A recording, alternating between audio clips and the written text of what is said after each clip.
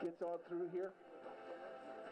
That will be Killian Pramstaller from Austria will be our first racer, followed by another Austrian, Joshua Sturm. Reto Maechler from Switzerland will be third. Shiro Aihara from Japan fourth, and Fabian Ax Schwartz will be fifth. F2, we good? Thank you.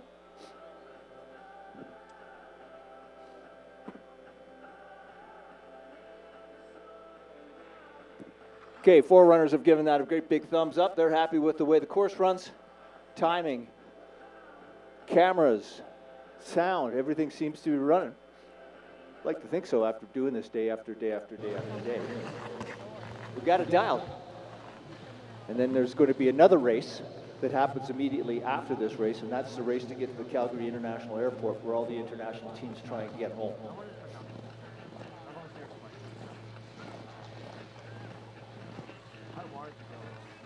Somebody's going to have to bust a move to get out of here first. What a segue.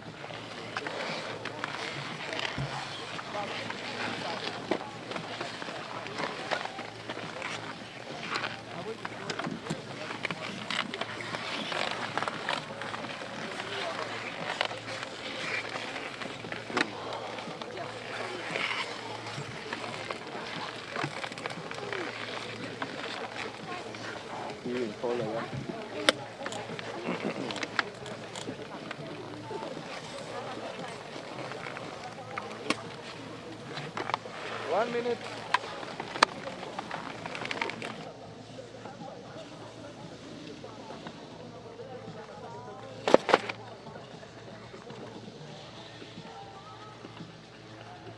$60 seconds to the first skier.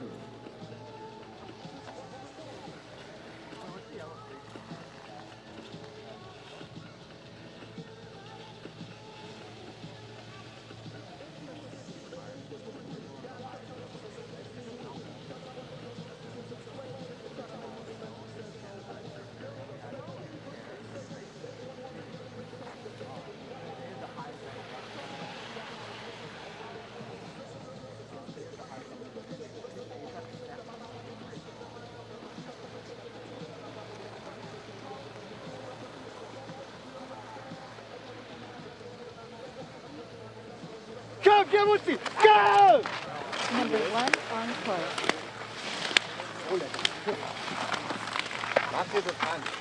Gang, we're ski racing. We've got our first competitor of the morning on the track from Austria. This is Killian Pramstaller.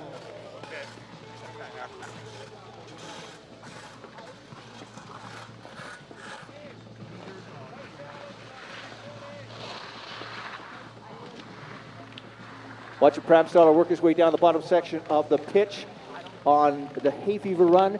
Now making the move through, joining up onto Old Timer. Track is in great shape off top end.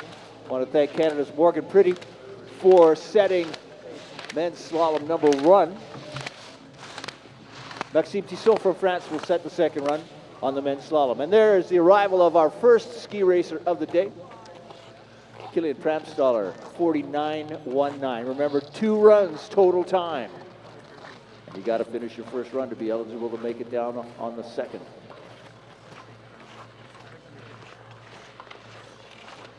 Joshua Sturm from Austria. So Austrians back-to-back in start numbers 1 and 2.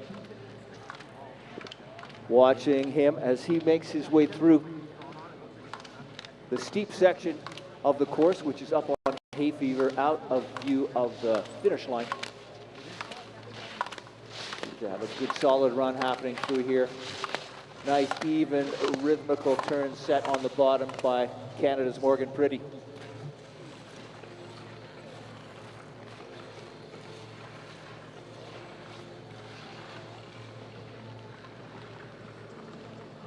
Yep. Sturm with the advantage after 2 skiers.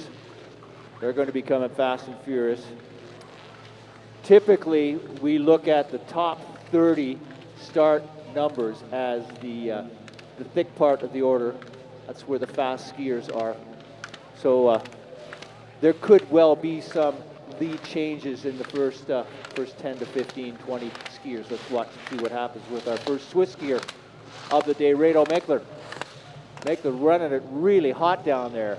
Oh, he's going to stay in 3rd place. 1.3 seconds off the pace set by Josh Sturm from Austria. Japanese skier Shiro Aihara is our next competitor. Saw one Japanese skier yesterday in the men's GS who did not complete his second run. Japanese well known for their versatility and their talents as slalom skiers. Aihara giving a demonstration of that right now. You'll see him coming into view. That last breakover onto the Old Timer slope here at Panorama. Punching it, literally. Working the tails of the skis really nicely. Oh, a little slip there, but he hung on to it, and he is currently sitting in 2nd spot. For Shiro, good run, my friend. That's good skiing. 49.14.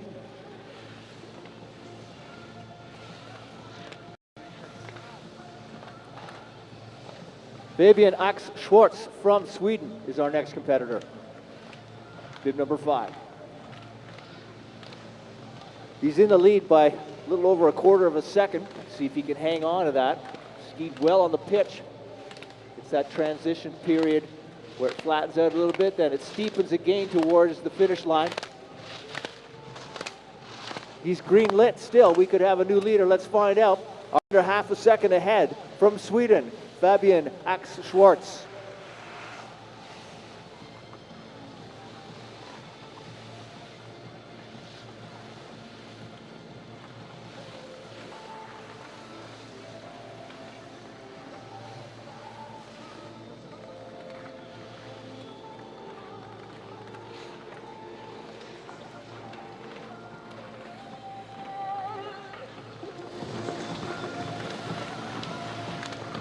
Tommaso Saccardi from Italy is our next skier.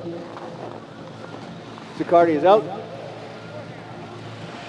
Took one on the shoulder, and that stunned him and stopped him. All right. Our winner from yesterday's giant slalom, Alexander Steen Olsen, on course. Let's find out how the young Norwegian can handle the tight turns. He's 1/1200ths behind halfway down the hay fever pitch.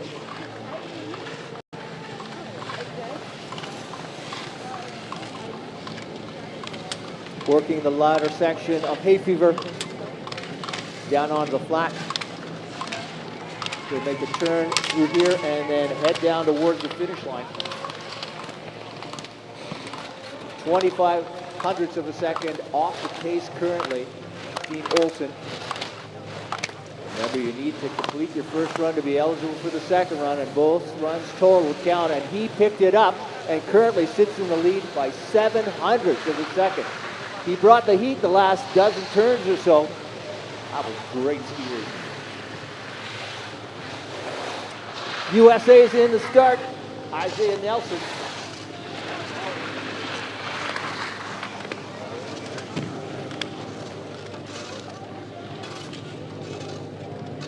Watching these guys ski check.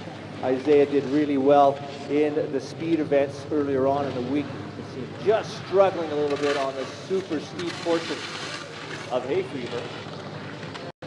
Still respectable. You guys, gals have no idea how icy that track is up there. They actually inject it with water. And then after that happens, the temperature drops by 15 degrees. So you know it is rock solid up there. Nelson gets through the steep section. Now here he comes towards the finish. Negotiating these last series of open turns. And gets across the finish line in one piece. 7th spot for Isaiah Nelson. 50.06 seconds his first run time.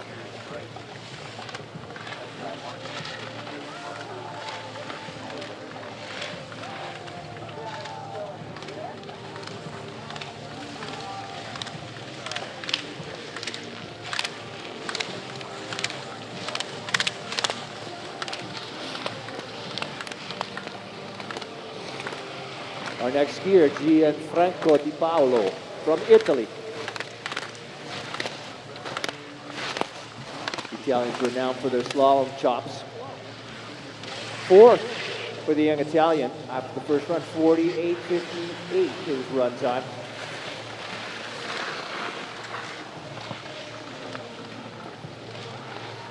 Christian Oliviera Solberg from Norway will be our next competitor. Pick him up. Partway down the main slope.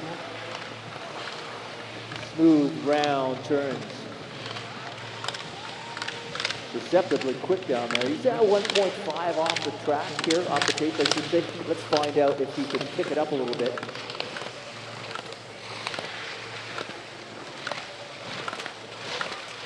Working to try and stay centered on those short 165 centimeter slalom speeds.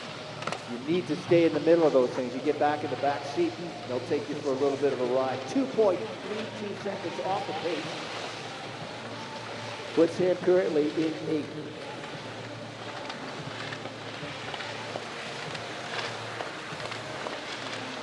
Eirik Hystad Solberg, another Norwegian. 3 in a row. We're going to find a slalom skier out of this trio somewhere, I'm sure. Good fast speed in that section through that vertical combination. Over the top of the skis nicely as he works himself onto the final pitch here. Finish in sight for Solberg.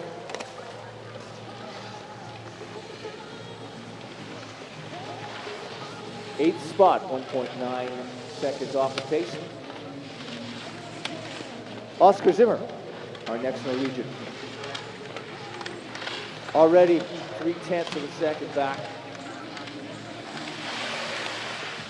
Gives you an idea of how quick. And he's out.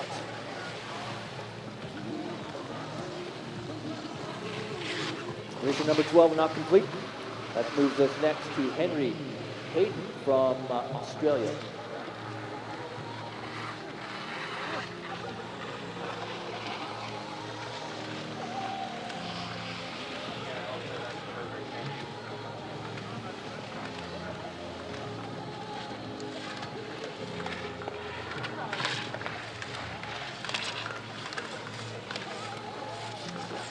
Oh, skier down.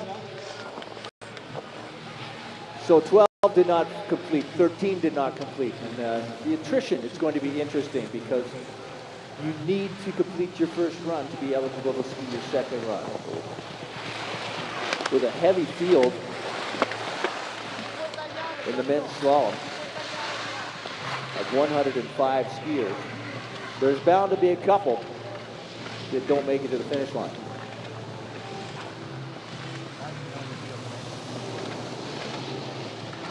Lukas Feurstein from Austria on course.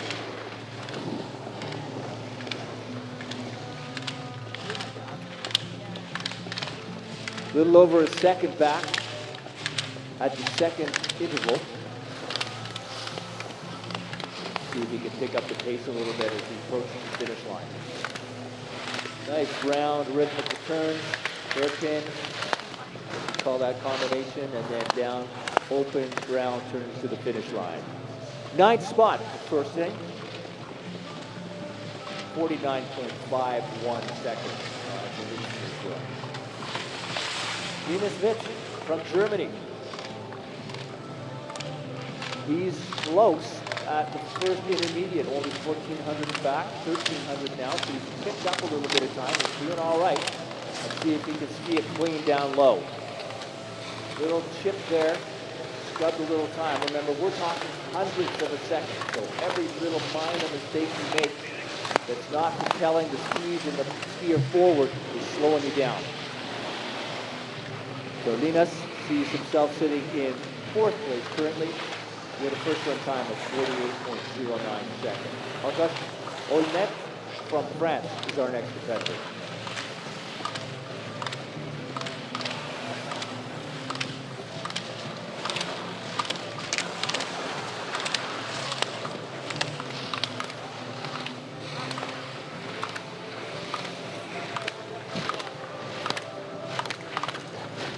Aulnette has let this one get away from a little bit, 0.6 of a second at the second interval, 1.44 off the pace. That puts him in 6th with a time of 48.75 seconds.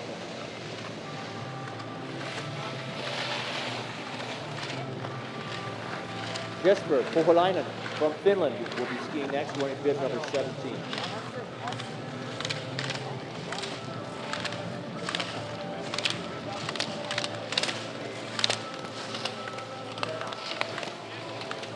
Skiing up top, moving down onto this last pitch, maybe driving a little hard on the edge, got back on the tails. You just see those short little skis, only using the back 30 centimeters of them.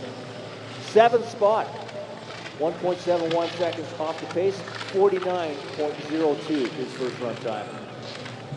Lukas Passruger has been in the mix for just about every event all week. From Team Austria, solid multi-event skier. We'll see how he does in the short turns.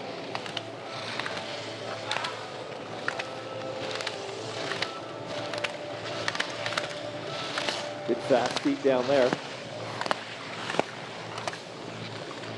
14th spot. Lost a little bit on that latter part of the course. 49.82 seconds. The time for Passruger. Comes Sweden's Will Jonsson. Jonsson in deep already, almost 2 seconds off the pace. They're all fighting for Junior World Championship bragging rights.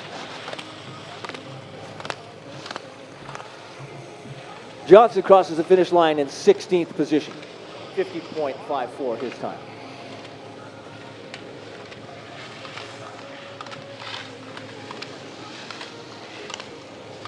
Alban Elezi Canafierina from France. Canafierina has been pretty solid so far this week. But he's got some fast feet going there too. He can hang into it.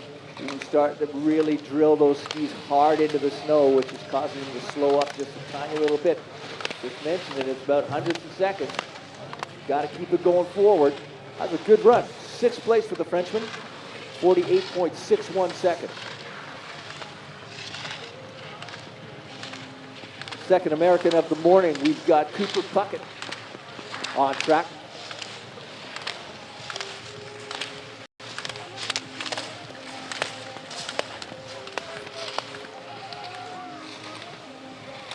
So Cooper got partway through his GS run yesterday and then was yellow flagged, so had to go back and get a piece of it. Starting a little bit later, I didn't think it did him any favors, but that was respectable for a guy that really likes to point him straight and grab his bullet.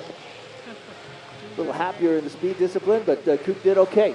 17th after the first grouping of skiers. Here's Max Schwartz from Germany.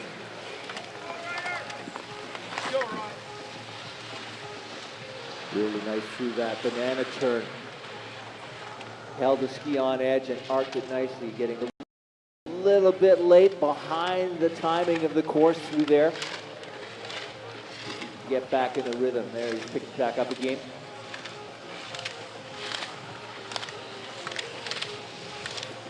Eight-tenths of a second back. No, he's even further than that. At the second interval, he's back 1.68 seconds.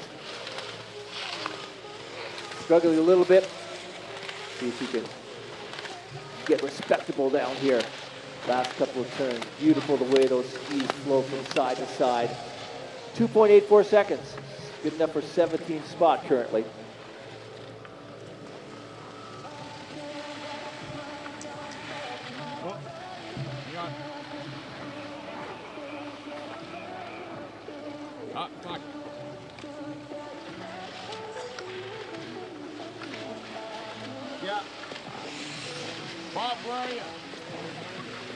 Edward Hallberg out. Will not complete his first run.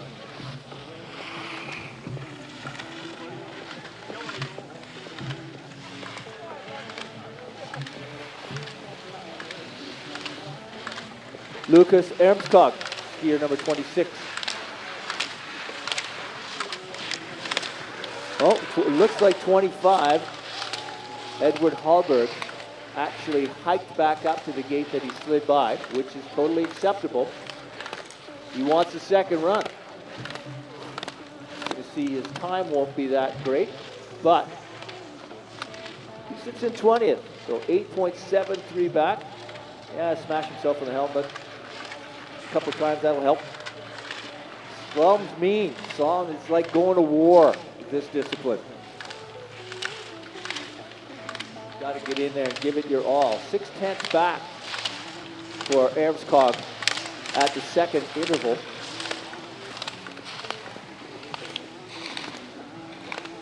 Ermskog, get the feet a little bit close together. You got to watch out. You get your ski boots too tight, and then you suffer from the dreaded tip tap, where one tip taps the other, knocks it off edge, and down you go. But it was not the case with Ermskog. 13th spot, 49.35 was his first run time.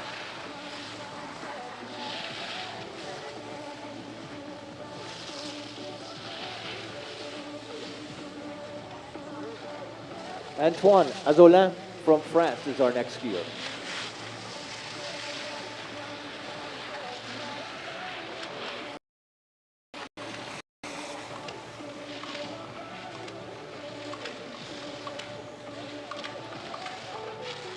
Getting caught in the back of the skis. They don't like to arc very well from back there. They want to run straight. So if you don't have perfect direction, you find yourself getting pushed offline.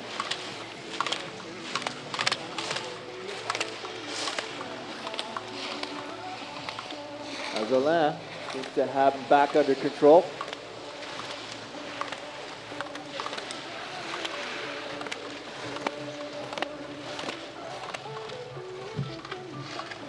Respectable bottom section for France's Antoine Azzolin. He shrugged his shoulders. He wasn't very happy with it. 19th for him. Verko Lutic from Croatia.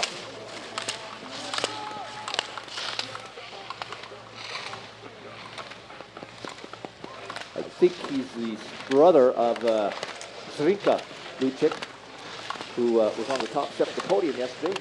Not only did she win the slalom, she was also the top U18. So he sneaks in there, 15. 49.52 for the Croatian. Camden Palmquist out of the U.S. slalom skier from south of the border. Let's watch and see how Camden fares on the bottom.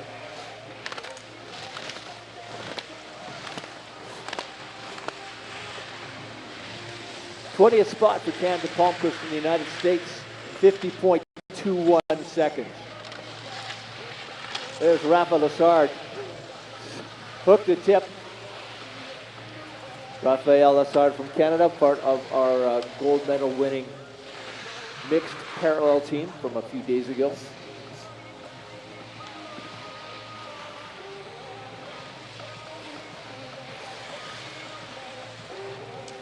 Gustav Lindquist from Sweden on course.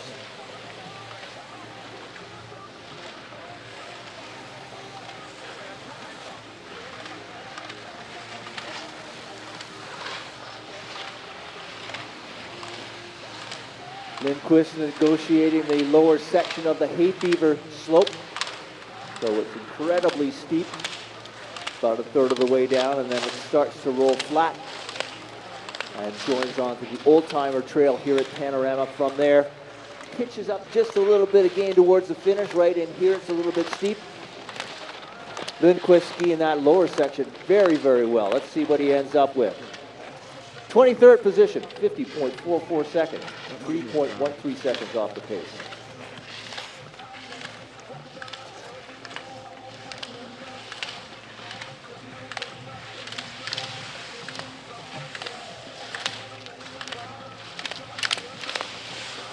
Brandjo van Almen from Switzerland.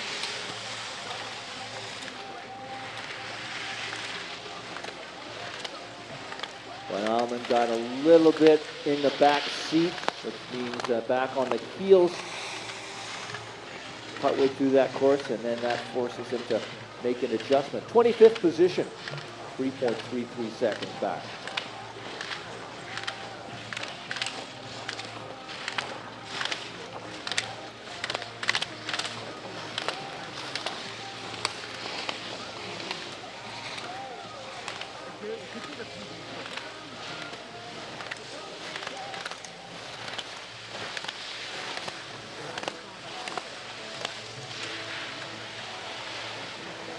Federico Toscano from Switzerland coming through. 22nd spot, 50.34 seconds.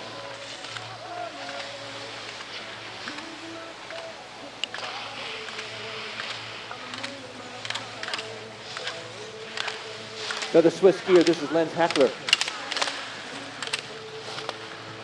We've got skier 34. On course, they're holding skier 35 in the start gate, probably doing some course repairs. One of the challenges with the slalom discipline is the fact that the gates get beat up pretty badly and sometimes get knocked out of their position, and sometimes they get broken, as Hackler finds himself in 18th spot with a 50.05 first run time.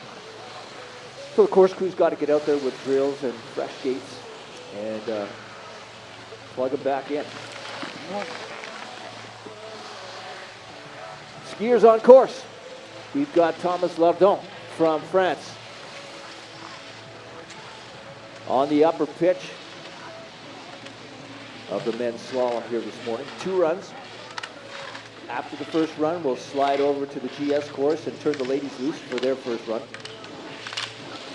We'll start to get some more sunshine on the course in the next half hour. By the time the girls get to go, it should be pretty nice down here. Still going to stay cool, though. Lardon 1.92 seconds off the pace at the second interval. Not going to factor into the top 3 for his first run. But remember, we reversed the start order, so he's kind of on the bubble sitting in 27th. If you're in the top 30, that top 30 we flip, and the 30th fastest skier goes first on the second run. So that could be an advantage to you if you're not too far off the pace. Watching Killian Pramstaller from Bulgaria.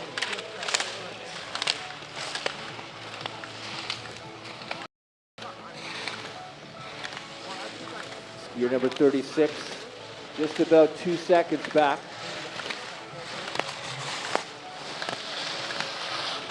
Gets down through it, 29, so he's kind of on the bubble. If he can hang in there, he'll be in that first group, and that's what they all want to do. Got a bit of a battle going on here. Jaakko Tapanainen from Finland fighting it on that steep section of the upper part of the slalom. Lost a couple of seconds. Yeah, back 2.09 as he transitions off the hay fever slope onto Old Timer here.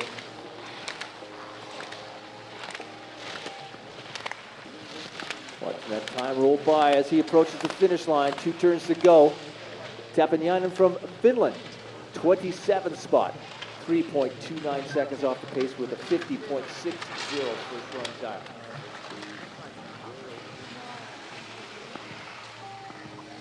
Looks like one of the skiers just slid out, so I think that is Diego Holzer from Chile.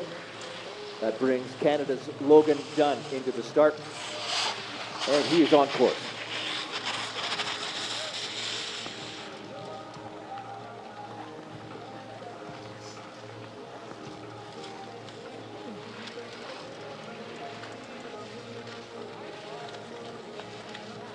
Dunn grinding it a little bit on that steep section. Trying to get on the front of the skis, but you see just a little bit behind on the timing. Coming off the back of the ski instead of driving forward and getting onto the shovels, so you can get the turn started quick and early. There he goes. Now the slope's backed off a little bit. Skied into the sunshine. Got some solar power going, and he's picked up the pace here. Let's find out how Canada's Logan Dunn handles this bottom series of turns, set by one of his coaches, Morgan Pretty. On the line, 31st. The run currently 52.49. He knows he left a little bit out there.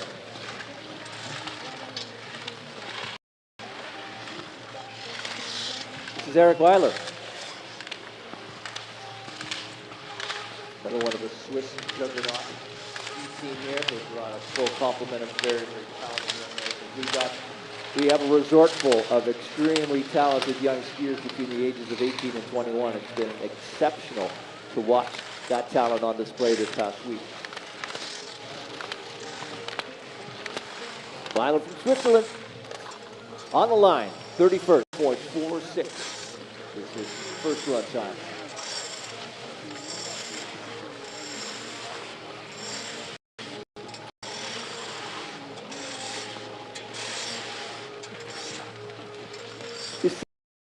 Suzuki is the gentleman I talked about earlier who had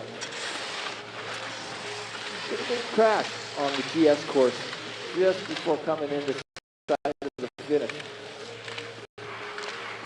Watch how he works his slalom skis.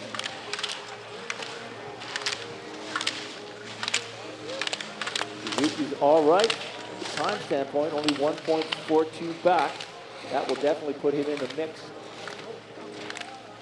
Close to top 30.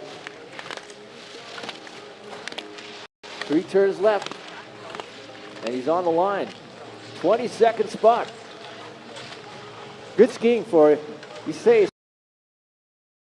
Combattez!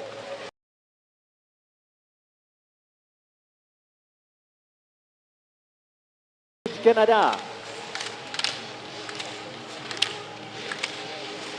That's another member of the mixed parallel team that brought the gold to Canada. Pretty exciting night, exciting day. That was a fun race to call.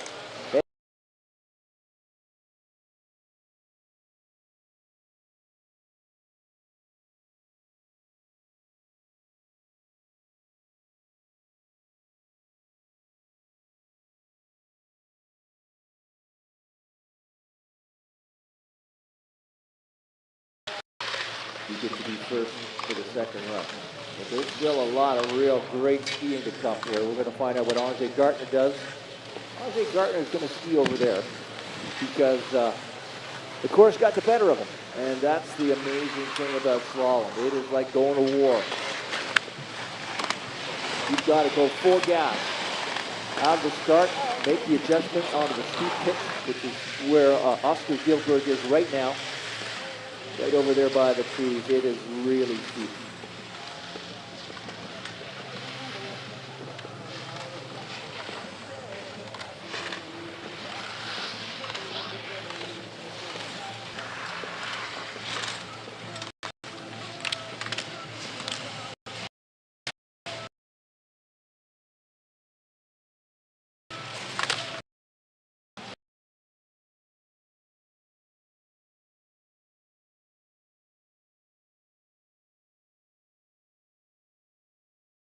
good three here. Let's find out how he is at the bottom of the slalom course at Panorama.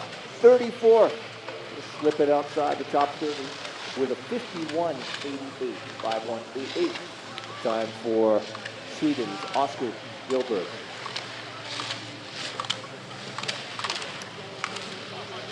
USA, Jay Poulter on course, wearing bib number 45.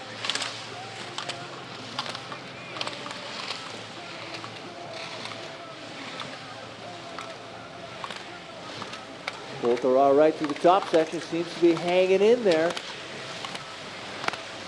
Going to be about 4 seconds back, 4.15. Good enough for 33rd spot right now. Marina Senhofer from Germany coming out of fifth. Senhofer was quick on that pitch. 0.2 back, but that is definitely in the mix. Let's watch as he moves over onto this latter part of the slalom course at Panorama. Final day of racing for the 41st World Alpine.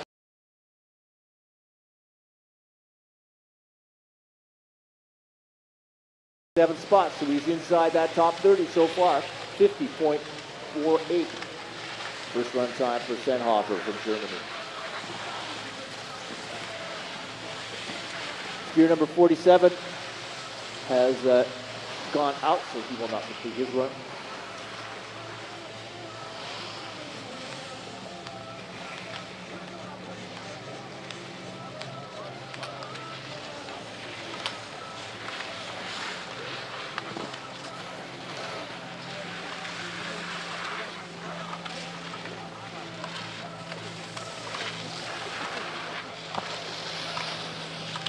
Oscar Andreas Sandvik, part of the Norwegian crew. Still on it. It's all right. Yeah, he's starting to get a little bit squirrely as that outside ski is drifting on him. And as soon as that ski starts to roll to the outside, your natural reaction is to turn the upper body in the direction you want to go, which decreases the pressure on that ski even more. It's making that thing extra hard. 34th though for Sandvik. He's close. If he can hang in and stick in around there, he's got a shot at maybe a top 30 after the second run. Skier number 49, Marco Abruzzese from Italy.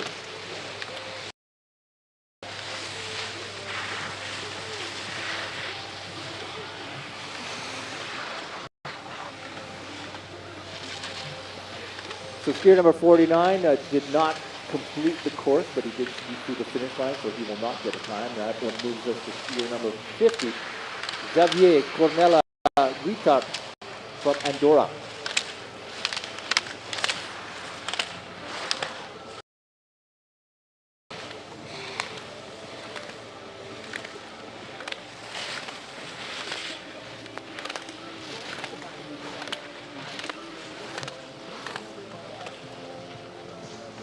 We've got over 200 athletes from a myriad of different countries joining us this week here at Panorama. Guitar in 37th spot. Fascinating to be around the village after the skiing days done, with the pods moving through all these different languages and watching how they interact with each other. It's pretty fun.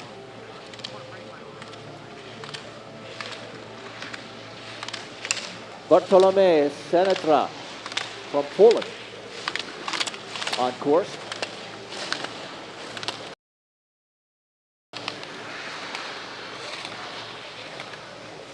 Be working it pretty well as he's on this final slope coming towards the finish.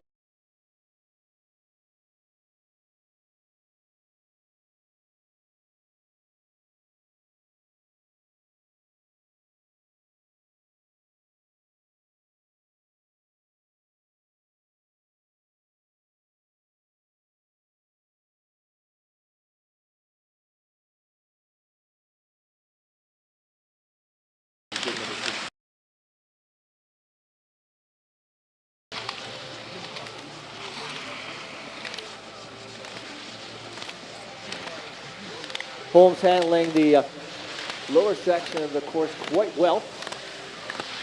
Did he leave too much back up top? Let's find out. 38th spot for Robert Holmes from Great Britain. 51.85 first run time.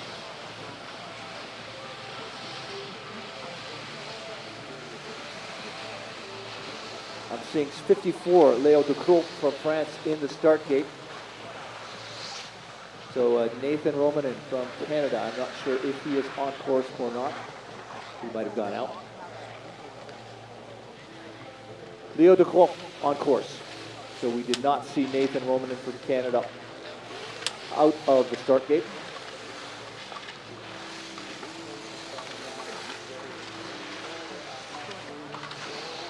And Ducrot also went out. Loses to skier number 55. Tate Jordan from Canada. Tate's in the start and on the track.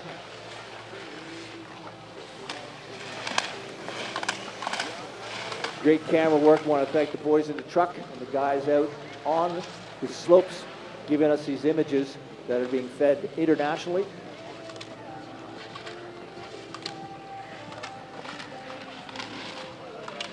And Tate's out. Yeah, that just got a little bit too much.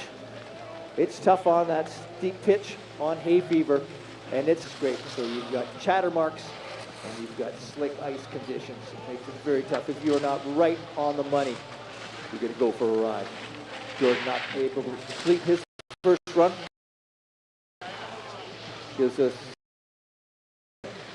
Tiziano Gravier. Gravier's going to see how he does. He wants a piece of this slalom track.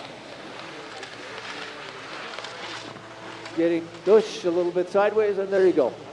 So we're starting to see that this is becoming a little bit more common as we move deeper into the field.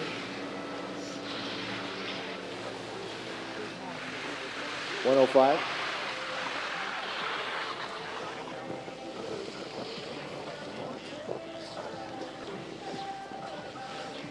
Tomas Barata from Spain. I think this is the first Spaniard that we've seen this morning.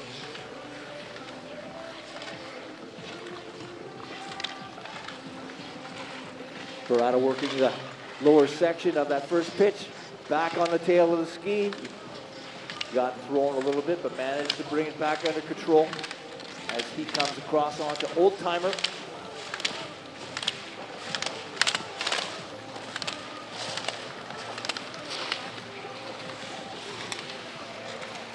Oh, too bad for Tomas Barata. Had a pretty good run going, and you see he just released off that right foot, went to go onto his left ski and tipped inside. That was it. Denny Zeppa from Albania.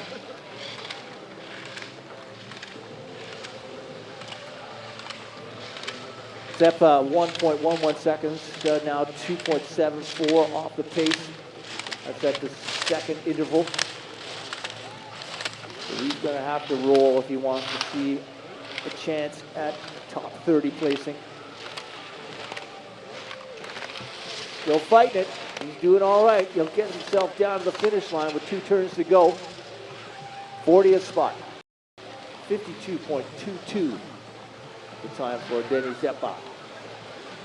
Simo Talacci from Italy will be our next skier wearing bib number 60. He's on course.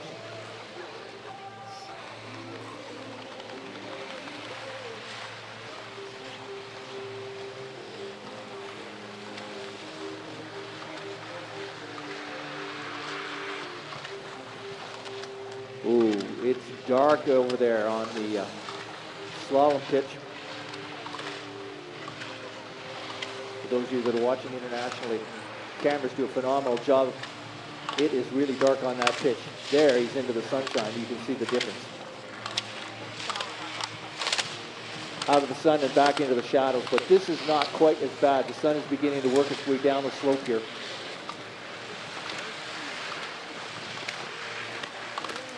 Talacci from Italy. 4 turns from the finish. And he's on the line.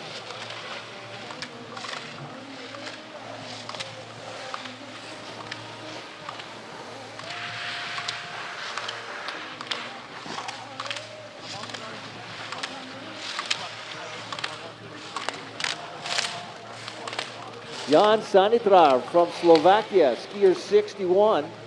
Oh, will not complete his first run today.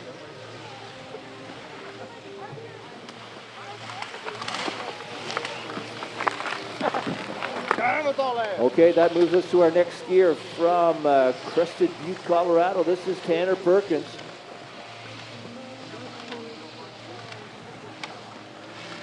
All right, Tanner's in. He's got a fight going on that steep pitch on hay fever. Managed to get out the bottom end of it, flattens out, gets back centered. Got to stay on the middle of that ski.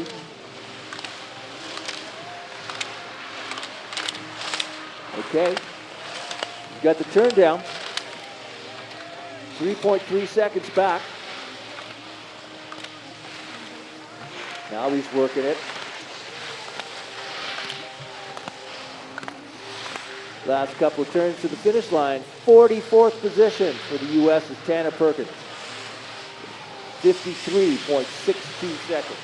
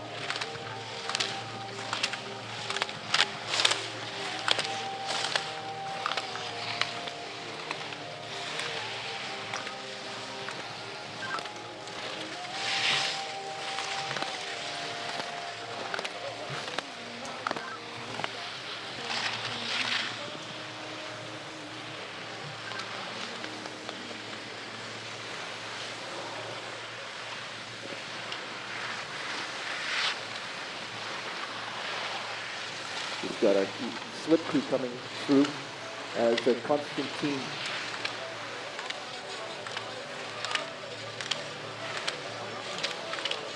Konstantin Stolov from Bulgaria, skier number 65. Making sure that we've got our slip crew out of the way. So Stoilov has a clear shot at the finish line, and he does. There's that hairpin. Nice series of open gates.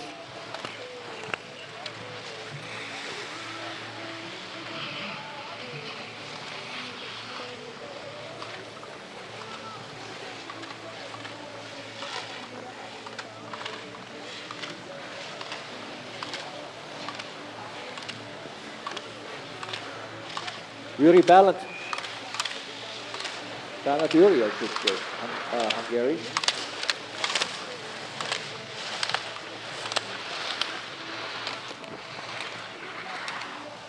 Really nice snap out of the skis as he releases them at the end of the turn. Just can stay in the middle of them. Now he's got to really work it down towards the finish here. 39th spot for the Hungarian. Balint Yuri. 51.82. Ed Gigonet from the UK.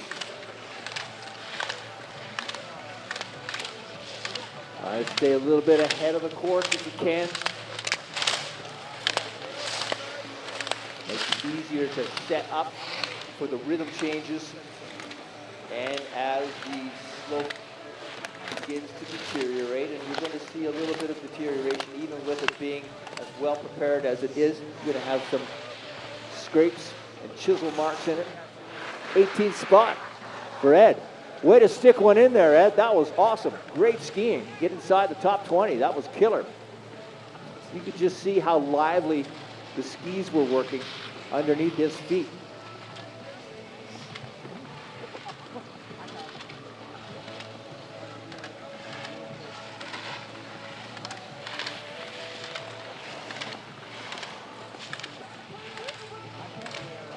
Charles Gamel Seigneur from France. Definitely in tight here. Oh, dropped off after the second interval. 3.2 seconds back. Watch him down the final slope. See the sun starting to creep in, moving from east to west here in Canada.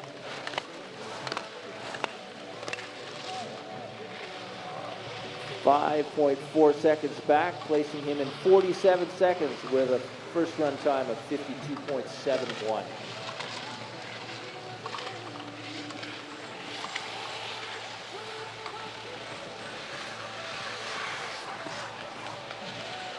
.69 will not finish. Go, come on, let's Aihara go. from Argentina. Jonsson from the Netherlands will be next.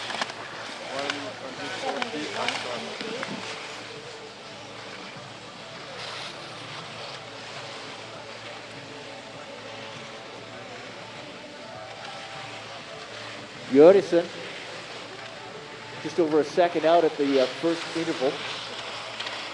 See where he is. Right down here, you can see you're watching on the screen.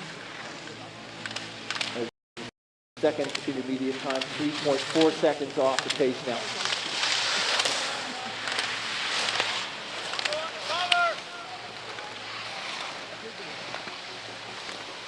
Okay, so we're just getting word from the start that even though the skiers are still working in the 70s, some of them are using bib numbers that are slightly higher just because of bib availability. Typically what happens is over the course of the week, somebody grabs a trophy, sticks it in their luggage. So we've got a couple of bibs in our lineup. We have to go a little bit deeper into our field.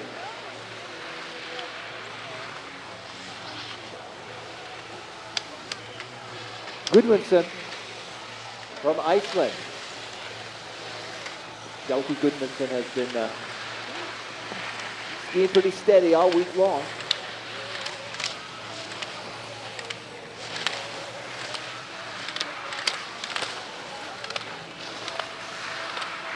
Gudmundsson charging right through here. Let's see if he can stay on top of these skis the last little bit. There's a slip for him. You start sending your momentum sideways across the hill instead of down it, and that slows you right up. 50th position, 53.20 for Iceland's Doughty Gudmundsson. Oscar Priestler from Denmark.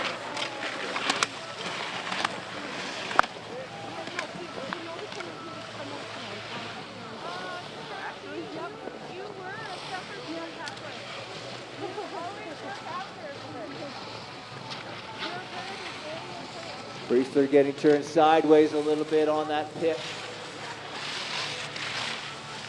Need to really commit your pressure to that outside ski. Right in the middle of the ski, right around the arch of the foot. Get on that ski early. Steer it around through the turn. Now the slope flattens a little bit. His confidence comes up now. He starts to go after it a little bit more.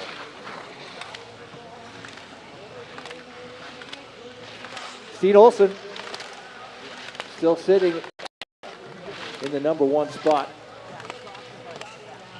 That's where he was yesterday. Priestler, 53rd, 56.67 seconds.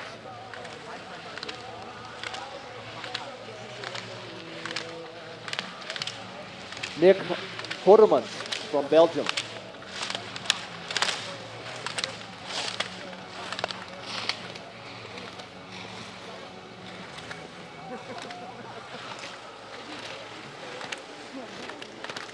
Hortemans skiing pretty well through here. That looks nice.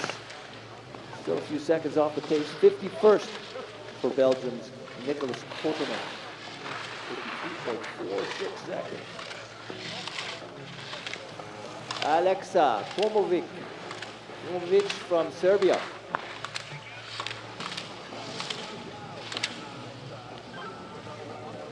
And he has gone out of the course, moving us to skier number 77, Darren Burkett from Turkey.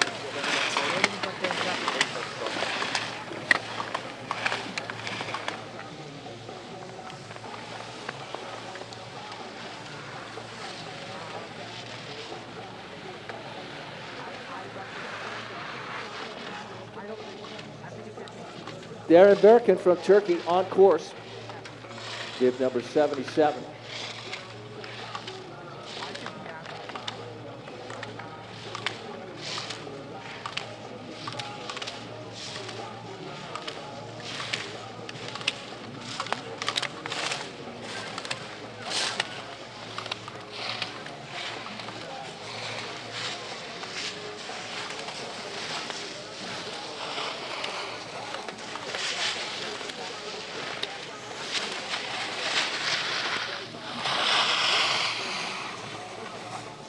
Darren Berkin from Turkey finds himself sitting currently in 54th position with a time of 56.43 seconds. Okay. All right.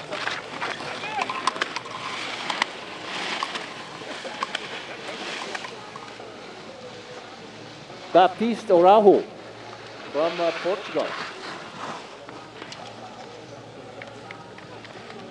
And he is out.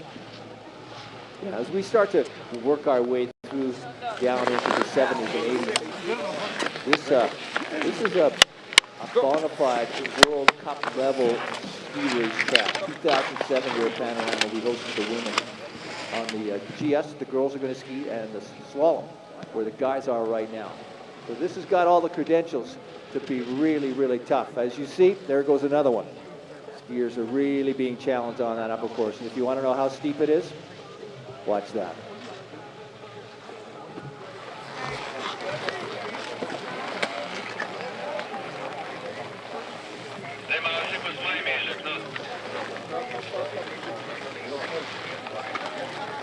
Joshua Sturm in third place.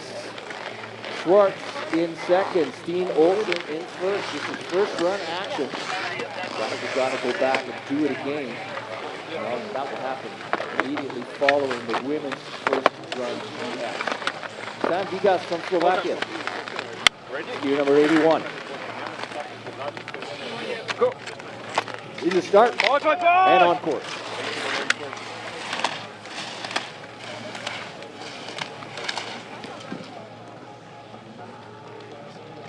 Vigas, this big delay that takes him across the slope. You can see how they really have to grind there, and if you are not right on the money with your line and right on the money with your stance, down you go.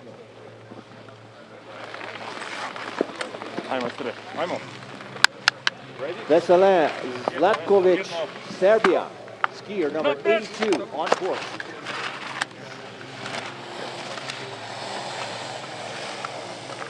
And he's out. Those first couple of turns, if you are tight, if you're nervous up there and not running with flow, it's easy just to get knocked off balance, pick up the wrong speed, and out you go.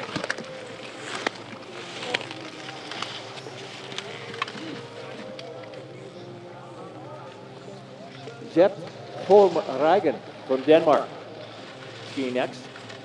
He's managed to negotiate that tricky section, staying on the bottom part of the steep.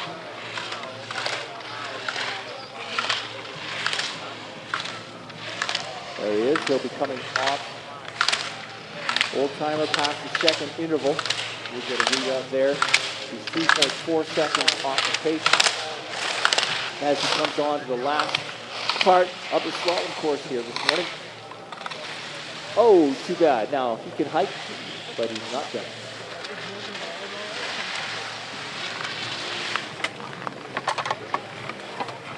Come on, full steam. Keep moving. Quick feet. Come on and let's do this. Alessio Rapagliosi from Belgium. 85 on course.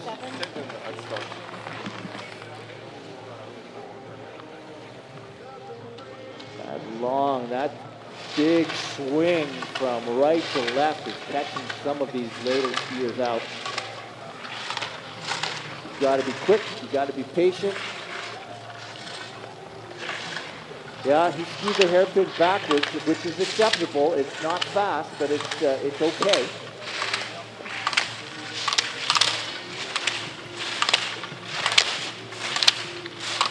Okay. individual interpretation. As long as you go around the turning gate, then he missed it there. Okay, so Rapagliosi from Belgium is out. 86 will not start. 87 on course. Andre Tudor, Sanescu, and he's out.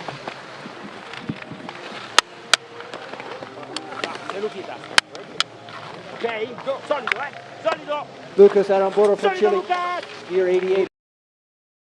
Next.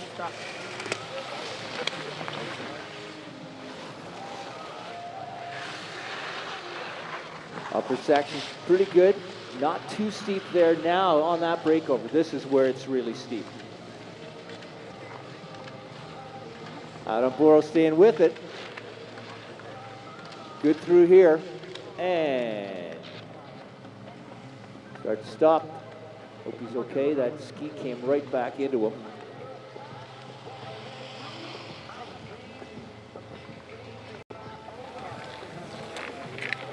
Okay. Oh, course is clear now.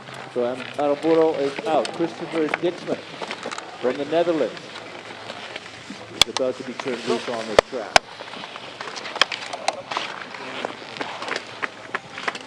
He's on course.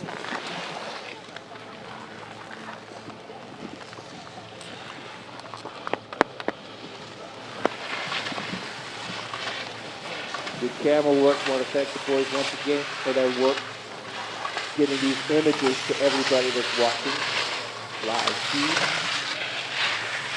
Dixman did battle with him and just did not have it in that one particular section.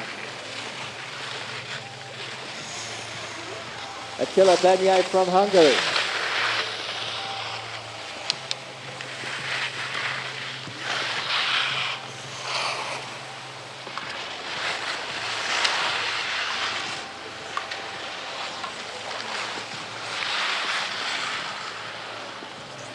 Okay, Banyai hiking, which you're allowed to do, so he's got to go back up to the gate that he missed. He's going to go around, so he gets level with it, and then pushes off and continues back on. That's okay. Obviously, it's going to have a significant impact on his finish time. He's got a battle in here. Okay, he's made it off the stop, the steep section. Keep the sun a little bit, his ability improved, track flattens out, get his confidence back, and head towards the finish line. From Hungary, Attila Banyai. Oh, too bad. Just did it a little bit low and could not make that next gate.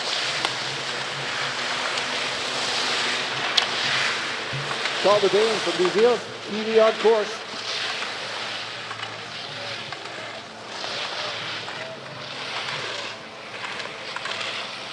So far, so good for Calder. Slope flattens a little bit. You got to stay on top of it. Don't get back on your heels. You still have to stay aggressive. Work the middle of that ski. All right. Starting to swing through. Oh, Calder getting a little bit disco-y there with an inside ski turn, but he's still racing. 4 gates from the finish. He's going to get a time. 55th. 56.61. He knows where he made some mistakes. He's going to get a second crack at it. That's okay, Nick.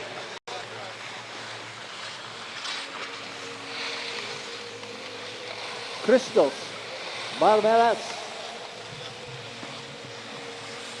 Marmelas from Greece.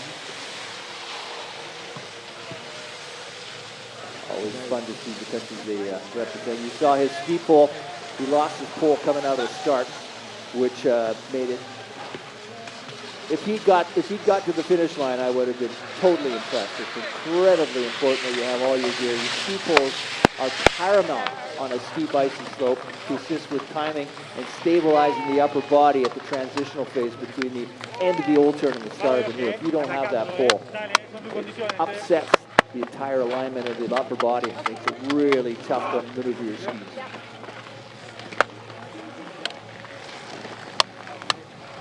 Ready? vamos, yo que go. Dale!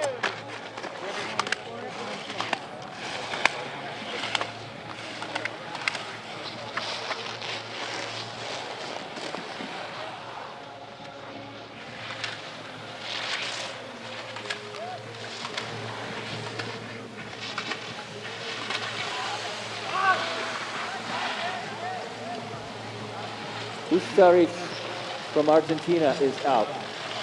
Sigurdsson from Iceland will be our next skier, wearing bib number 95. This is Jon-Erik Sigurdsson. He's on course.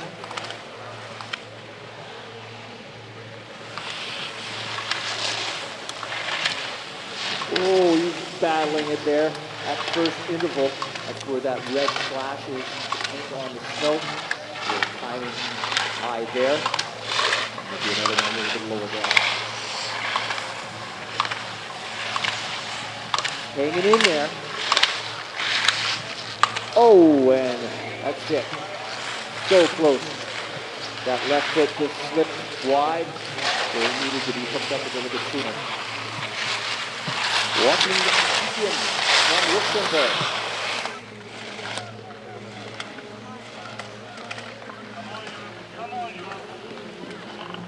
Probably at the point where it's a better idea to work that rut, get that outside ski placed in the groove that's been established as opposed to trying to ski across it. It's so rough.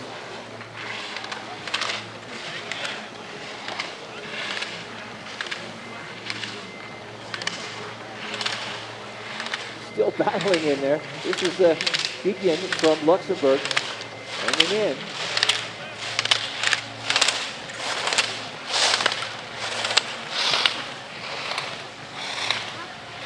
Okay. You can't get passive here, even though the slope flattens out. You have to stay on that early edge ski. Make sure it grips for you. 53rd for Joachim Killian of Luxembourg.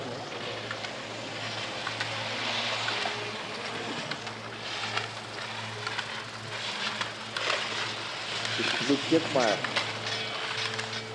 from Thailand.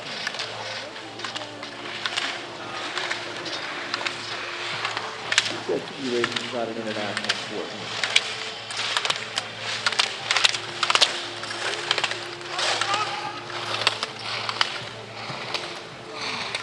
Kiffmeyer all right.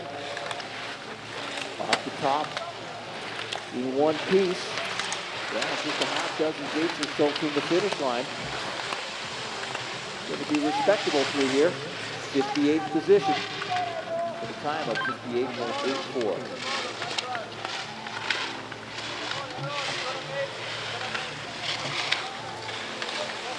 Bjorn Davidson, another Icelander, heading towards us. Transitions off the Hayfever slope, gets down into the sunshine.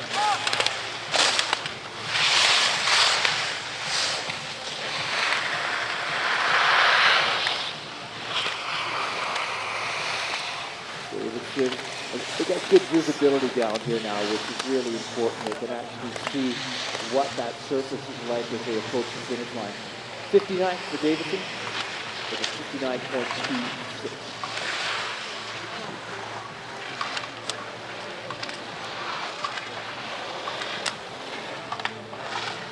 Ignace Pentelik from Serbia, partway through that pit, and he went out.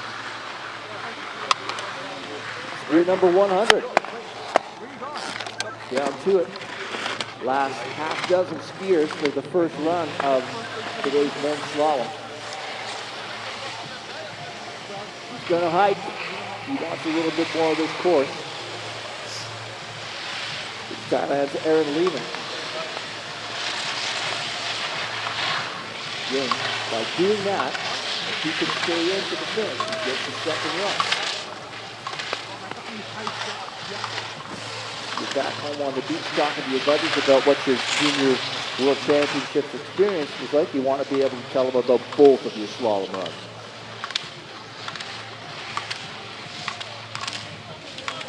Okay. Name is off the top. steep section into the sunshine. A little bit more manageable. Pitches up just a little bit right here.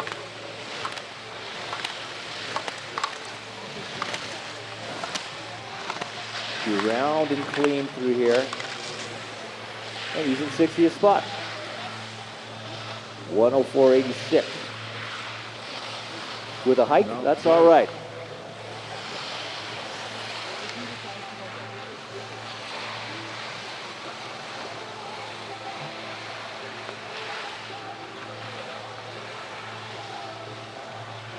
We're down to skier number 102. This is Manuel Ramos. Oh, hook to tip. And he will not complete his first run. Skier number 103 of 105. Will Flaherty. Go. All right, Flaherty's on course. Get the shot off the top. Puerto Rico.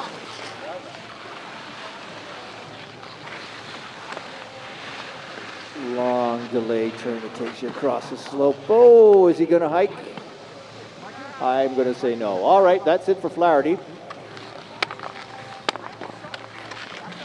One whole bike. Our final two skiers from Lebanon. One whole bike and Ray Iskandar. The whole bike first on course. 105.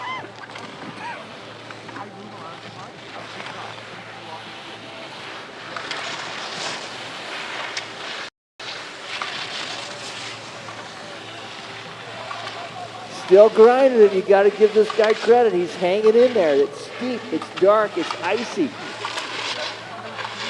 And there's the straddle. Okay, and he's out.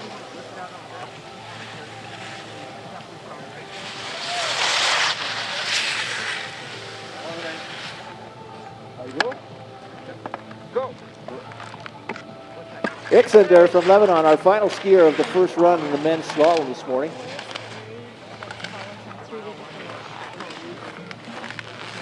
Watch and see what transpires through here. That long turn in the upper body starts to rotate in the direction that he's heading, and that takes the pressure off the downhill ski and makes it really hard to maintain good purchase. But he fought through it. Now he's on to his main. Ixander still in the game. All right, we're working up the slope. We see him coming off that steep initial portion into the sunshine.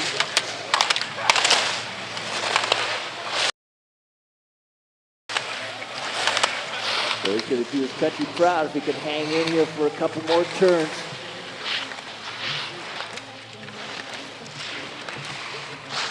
He's good. Got to really stay focused down here. Don't let it slip away on you now. And he crosses the finish line. 61st position. All right, Ray, way to go. Ray Ixander. Awesome, man. That's what we like to see. You got a second run. Okay, that's it for the men's. We will be back with them after the first run of the women's GS, which should be coming at us in roughly 15 minutes from now. And they will begin the men's reset immediately. So our second course will be set by Francis Maxime Tissot. We'll be back at you in just a couple minutes.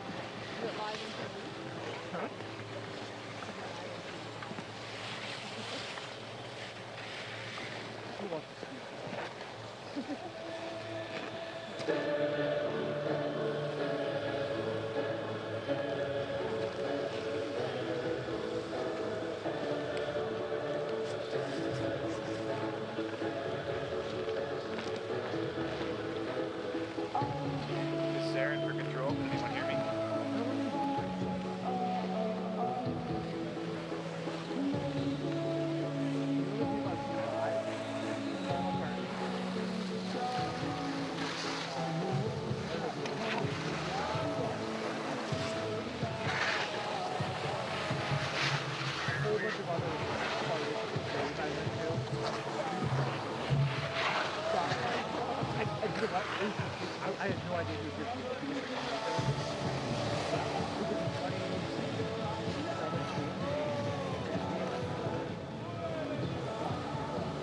and the next thing you know, he just sneaked up on us, and I were like 5 of them. There's like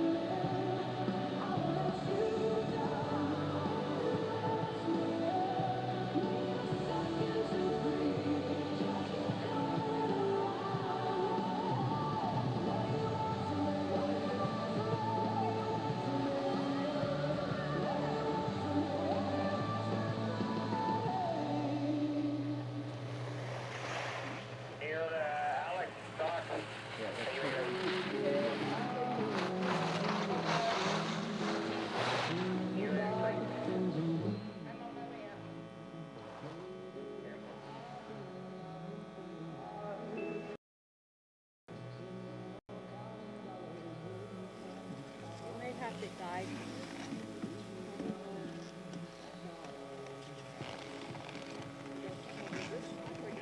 I'll laugh. We'll leave it here.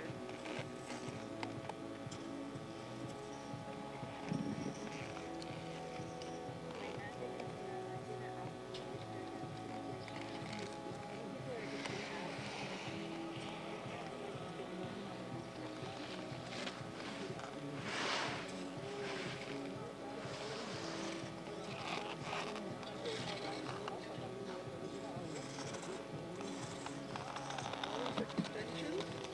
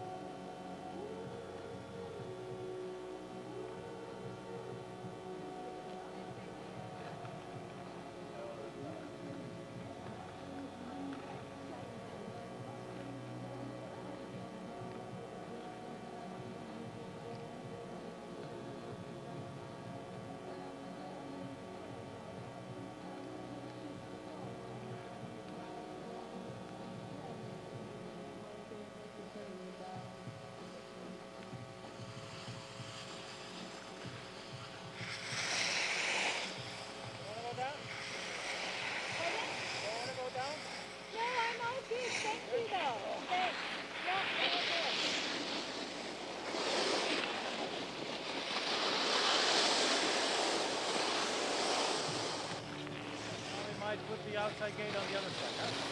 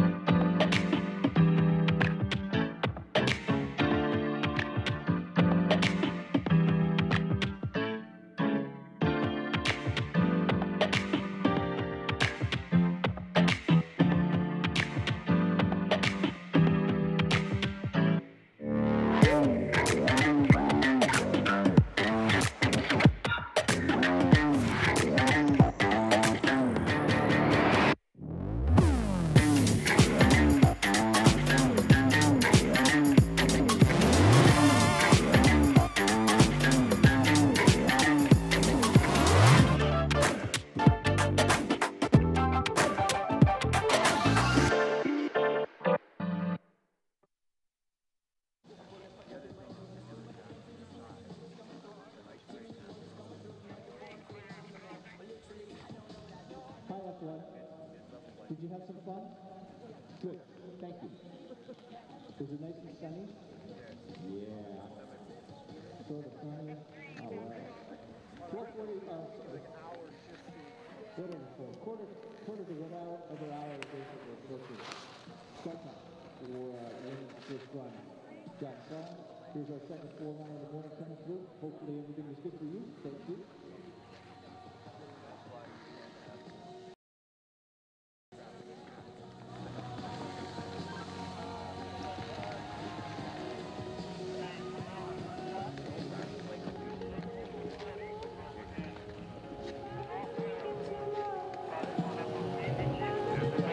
Our 3 on course. Just watch the flow of the bottom section of the women's GS. Here at Panorama, as F3 is through. Did you have as much fun as the other two? Nice, thank you. Okay, so our F troop is through the finish line. Got a green light from all 3 of the girls. We will head towards our start list. In just a couple of minutes, we will see in our first 10, Zrinka Lucic from Croatia, Britt Richardson from Canada, Germany's Emma Aker will be starting 3rd, Lisa Nyberg from Sweden 4th, Nicola Roundtree-Williams from the States 5th, followed by her teammate Ali Resnick in 6th, Erika Pikalainen from Finland will be starting 7th, Sarah Bennett from Canada 8th, Delia Durer from Switzerland 9th, Victoria Olivier from Austria will be going 10th, 11th, another Austrian, Magdalena Egger in 12th, Amanda Salzgeber in 14th, we'll see Cassidy Gray. In 15th, we'll see Ava Sunshine Jemison. So that's the first 15 bibs we'll see out of the start gate, and we hope to see them all at the finish line as well.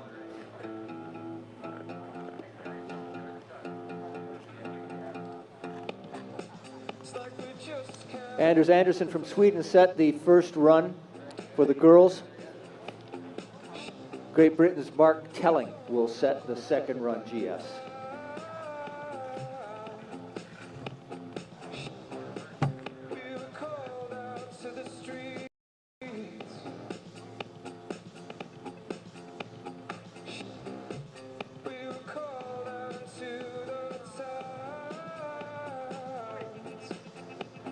Skiers 1 through 30 will be going at 60-second intervals, then they will narrow that start gap to 45 seconds for the remainder of the field.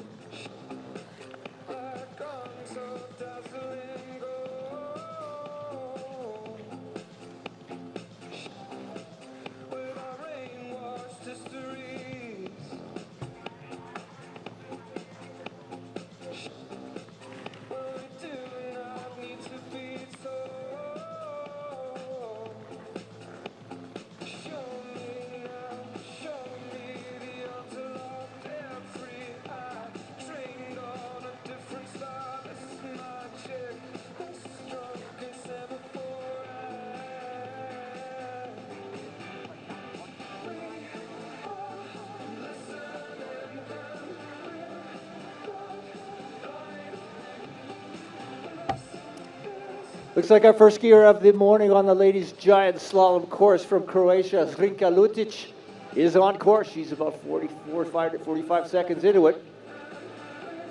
Our camera is going to pick her up right where, if you're standing at the finish line and look up, the highest vantage point that you have is what we will see. Here comes Lucic, now skier number 1 from Croatia. She was on the top step of the podium yesterday in the women's slalom. So this girl can turn a pair of skis. Let's find out what she's got in the GS format. As she drops into her tuck, as she moves a little bit further down the course, and comes across the finish line with a time of 1:14.23.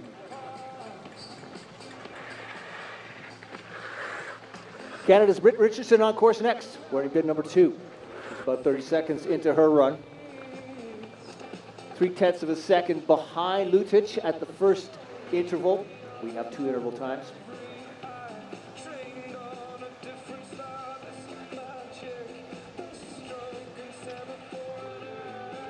young Alberta ski racer who's starting to make steps onto the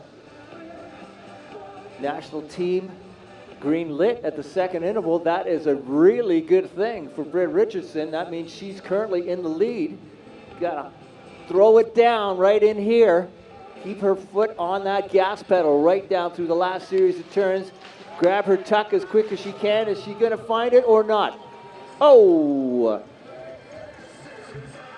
Just under half a second behind Luta. She was so clean down that midsection, we thought that she had it. It's all right. This is 2 runs. You got to put 2 solid runs together. Here's Germany's Emma Eicher, and she's 400ths ahead at the first interval.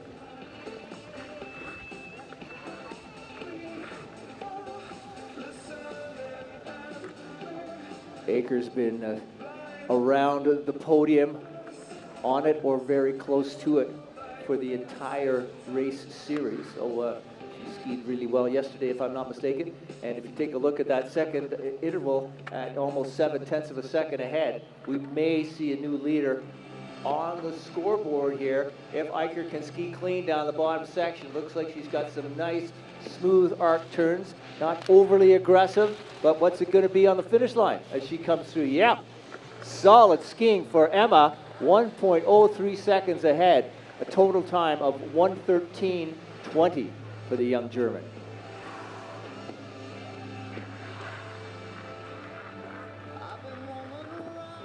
Lisa Nyberg from Sweden, skier number 4, coming towards us next. Watch her first interval, 0.3 of a second out, so she's going to need to pick the pace up a little bit. She wants to get in the mix for first run.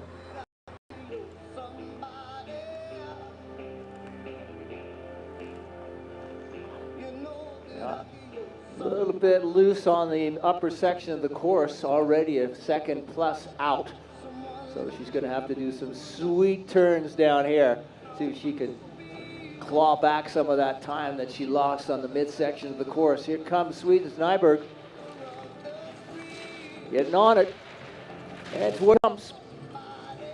Pops into third, pushes Canada's Britt Richardson into 4th place. Her run time, 1:14.35.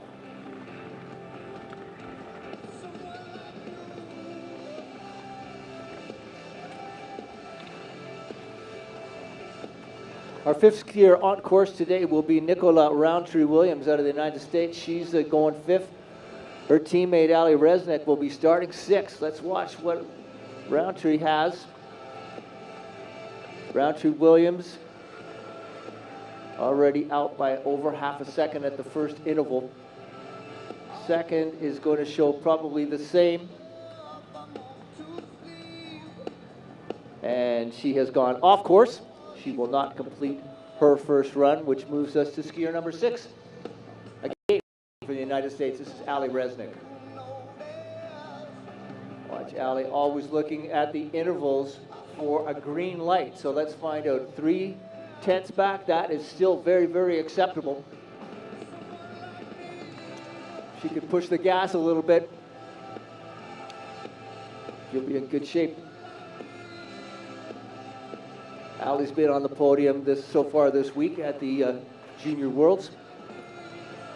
A little bit of hardware to take home to the United States with her. All right.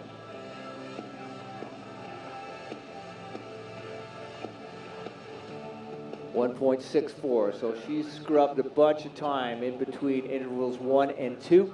She should be coming into view pretty quickly. There she is. Emma Eicher with a 1:13.20. You can see right now 1:06 and change. Resnick's got to drill it down on the bottom if she wants to get in tight. And she's on the finish line in 5th position with a time of 1:15.26 from the United States of America, Ali Resnick.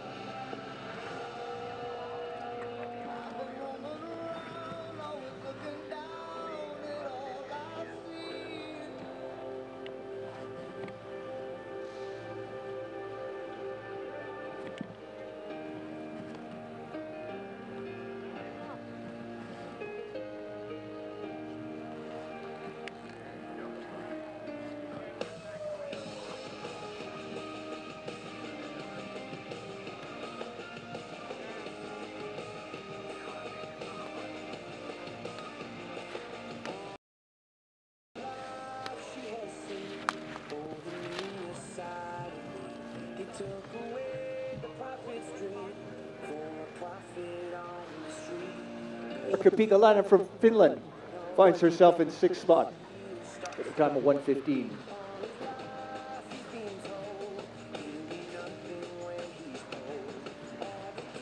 Here comes Canada's Sarah Bennett, bib number 8. A little under half a second back at the first interval. Pick up the pace in here. She could well be in the mix if you see what's happening now. Get an idea of just how quick Germany's Emma Acher was. All right, that's still okay. She can still fight in here. Very familiar with the track here, having raced numerous times as a junior. NORAMs and the like. She was here in the beginning of the season. Let's find out if she can keep that pace up. Looking at 1:13 as a time to beat. Where's Sarah going to find herself? In 4th spot. All right, Sarah.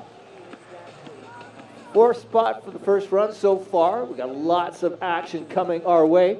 And it's good to see that she's in the hunt. Remember, the top 30 skiers in the first run have their order flipped. So the 30th fastest skier goes first in the second run. So our girls are 4th and 5th right now, with Switzerland's Delia Dürrer in race mode, wearing bib number 9.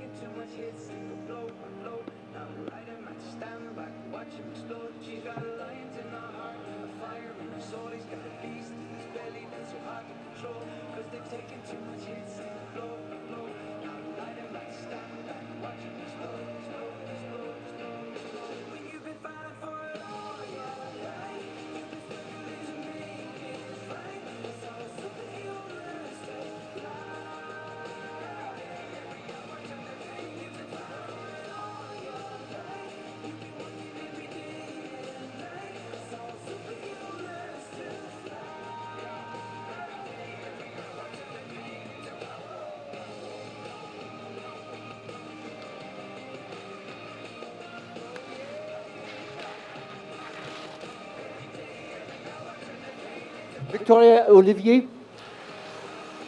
Olivier slotting into 6th place, the Austrian, with a 1:14.86. There you go, top 5.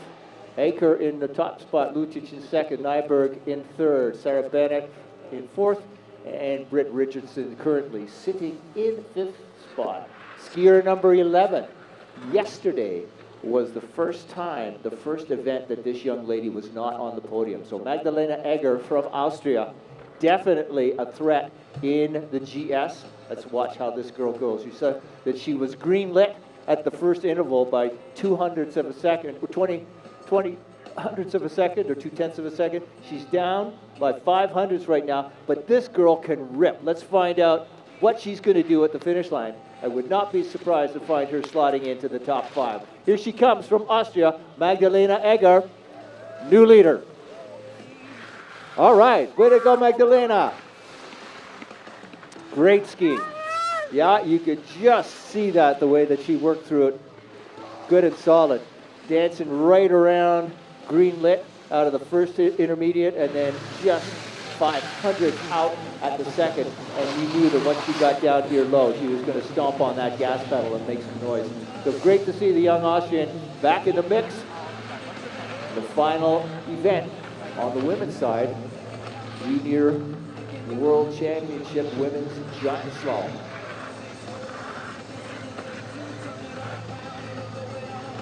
Amanda Salzgeber, Magdalena's teammate, will be on course next.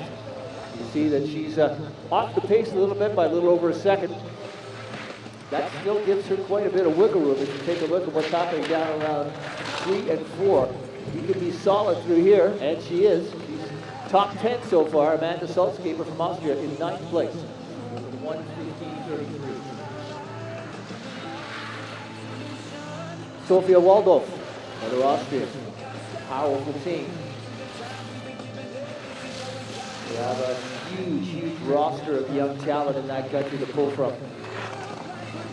Every year, they bring a stacked team of young athletes looking to make their mark on the junior world stage. They actually happen to be in the running for the Mark Holder Trophy.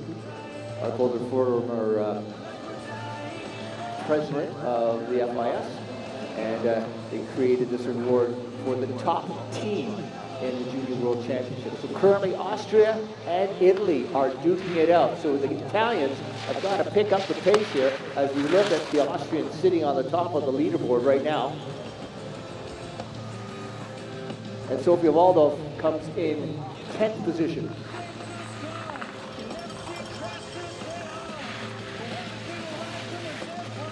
All right, on course from Canada. Just across the street here at Panorama Resort, Cassidy Gray. Let's see what Cass can do.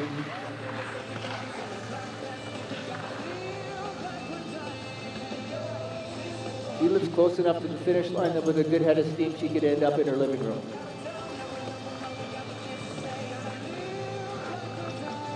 Dropped off a little bit, 1.45 off the pace. She can nail this bottom section, and she probably knows it better than any other athlete on the mountain today. She could be in the mix when you look at the second run. Get in there, getting on. Really likes the giant slalom format, one of her favorite events. And Cassidy's going to come through and sit currently in 10th spot. Cassidy Gray from Canada with a 1:15:38. Again, as we talked, we flip the order going into the second run. So if you stay close to that top group, you know where they're at. And if you can lay down a solid second run, you've got a shot. Eva Sunshine Jemison from the United States, skier number 15. On course and off course. Just went out. So I mentioned that Mark Holder Award and the battle between Austria and Italy. Here is the first competitor on the Italian side, skier number 16, Annette Belfront. Belfront on course.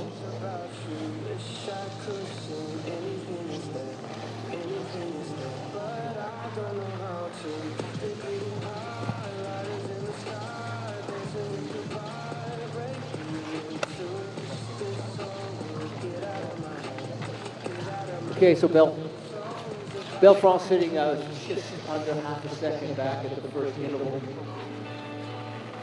So let it go down here. Wax, fitness, desire, all factors that course inspection. Know where you've got to let off the gas a little bit, where you got to drop the hammer. Belfront, 1.18 seconds back. Slots are in quite nicely. That's right now inside top 4. If she can maintain that or better it. What's it going to be for the young Italian? Beautiful images on the camera. Great looking at it live. Here she comes from Italy. Annette Belfront on the finish line. 4th position, sneaking in just ahead of Lisa Nyberg from Sweden.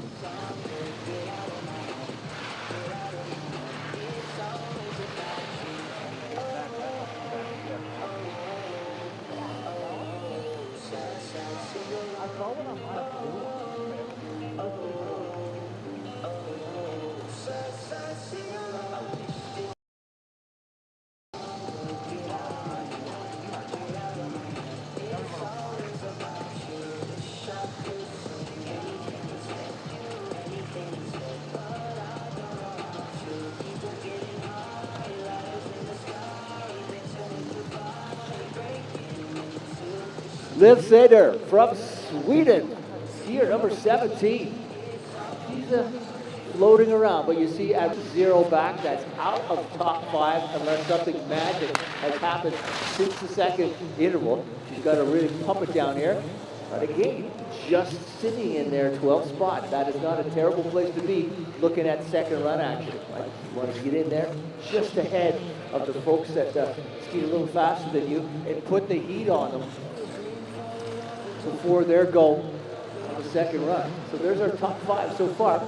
Lieberg in 5th, Belfort in 4th, Lutic in 3rd, Aker in 2nd, and Egger in 1st spot. Adrien Forget from Canada, wearing bib number 18, is our next competitor. A little over half a second out, a second 0.3 at the second intermediate. On the top 20. Let's find out if she can better that a little bit down in this lower section. She's got to be really powerful. As this terrain flattens out a little bit, got to get up close and personal with those gates. She's solid on the left footer. Right footer, a little bit low, but she's on the line, and that is awesome. Look at that, 9th spot for Adrien Forget. Slides Cassidy to 12th spot.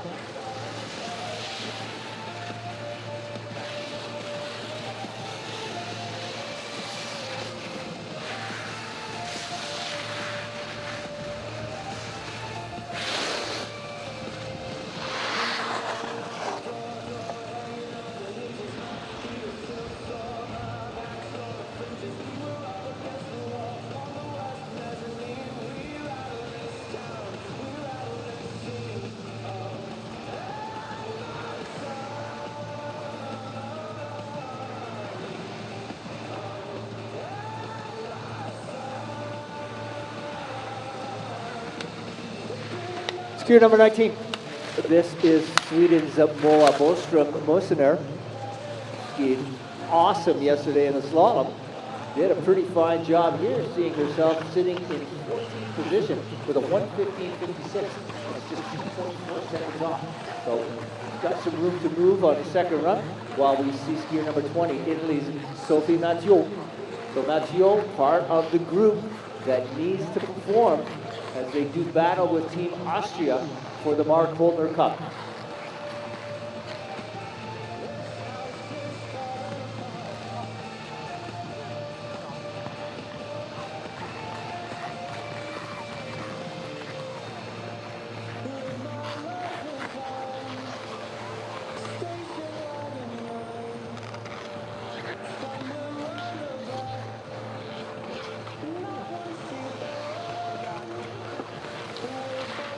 Here comes the young Italian, Sophie Mathieu. Mathieu on the line in 17th position, 1:16.42.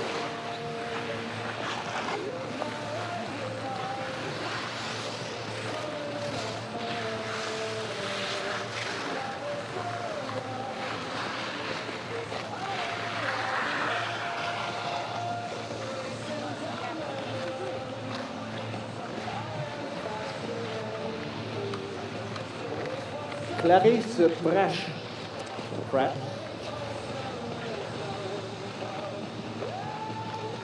Slotting in just under 2 seconds behind at the second interval. See her coming into view right now.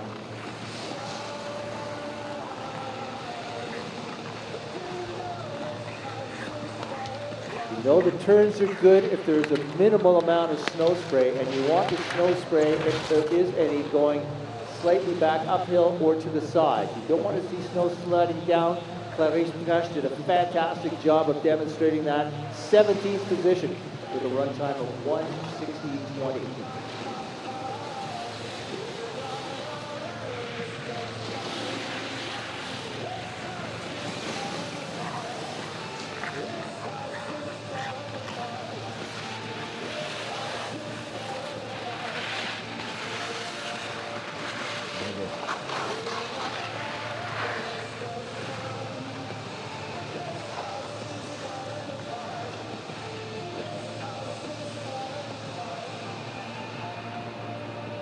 We got ourselves a big awards ceremony planned for this afternoon right here at the bottom at the finish line. So there will be no evening program.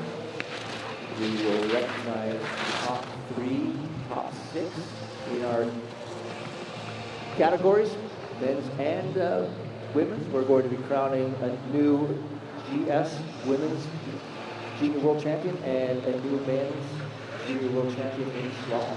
Alizé Daon is on course.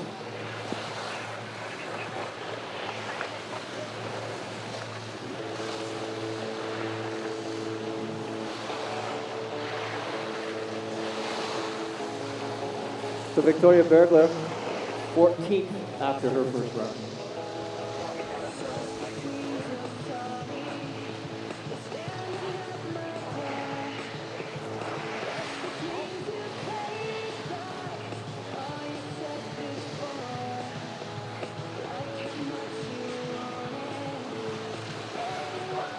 Here comes Alizé Daon.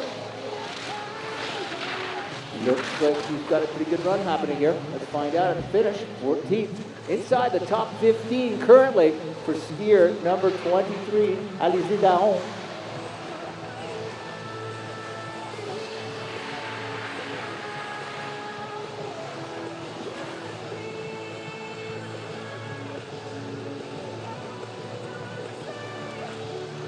Our next athlete on course is Pernille Hystad from Norway.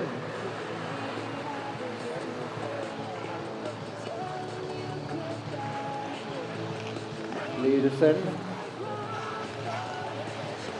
a little over 2.5 seconds back. So have a little bit of a skid up there. Watch how the skis arc in the bottom section of the course. Check out her proximity to the gate.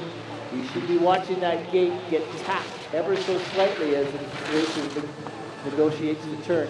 Indicates they're nice and tight on their line as Lederson comes in 21st place with a 1:16.47.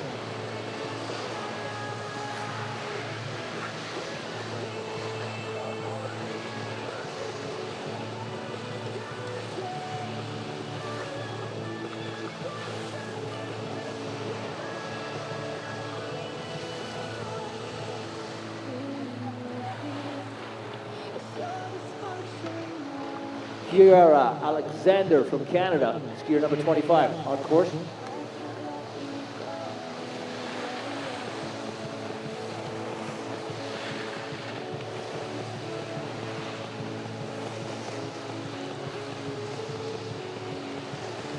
Here comes Kiki. 1.8 out at the second interval. Finish time to beat is 1:13.16. Alexander inside the top 20 for Kiki. 19th spot, 1:16.12. Give her some room to move. You get back at that, girl. See you this afternoon.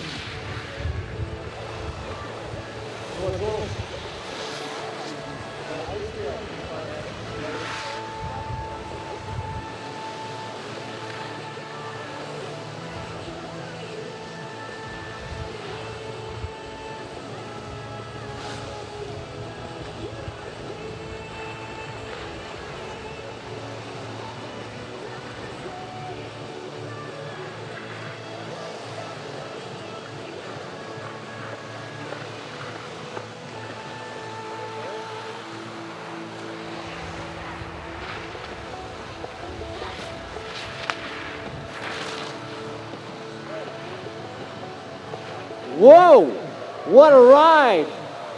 Noah Zolos, 3rd place. Holy cow, that is great to see. Skied very, very clean, had respectable numbers at the intervals, but then managed to nail it down the bottom. With only 7/10 off the pace. Wow, great skiing. Erin Watanbe from Japan.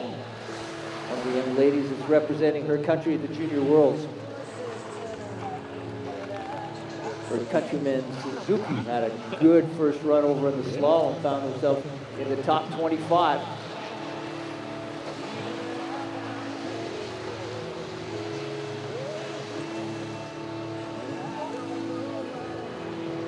All right, well, we're seeing some girls beginning to lift the pace a little bit. First 30 are the best of this Junior Worlds Women's GS group. So with Watanabe as a bib 27, she's in 24th place with a 1:18.34.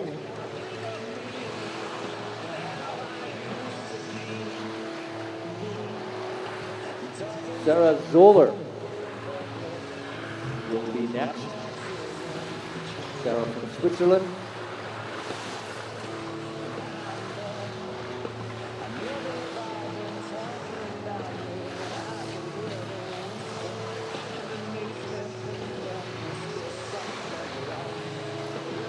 Zoller rolling 1.32 off the pace of the second intermediate time slot, and she comes into view right now. Let's find out if she can do some damage to the bottom section of this GS course in Panorama. Keep those shoulders level, upper body facing straight down the hill, legs doing all the work. 15th position for Switzerland, Sarah Zoller.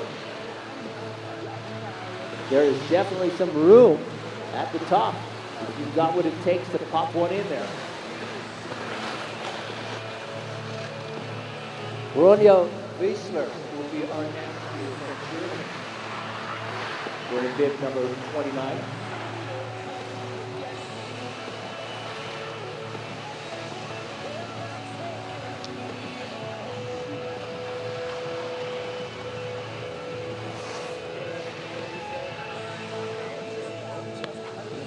See that mass of humanity up there on the right side of the slope. Those are the gentlemen doing inspection for the second run slalom. That will go right after the girls finish rocking the GS course. As Wiesler from Germany, skier number 29 from this morning's start list, finds herself at the finish line in 23rd position. Her run time, 1:16.36. Brings us to skier number 30. Delphine Darbalet from Switzerland. Darbalet, 8/10 out of the first interval.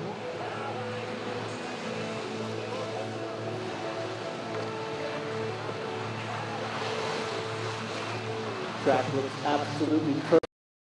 Look out there, visibility should be exceptional the entire way down. There may be, depending on the set, at the halfway point, it may be in the shade a little bit, but for the most part at this time of the day, the sun should be directly overhead, and that vast majority of the track is lit right up, so that should not be a challenge for the girls. You just got to get that job done. Take the speed up. There, that's the kind of contact you want to see, knocking that gate panel out of the way. Young Darbalet from Switzerland, finishing 26th spot for her first run. She will be back this afternoon, ideally in the top 30. Skier number 31 from the States. This gal was on the podium at the beginning of the week, or the middle of last week, I should say. Lauren Masuga.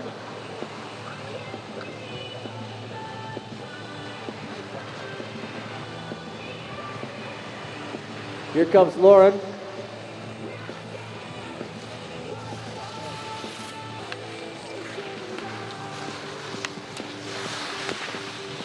And Lauren Masuga from the U.S. across the finish line. 22nd. Way to go, Lauren.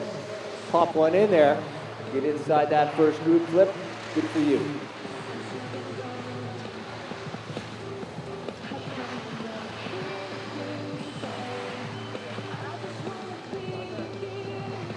Pauline Fischer from Germany will be skier number 32.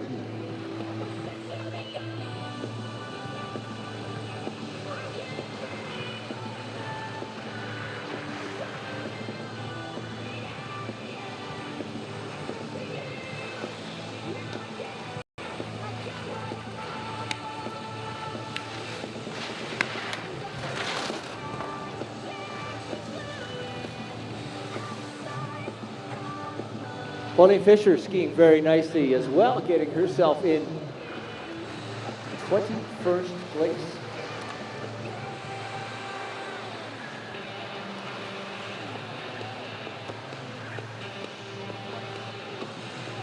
Valentina Furscheller from Austria.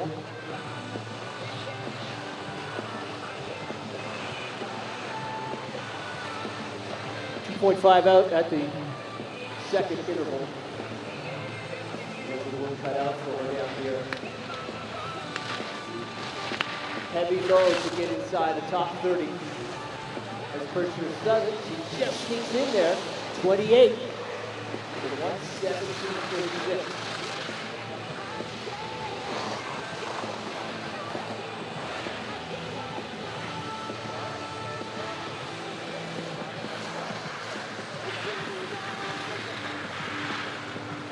Derrière Chevrier, skieur numéro 4.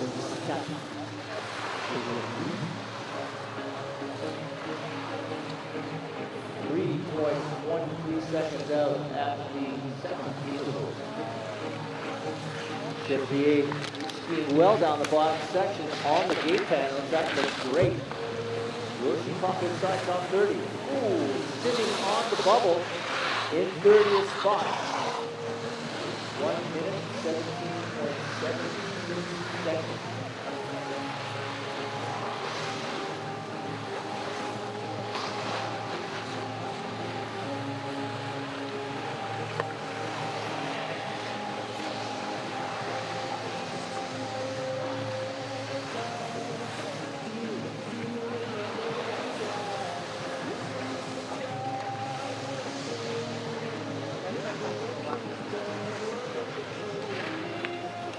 Beatrice Sola, of the Italian crew. Sola down with a great run. 17th position for the young Italian. 1:15.49. Chiara Pogno from France.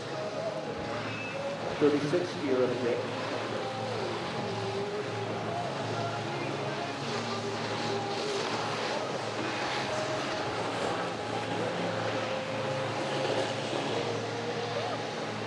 Pogno coming into view.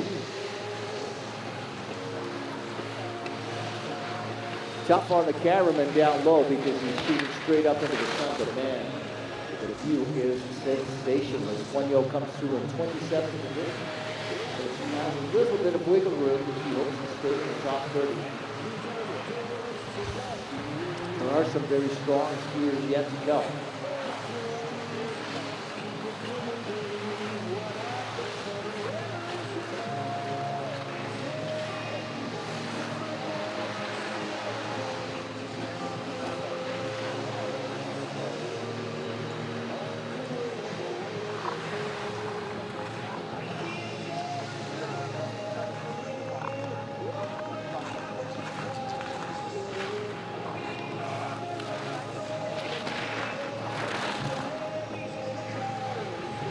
There's Kim Marschall from Germany, just outside the top 30, currently sitting in 33rd position for run time, 1:17.97. See our top 5 with Belfont from Italy in 5th, Lukas from Croatia in 4th, Zolos from Israel, smoking on, finding herself in 3rd spot, Emma Egger from Germany in 2nd, and our current leader from Austria, Magdalena Egger.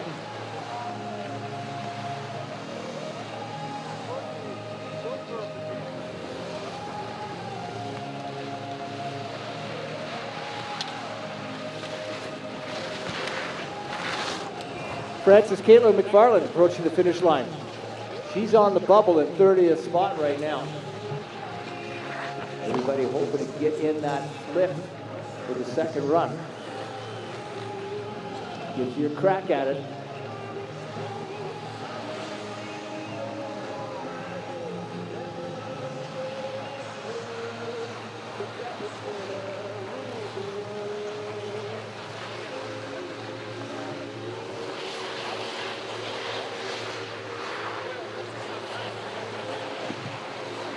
From the U.S., we've got Zoe Zimmerman. Come on, Zoe. See what you got, girl. Down through the last couple of turns. She was 2 seconds out at the second interval. She is inside the top 30 right now. If she can hang on in there, it's a very, very valuable position to be in for your second run. If you sneak in there, you will be starting very early in the second run if she can hold on to that position. Justine Lamontagne from Quebec, Canada. Skier number 40. 1.25 up, 3.6 at the second interval. Just has got a little bit of work to do down this last series of gates to pick up some time. We're looking for top 30 right now. That's the goal. And Lamontagne comes across the finish line in 37th position.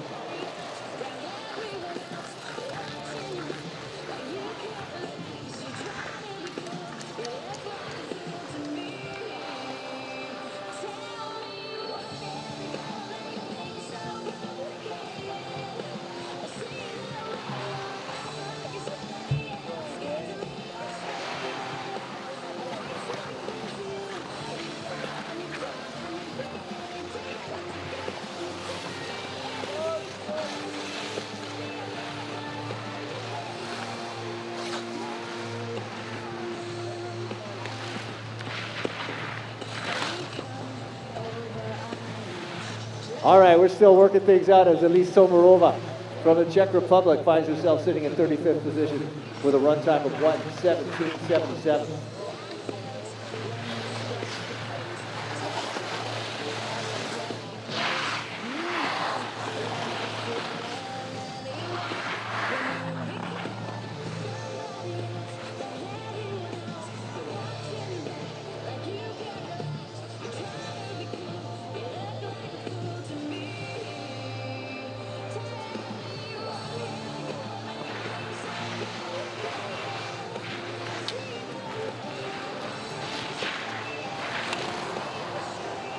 Vicky Bernardi from Italy. Ooh, very, very close for Vicky as she kind of got right up next to that top 30 placing, finishing in 31st for her first run. With skier number 43, this is Anna Schillinger from Germany. Schillinger 1.69 out at second interval.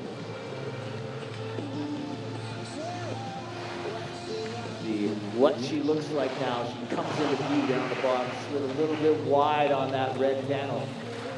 Got to be in tight. That's the big flight for her.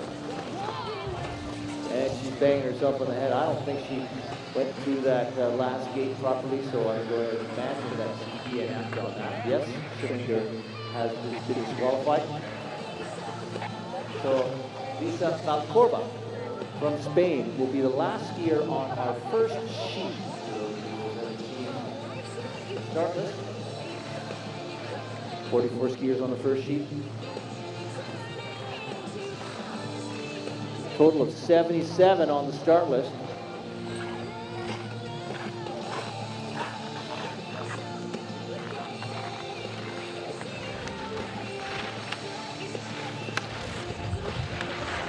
Thirty-three skiers left. This is one of them, Spain's Lisa Valcorba.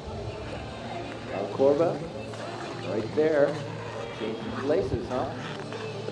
1:16.49, 31st position. Katinka Lunder from Norway.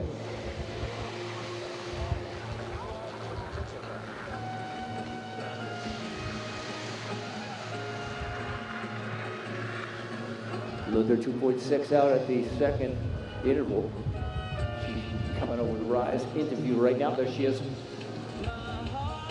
Oh, dropped the hip on that one turn and lost her line, and she is off course.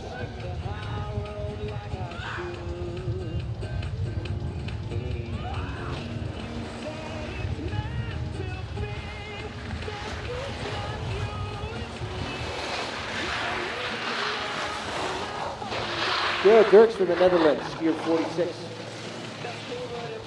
Coming out of the neck.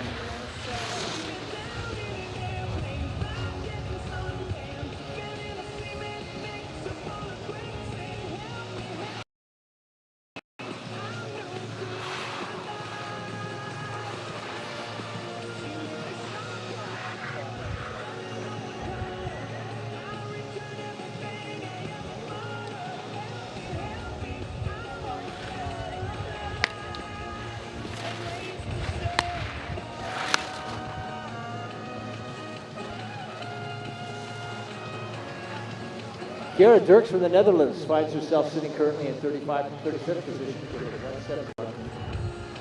Dasha Romanov out of the United States, 47. On the television screen, we watch up the line. Here she comes. Romanov. Smooth through there.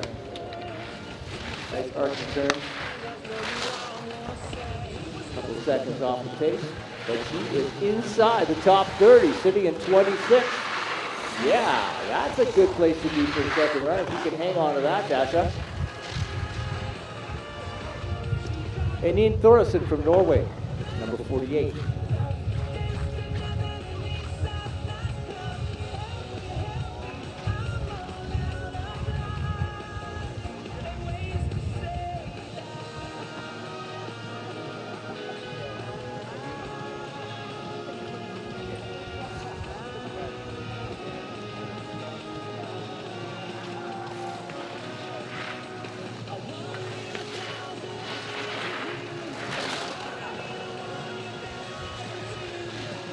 Eneen Thoresen, 35th spot, 1:17.09.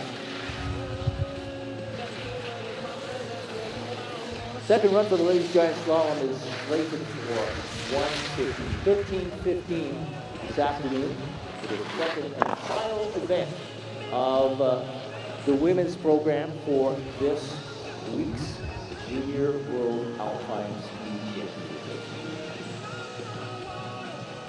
I want to thank Mother Nature for coming around after throwing some snow at us as Nielsen from Norway goes off course.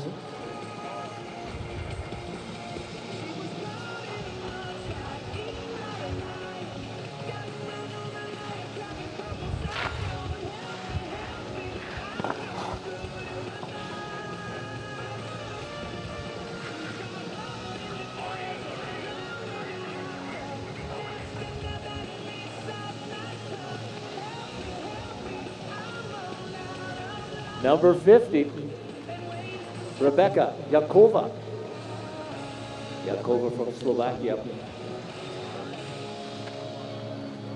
Watch her run through.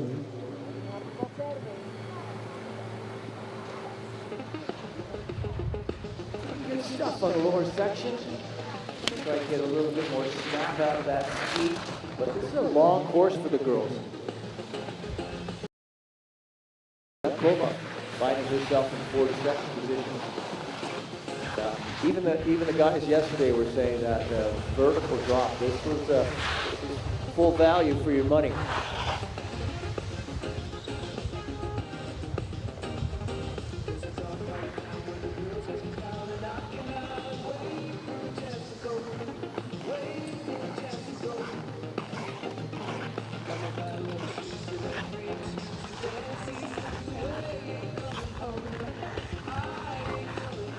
Italian Alice Calaba from Italy here. She is 3.25 out at the second interval, 45th position. Just ahead of Canada's La Montagne.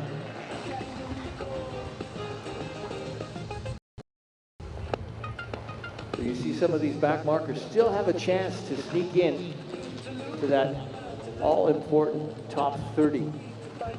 To position themselves well for their second run.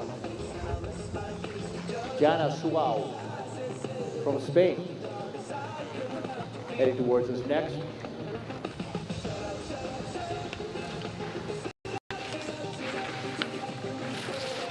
Very clean set today. High completion rate for the ladies, good to see. Jana finishing in 45th spot. 1:18.7 seconds. And out of the UK, Alexa Elif. Alexa skiing out of the 53rd position. Back by 4.5 seconds. Waiting for her to come into view. There she is.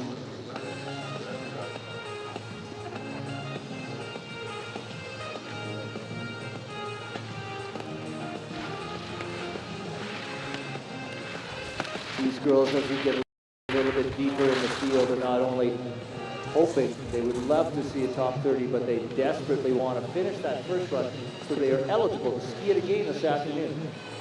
You want to be able to tell your friends that you had 2 complete runs in the Junior World Championships. Yeah, Daisy Daniels from Great Britain coming next. 2 girls from the UK running back to back.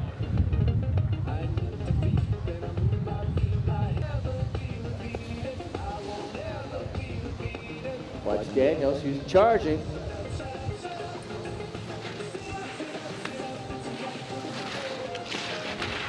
Good, solid stance through those last 2 gates. 45th for Daisy Daniels.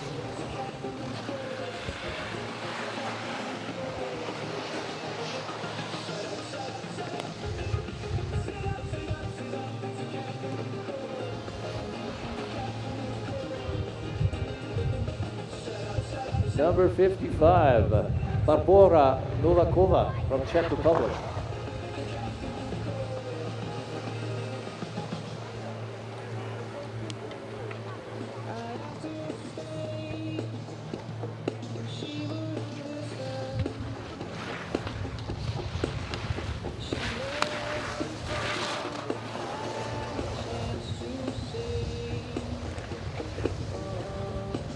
Barbora Novakova from Czech, 1:18.75, good enough for 46 spots.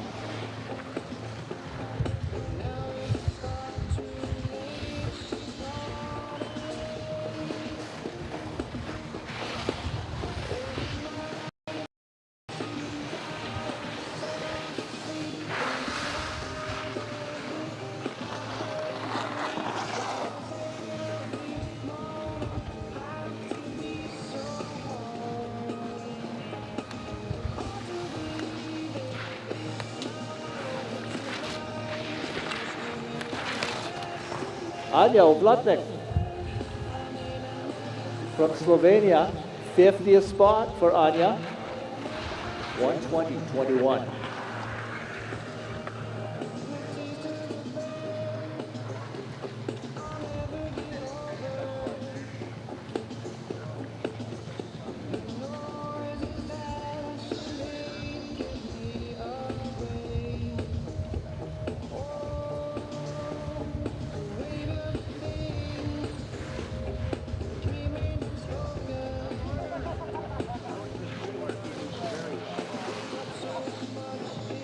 Alena Labastova from Czech.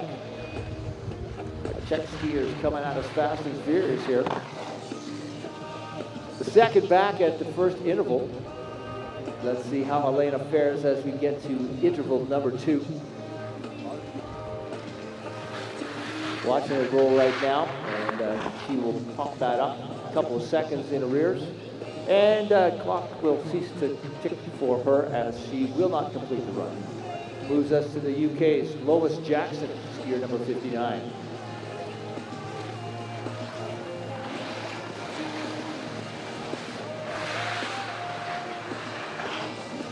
Jackson just under a second off the first interval. She's got a shot if she can ski fast through that midsection.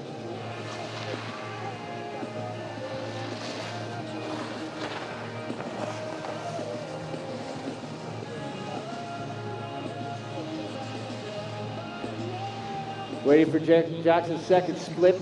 He was 1 second out at the first split, 3.3 out at the second split. Still good for top 40 if you can stay in there. She's got to be fast down through here.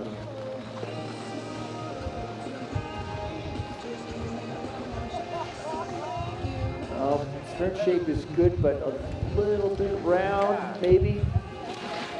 Tough to get into top 40. She's through, oh, not missed, didn't miss by much, 43rd. 1:18.33 for Lois Jackson.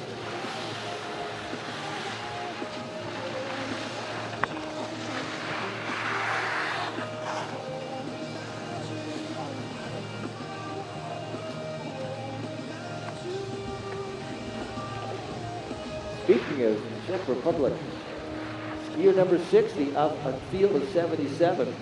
This is Celine Samarova, followed by Patricia Flora and Zoya Grbovic. So we have we've got a bunch of great skiers coming at us. Anything can happen. 51st for Samarova.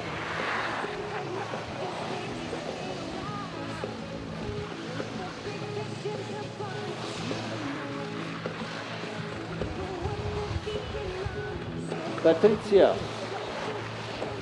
Grbovic from Serbia.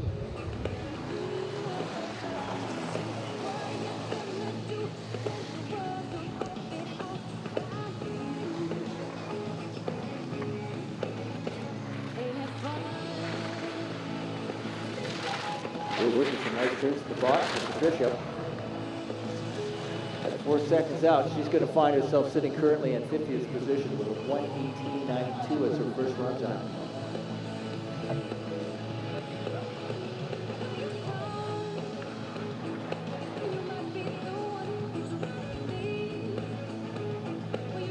Arun Salihud from Macedonia will be skier number 63.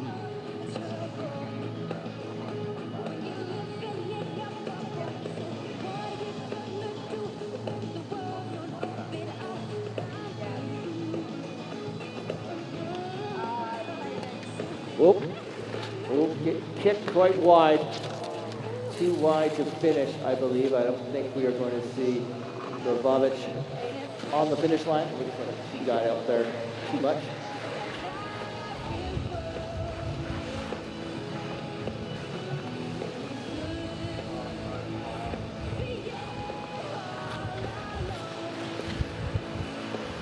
Salihud from Macedonia is our next skier, number 63.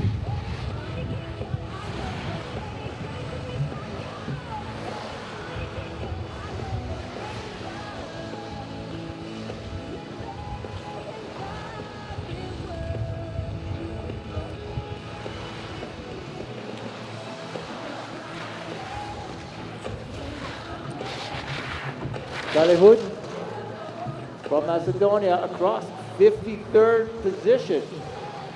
The skier number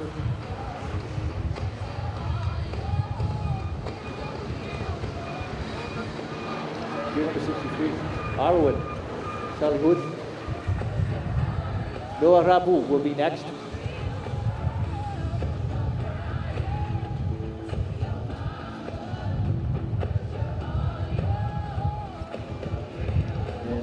Christian Roer Madsen, Denmark, will fall.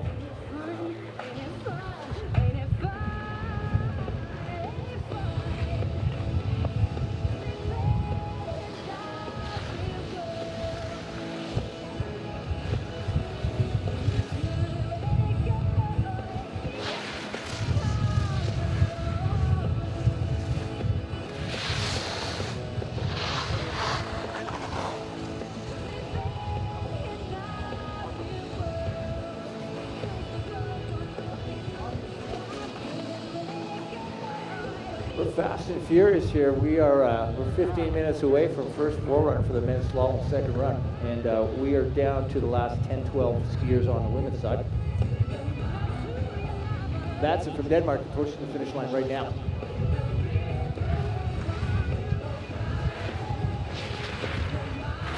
Christian Roer Madsen from Denmark, 55th position, 1:21.57.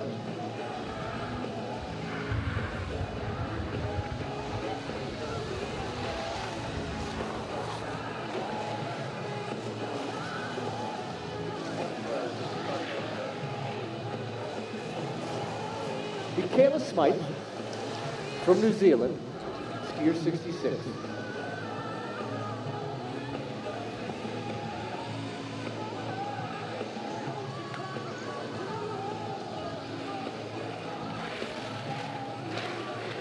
Michaela working the bottom section of the course pretty nicely. Let's find out what her time is going to end up. She was 5.5 seconds out of the second interval.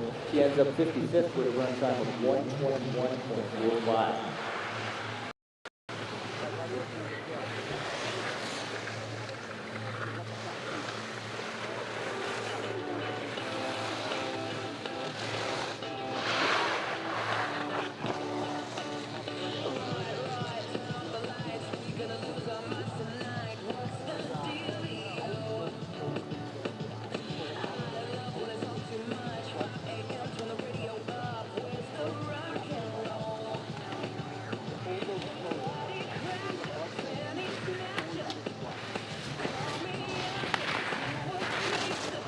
Jova is on the finish line with a time of 1 minute 21 seconds.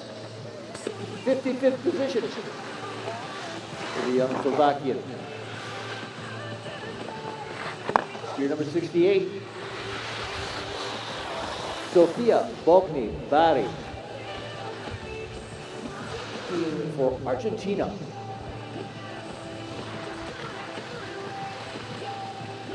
Barry just under 7 seconds out at the second interval. We'll see her coming into view.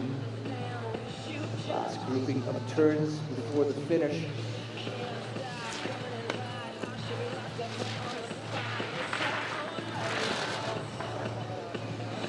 And she's across the line. 58th spot. 1 minute, 24 seconds.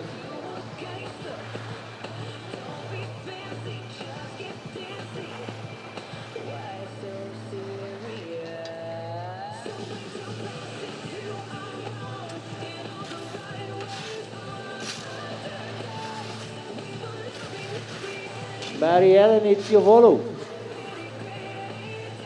from Greece.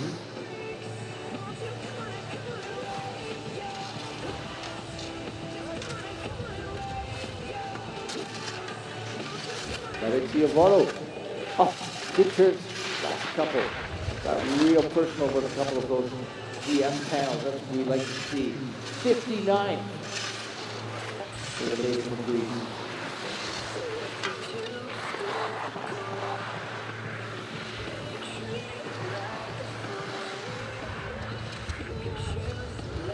Here, number 70, this is Frida Christian Jonsson from Iceland.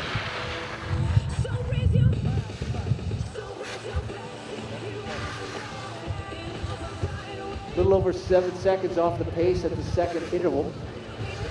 Jonsson being all right down there. You see the slip crew coming in behind her to make sure that we are clean for the remaining 5-6 skiers.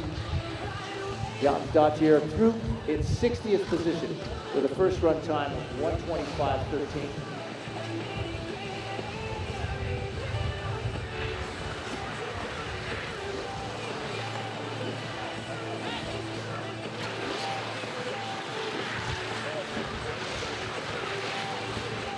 From Romania,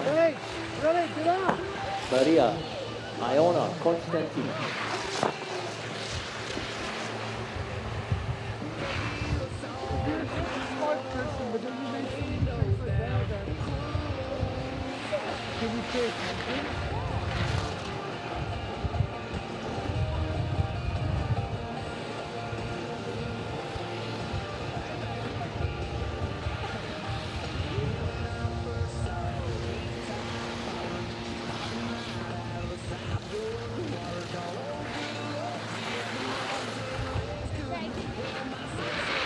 Gear 72, that was Naya van der Puivel, Belgium.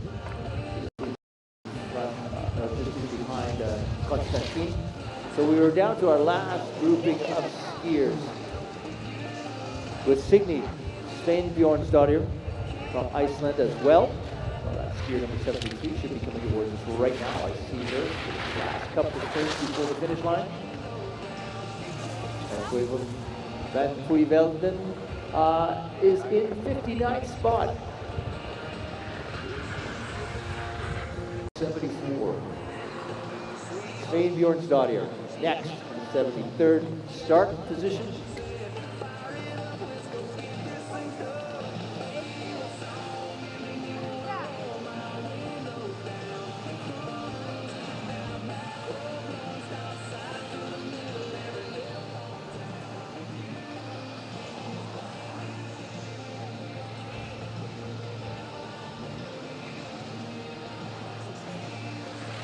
Steinbjornsdottir from Iceland on final approach here. We are getting down to the last couple of skiers.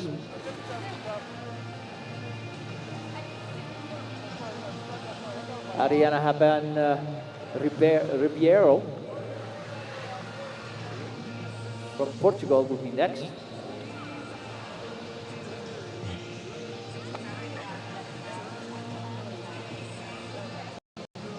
Try that again, Ariana Haben Ribeiro, skier number 74 on course.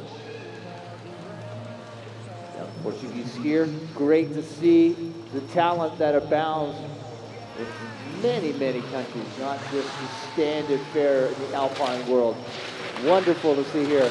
There she is across the finish line. 63rd position. Good skiing for her. 1:26.16. Crowd goes wild. Oh, wow, that is wonderful. I love that. Portuguese fan club is tinkling at the bottom. All right, Iceland on course. This is Ellen Van Pelt.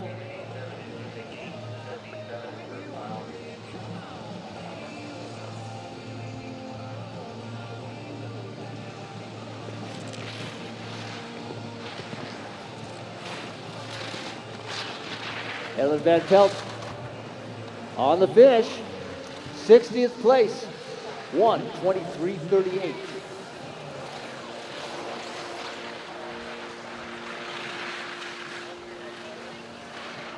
Huh?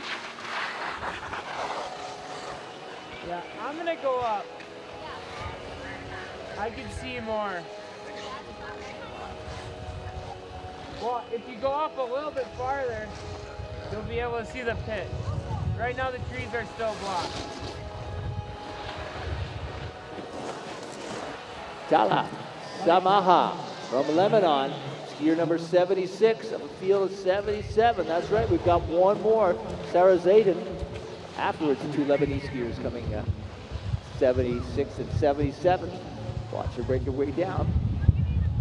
So cool that these skiers that complete their first run get a crack at the second course as well. They get to take that memory home at the end of their stay here in British Columbia, Canada. Sal finds herself, Tala Samaha finds herself in 66th place. Right here is really good. I'm going up.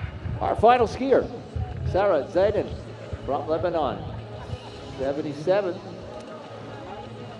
Watch the bottom section. Let's see how she does. Want to make sure she gets through. Score a second run on a beautiful Wednesday afternoon here in southeastern British Columbia, Canada. Yeah, way to go, Sarah. You get to come and join us for the second run. We look forward to seeing you and the rest of the competitive field that we've got here in the Junior World Alpine Championship Women's Giant Slalom event. So that will kick into gear maybe for 13:15 local time.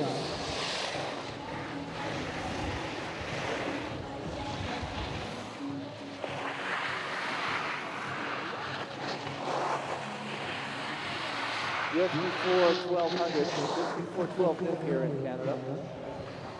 That's the mountain time for those of you folks that are watching from afar. And the boys are amped up. They'll be ready to go in just a few minutes, probably 7 minutes from now. We will see our first bull run. What if I should have come out of here?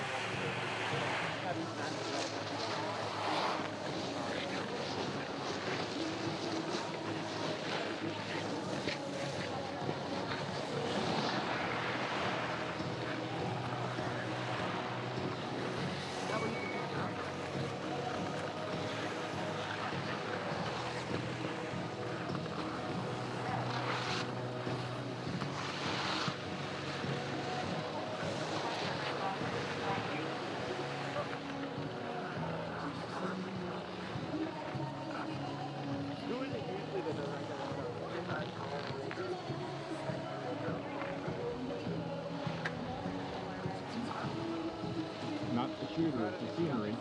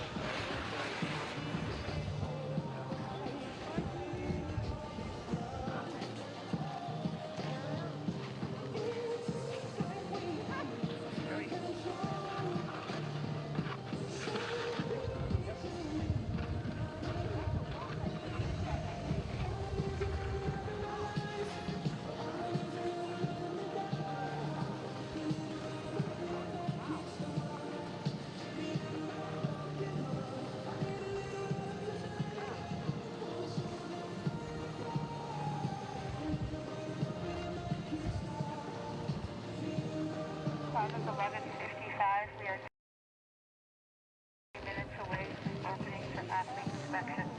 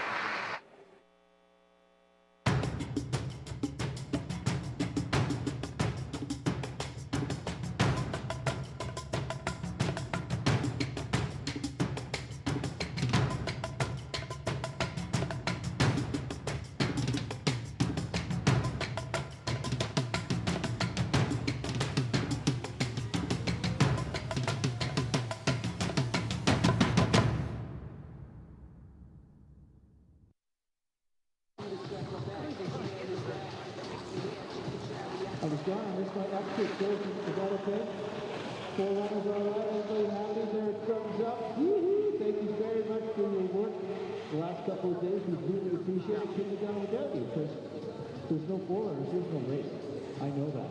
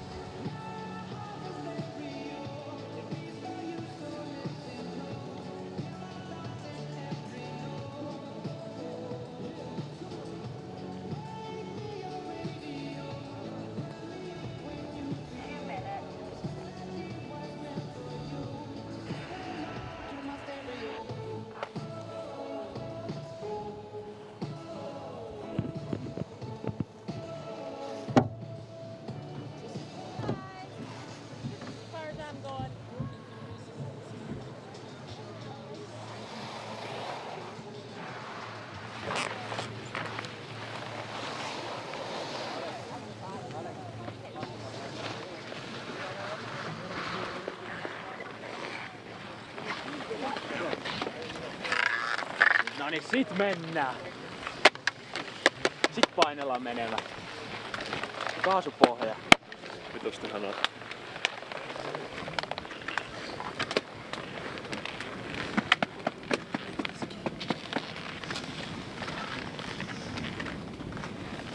Tule kuin vesi.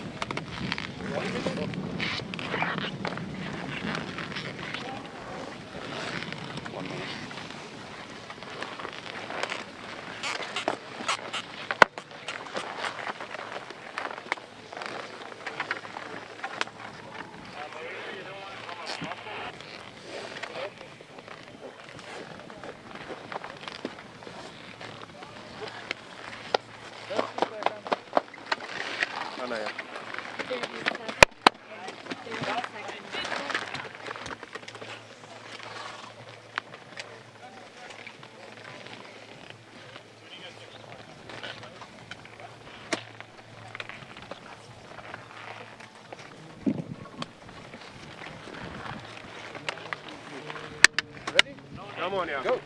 Yeah, yeah. Come on. Go, go!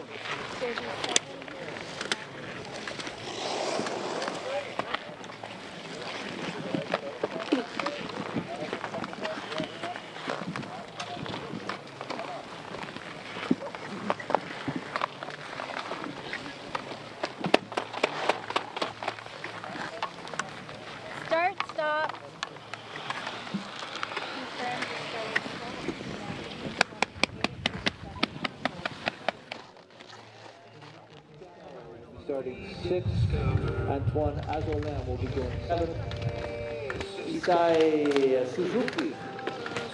Great first one of hockey for 20 or 23rd spot. So he's going 8th. Camden Palmquist will start 9th, and Maximilian Schwartz will be 10th. There's our first skier across the line. 137.88, 2-run total for Tapanainen of Finland.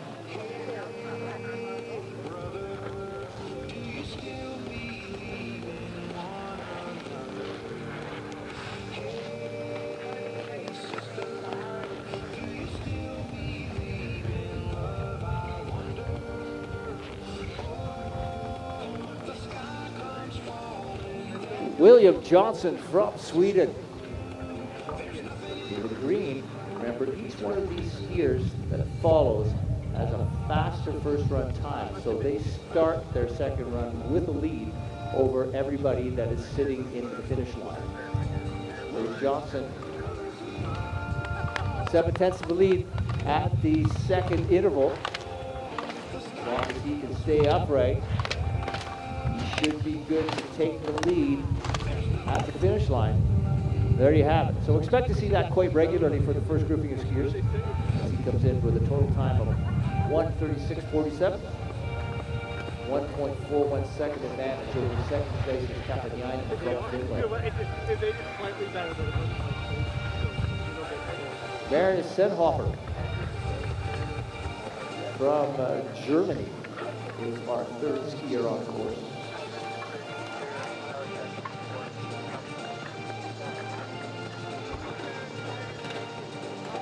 This is a quick set. See how the skiers are moving. This looks good. We want to make the last one a fast one here for the men in their Junior World wind-up. Second place, Senhofer just missed out 0.2 of a second behind the Swede.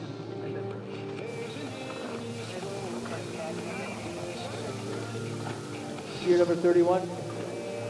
This is Gustav Lindquist. He is in the 4th position, 4-star position. Wow. Yeah.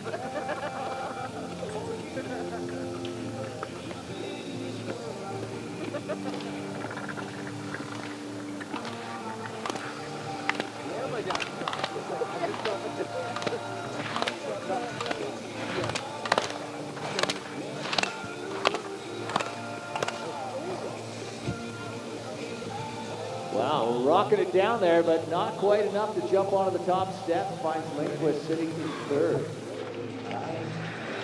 So he's second, a full second back. Okay, let's see what the U.S. Super Puckett can do down here. He comes out of the start house with a 1/10 of a second advantage. Can he use that to his advantage and get up into the first place? Let's find out.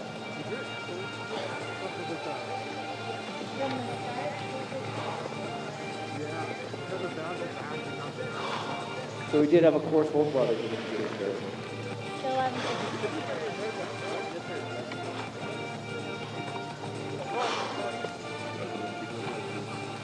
Start clock is 21 in the gate. Go, come on, go. Ready? Go.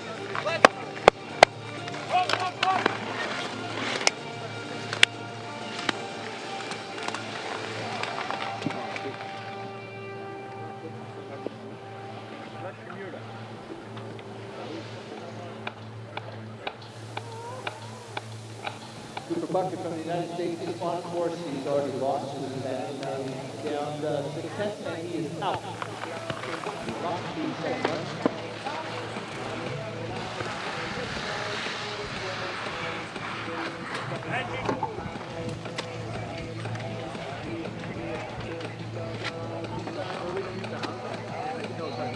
It won't be long.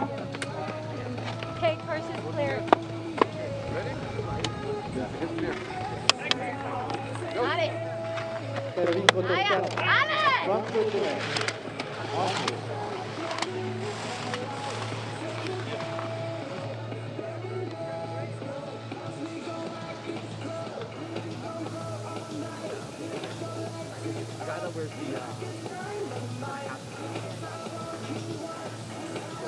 Nothing too tricky on this afternoon set, which is good. He want to challenge the skiers in the first set. Separate those a little bit weaker. As we saw, with 4 and the second run, open things up a little bit, let these guys feel good. This is the world after all. Let them come through that finish line. Back. 1.1 seconds back. Ooh, got them. Good solid run by the Swede Jonsson, currently sitting in first place, with Toscano sliding into fourth. Antoine Azzolin from France coming at us next.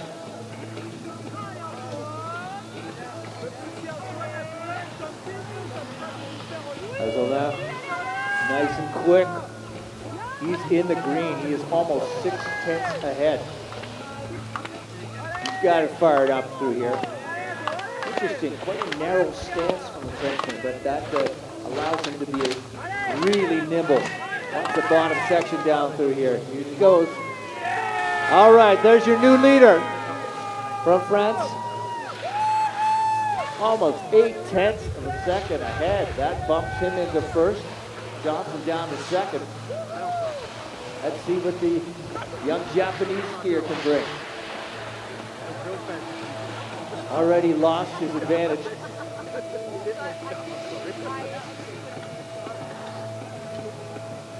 Oh, and Suzuki is out.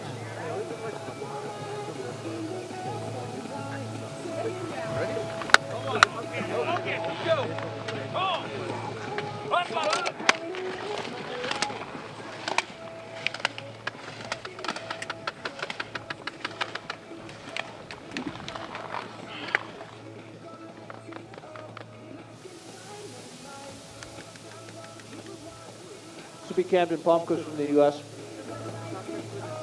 Green lit through the first interval. Let's see if you can stay there. He had a slight advantage and he built on it. Now he's a half second behind. So he's going to have to rock down here. He wants to find himself inside the top 5.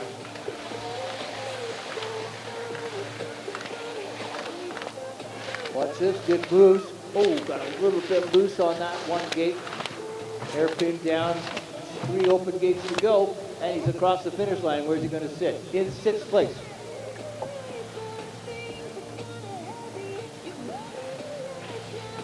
Camden Palmquist from the U.S. Maximilian Schwartz will be our next skier.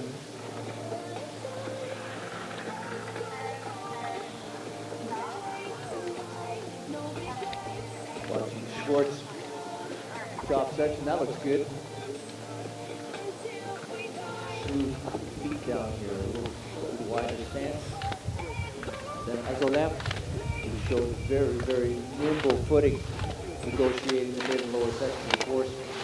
We'll see what the German can bring as he crosses the finish line and slots himself into 2nd place.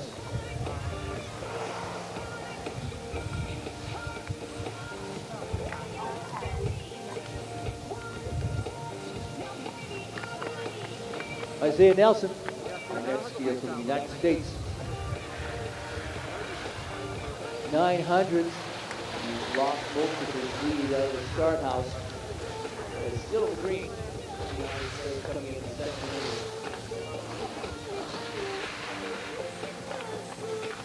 It's great. Everything's just working. Wow. Okay, we're going to have a little bit of cleaning to do here. Isaiah Nelson making a mess of the slalom course, which is exactly what we're allowed to do. So he's in good shape. He's tearing off a good one down here. Let's see what the finish time for Nelson's going to be. He's in 3rd spot currently. He's just 6/10 off the pace set by the Frenchman, Azzolin. But we'll need a moment or two. Oh, I guess we won't. Those guys are fast on the course.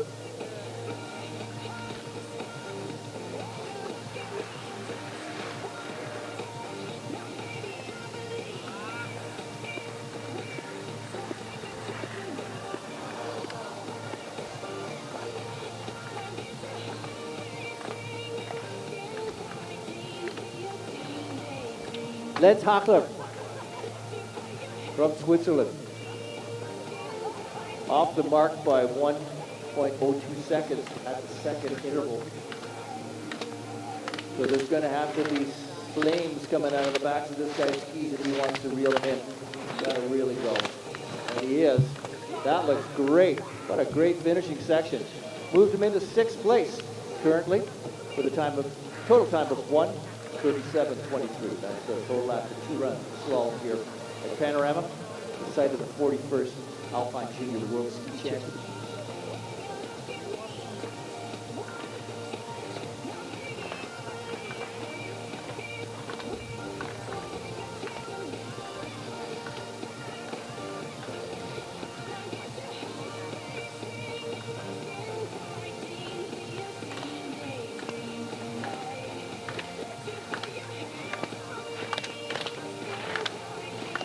Thank you, Donette from the UK.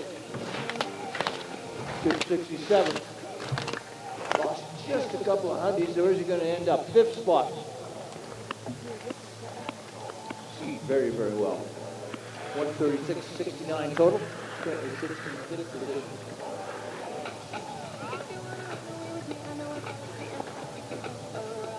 Austria's Lukas Passruger will be coming at us next.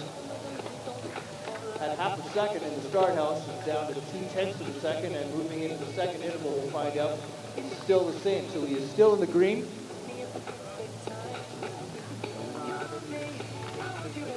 See how he fares down here. Really nice movement side to side. Up at the torso, staying very, very quiet, getting on that ski nice and early. We'll find out if it's a green light when he comes across the line. Nope, he sits in 3rd spot. 6/10 behind. Lost a little bit on that final pitch.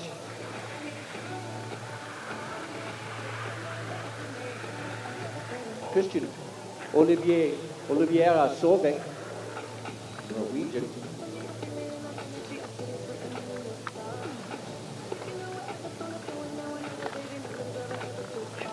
Went from 7/10 of a second lead to 3/10, and now he's in the red by 700. So he is scrubbing time the entire way down the course. Looking to bring back into the green down here.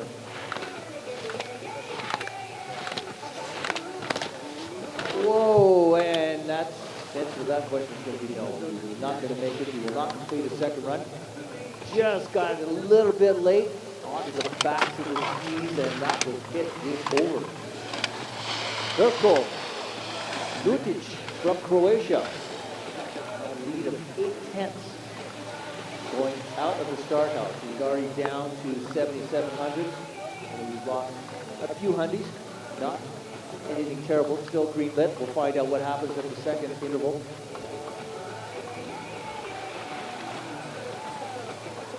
He's gone red, so he has some work to do.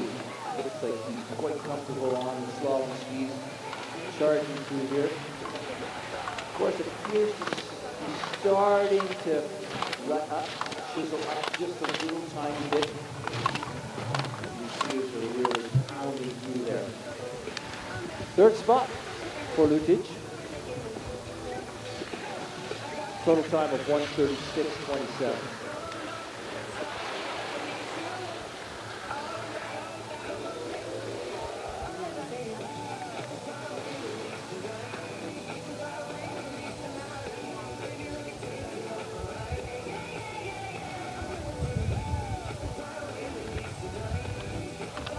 Austria's Lukas Feurstein.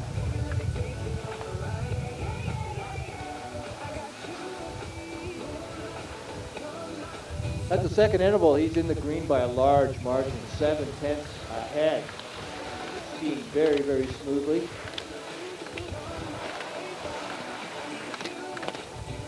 Watch right down here. This looks awful good. Got to be 1:35.69. He does. 0.08 of a second to the good. Feurstein stays in the green, and we have a new leader.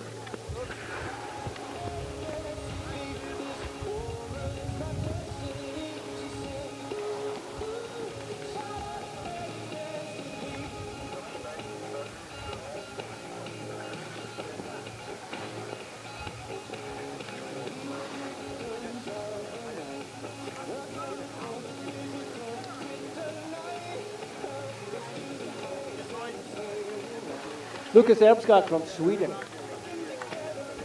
Another skier that is in the green after the second interval. Wow, looks really fast down the bottom pitch. And when the number 1 goes beside your name, that's an indicator that that's the way he was.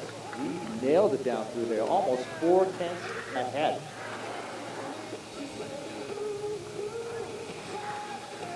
All right. So Swedes in the lead, Austrian second, Frenchman third, Norwegian on course. Solberg lost the advantage that he had coming out of the start house, now sits 1/10 of a second back. That is definitely something that you can make up down here. But you've got to be excellent on your turns. See if you've got enough to move into the top 3. Solberg on the line. New leader. First place. Norway in the lead. Sweden second. Austria third.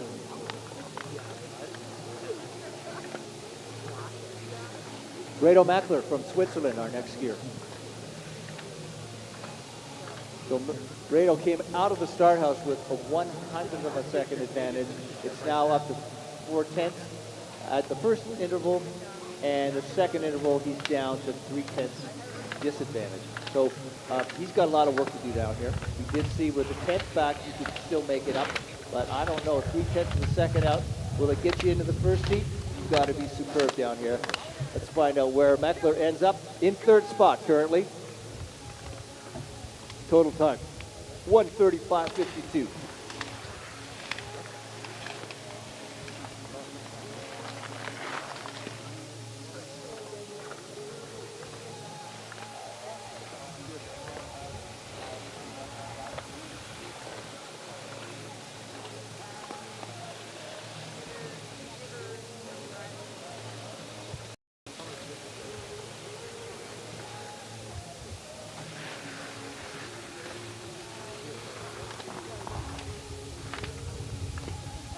Killian Pramstaller from Austria is our next skier. Has lost his advantage at the second interval. So let's find out what happens to him on the line. 3rd spot. So it is now Norway sitting first, Sweden sitting second, Austria sitting 3rd.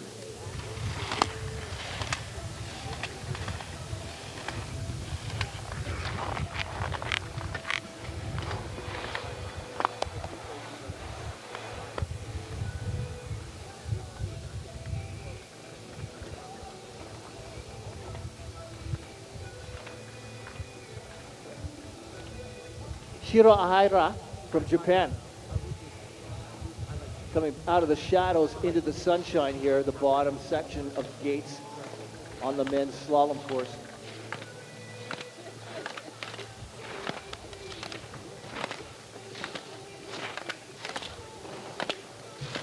Aihara, good turns down there. Will it be enough for top 5? He sits into 5th, okay.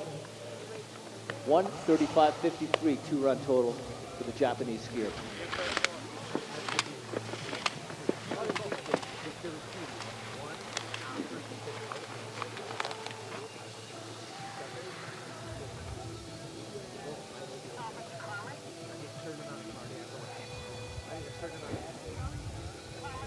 That was Jesper Pohjalainen from Finland.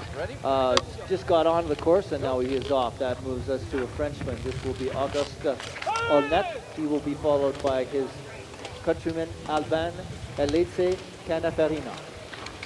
The skiers 24 and 25 coming at it in short order.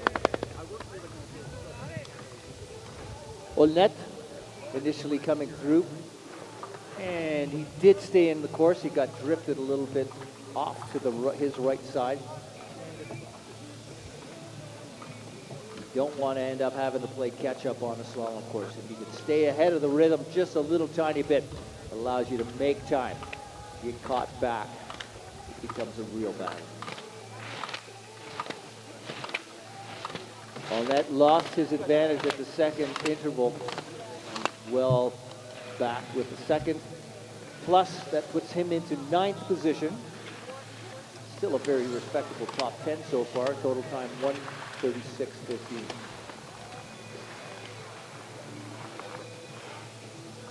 Elise Canafarina has picked up time at the first interval. He has a second point to 1-2 in the green. So let's find out if he can keep working that the remainder of the way down. We'll watch at the second interval. Still 6/10 of a second ahead. That's good.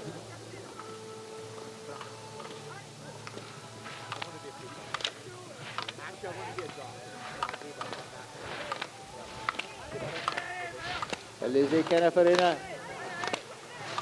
How's it going on? Let's find out what's it going to be at the finish. New leader. Première place. 1:34.54. All right, great skiing.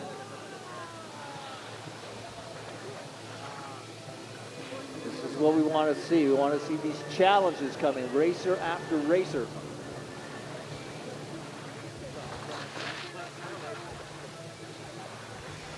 That's 25 skiers in. So the Fast Five yet to come. Let's find out what Gianlorenzo Di Paolo from Italy, skier number 26, has to say about it. He is off the pace by almost 7/10, and he's down on his side. Linus Witte from Germany will be our 27th skier. He had a half-second advantage leaving the start house.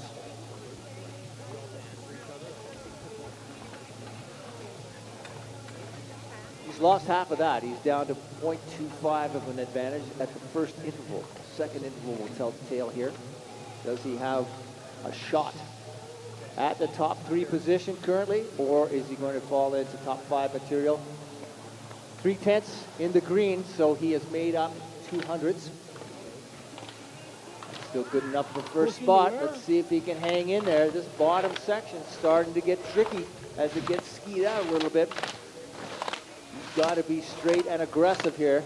He will finish in new leader.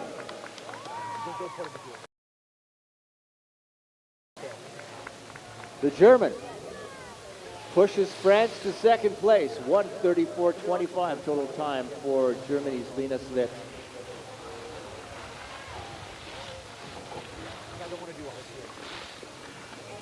Oof. This guy came second this morning, Joshua Sturm from Austria. Left the start house with a quarter-second advantage. Now is up to 4/10. So he is making time. Oh, back down. So he's the third fastest. Let's see how he does through here. Third fastest on this morning's run. 2 other skiers to go to round out the top 30. But let's see what Joshua Sturm can do at the bottom here. Third place. Okay. The last 2 gentlemen in our first 30 group of skiers that we reversed the start order for. This will be Fabian Ax Schwartz at number 29, followed by the fastest skier of the morning's set. That was Alexander Steen Olsen. So those 2 skiers yet to come. They're on the slope right now, and you can see that Schwartz has 65 hundredths of an advantage.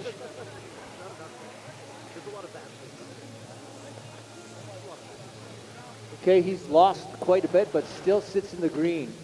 2/10 of a second to the good as he drops into this last section. This is where you've got to be great. You have to keep the momentum up. Your fatigue, the line has still got to be straight and aggressive.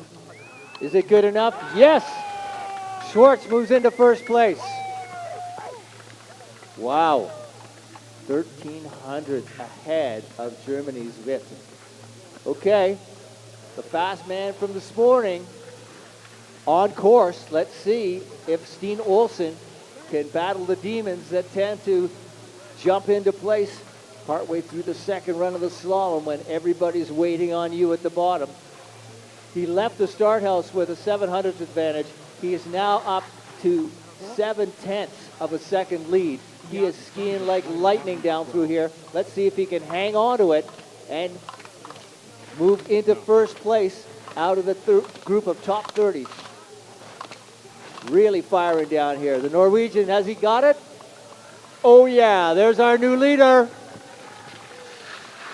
Steen Olsen taking the lead in the first 30 skiers. Over a second. Wow, that's some fantastic skiing for Alexander Steen Olsen from Norway. Fabian Schwartz, Joshua Sturm. Thank you very much, gentlemen. So we're going to wait and see if anybody's going to rival that. There's no rule that says you can't attack from the back. Remember that.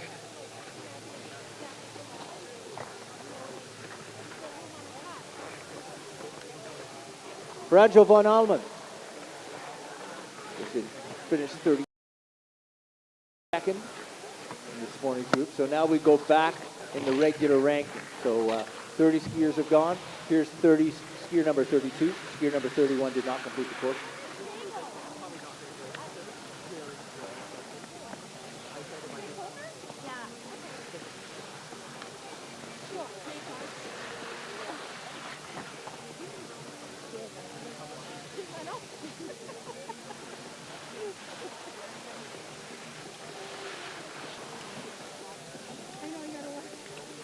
Franjo von Almen from Switzerland. Hanging it out down the bottom section here.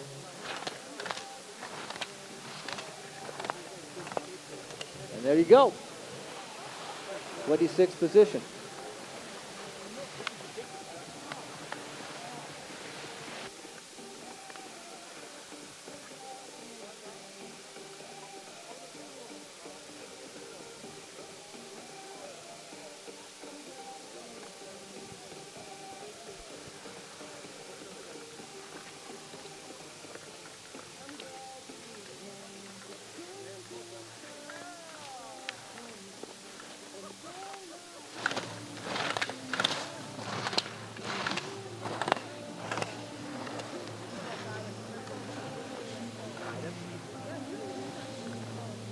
Zlatkov, Killian Zlatkov, 27. After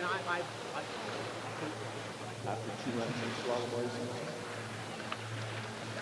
Ander Menteguit from Spain is now on course.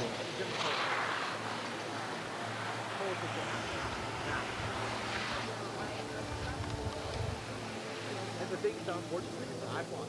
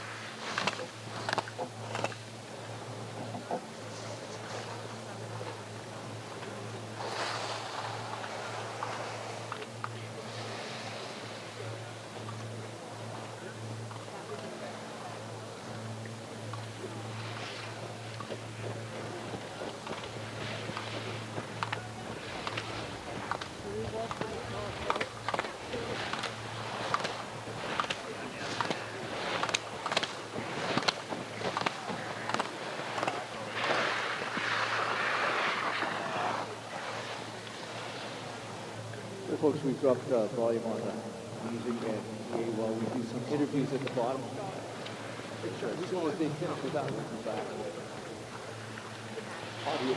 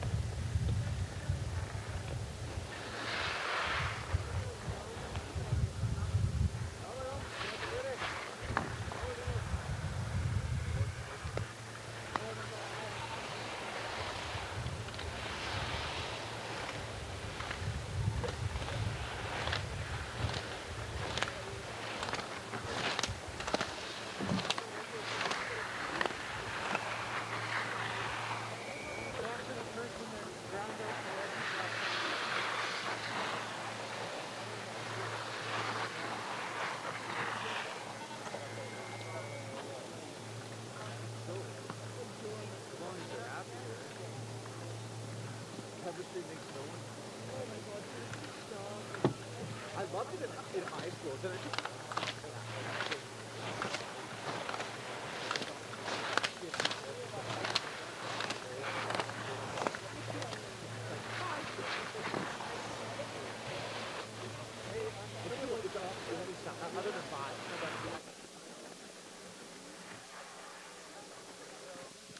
Alexander, yesterday you became the FIS Alpine Junior World Champion in GS, and after the race you said you hope that this will give you confidence for the rest of the GS season. So my question is, did it also give you some confidence boost for today? Yeah, for sure. I could lower my shoulders and just ski like I know how to ski. So it was incredible. And also, of course, you want a junior world championship medal for sure. And then after yesterday I got one, and then I can just relax and do my best for one more. So it was really incredible to ski here today. You took the victory today in the slalom with more than a second in front. Did you just go all in the second run? Yeah, for sure. You always have to go all in a championship. You never know what the guys right behind you are doing in the second run, so you got to do the same. And luckily I made it all the way down without any straddles or inside skis or anything. So I'm just really, really, really happy about today as well. Congrats to your second victory here in Panorama, and see you later for the medal ceremony. Thank you so much, sir.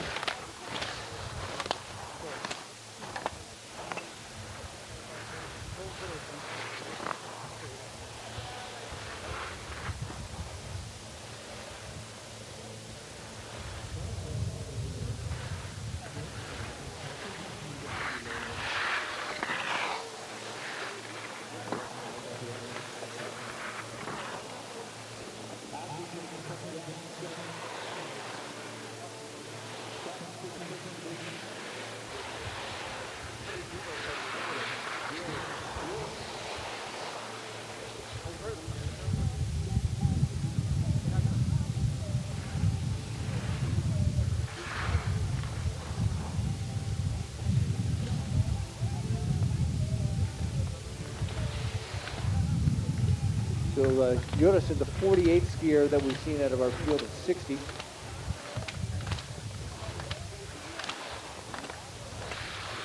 There he is across the line. So Jonsson moves into 40th spot currently. Gauti Gudmundsson from Iceland is the next skier that we pick up 2/3 of the way down the top pitch.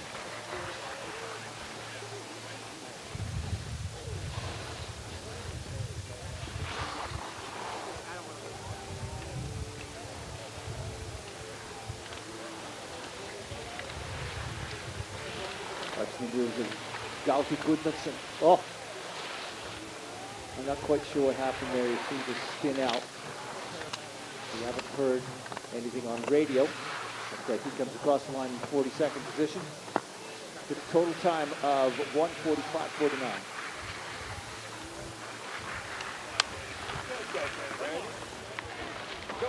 Here's Tanner Perkins.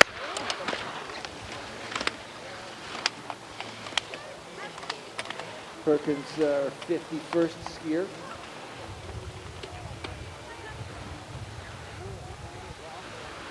Doing all right in the upper section.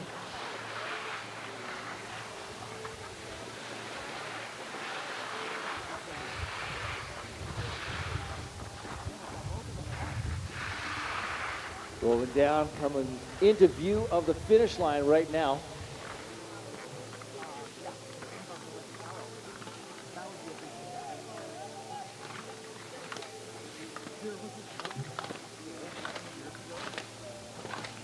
In the lower section, pretty nicely. Looking to improve his position by a couple of places and finds himself down in the 40s, 41st for Tanner Perkins from Team USA.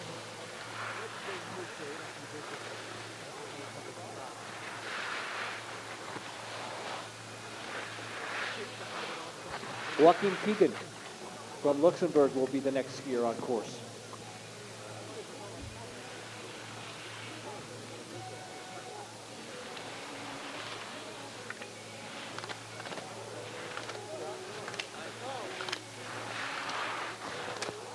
Keegan skiing this lower section pretty well. Keeps those hands out in front, and he's in 44th spot. The two-run total of 1:48.87.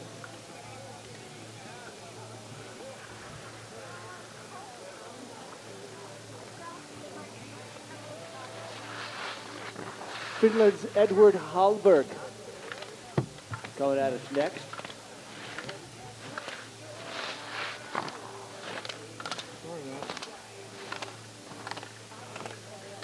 To the line, going to end up in the 40s, yeah. Hallberg will come down and find himself sitting currently in 43rd spot with a two-run total of 1 minute 43.72 seconds.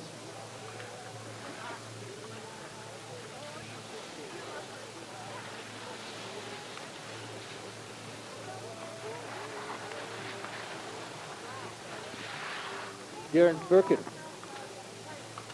here from representing Turkey. The countries that a lot of these athletes are from have to be from an alpine nation to represent your country at the Junior World Championships here. As Darren Birkin finds himself in 45th spot, two-run total of 1:48.51. Calder Bain from New Zealand.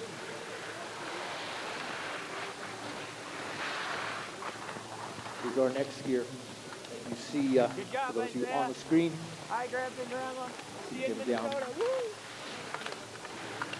And he is well back at the second interval. This is all about representing right now. Trying to get into the top 50. The ultimate goal actually is to half your start number. So how about that? Think about it that way. Calder Bain from New Zealand. Oscar Preisler. Preisler representing Thailand. On course, working his way down this last series of turns on the men's slalom course.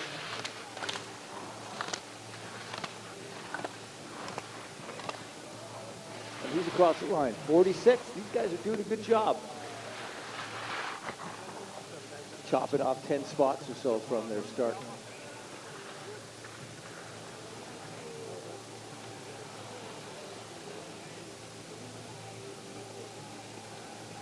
The next skier we have is Luke Kirkmeyer from Thailand.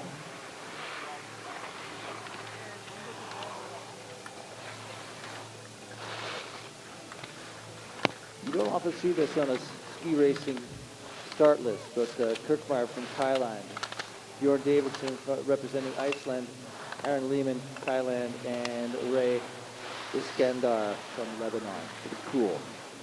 With that international flair. As Kirkmeyer finishes in 49th spot, total time 1:53.10.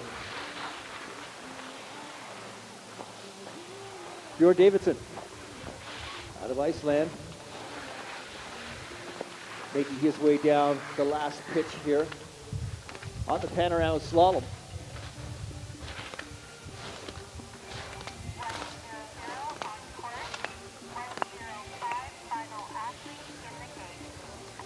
All right, Bjorn Davidson, 49, 1:52.37, his two-run total. And we are down to our final two skiers. We have got Aaron Lehman, representing Thailand. We were in bid number 100. And the final skier from Lebanon will be Ray Iskandar.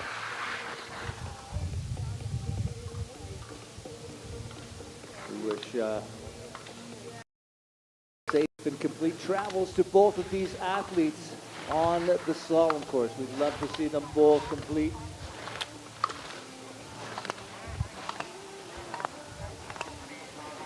Hey, okay. Aaron Lehman, 51st spot, 2:01.44. Aaron's there, that's good. Ray Iskandar from Lebanon, our final skier of the day. Everybody, thoughts for Ray so that he gets down, completes his second run of the Junior World Slalom. Something we could talk about. Here you see him, he's on the last pitch. Come on, Ray. Oh, he skidded, he spun, and he's back in. You want to have that finish by your name. From Lebanon, Ray Iskandar across, our final skier. Way to go, Ray. That's what I'm talking about, brother. That's what I'm talking about. Yep. You fought that right to the bitter end and stayed in and got your finish. Way to go. All right. Well, the boys are wrapped up. I guess we got to see what the girls got. The final run of the 41st Junior World Alpine Championships here at Panorama is on the ladies. It's going to be the girls that have got to do it for us here this last time through.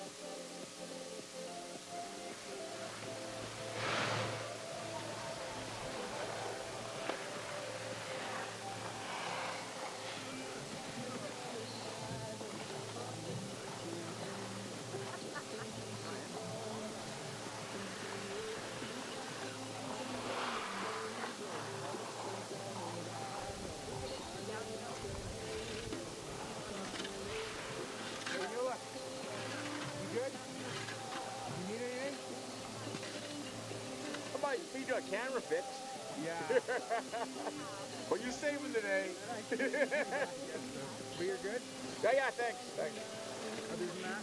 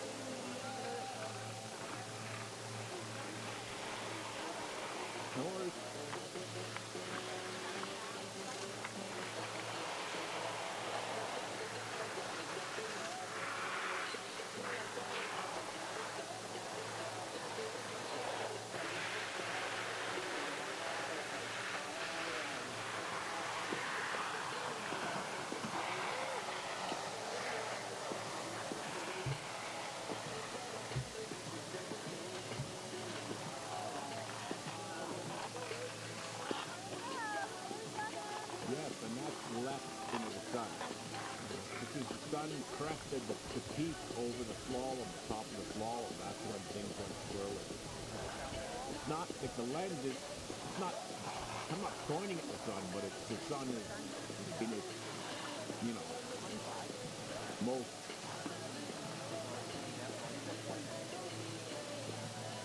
yeah.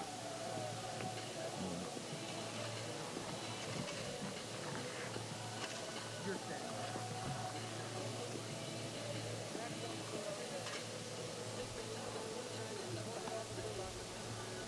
Fine.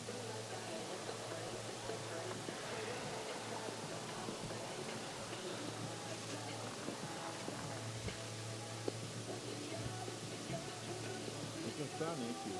The sun, I think it's a sun issue. I know. Yeah, good.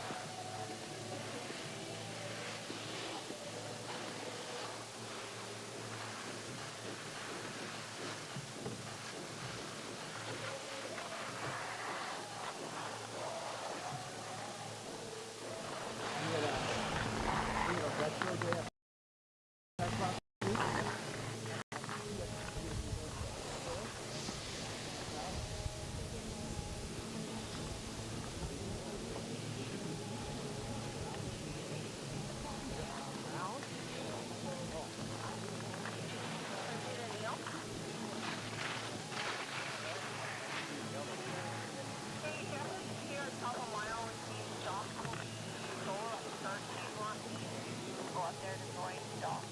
GF start. Yes, I do. Thank you. Copy.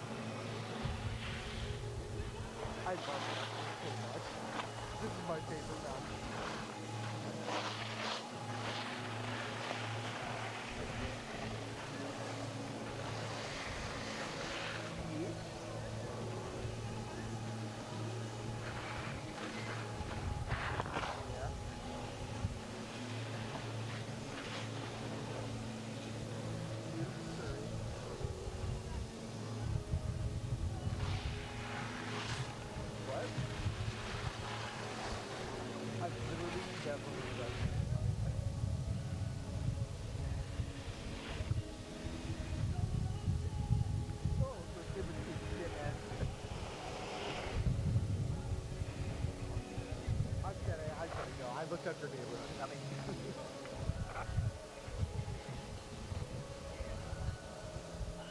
I was off the job here.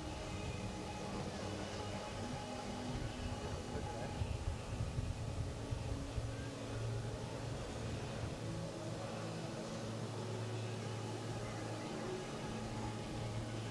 Problem. If I can get the angle,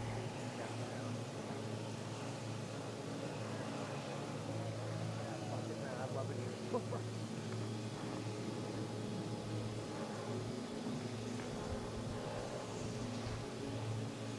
I was going to work here this year.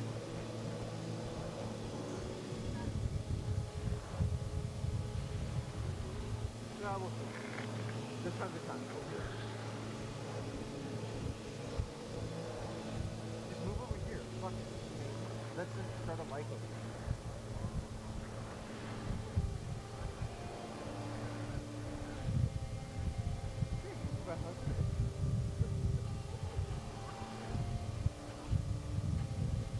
I love that. It is so beautiful.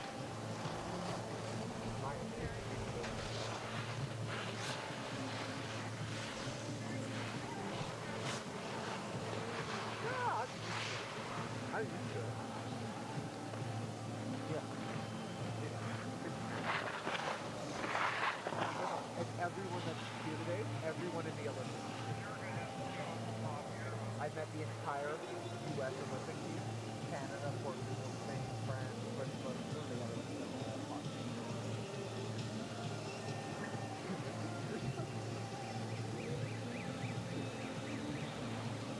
No. They're going to let me go get that. Actually, some of them are called, but some of them have to get it out.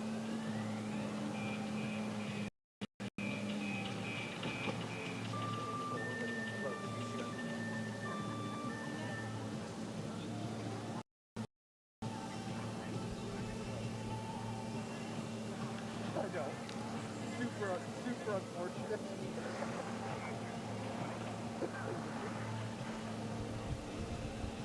Oh yeah, you get a barrier.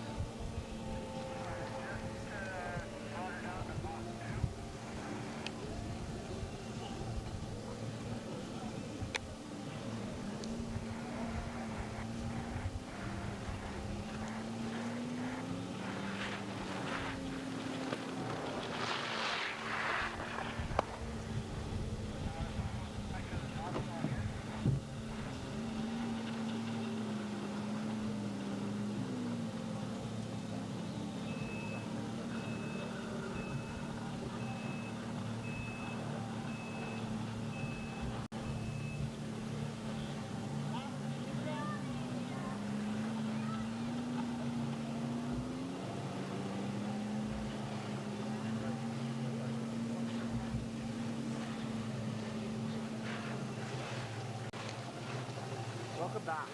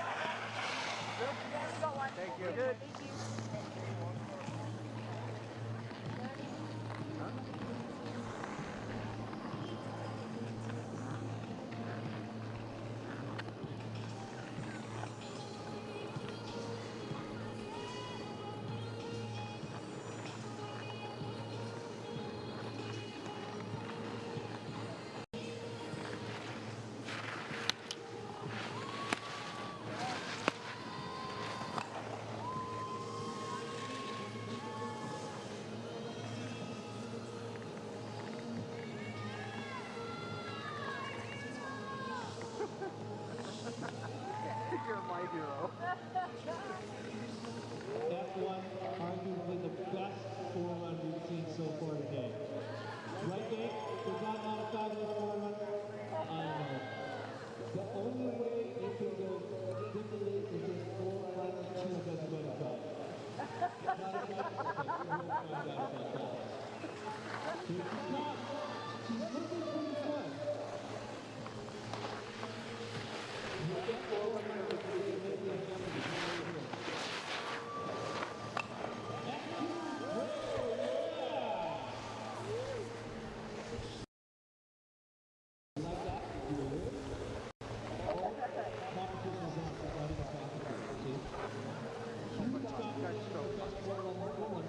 The first athlete is waiting for the second one, and then the second one just like went right through the gate.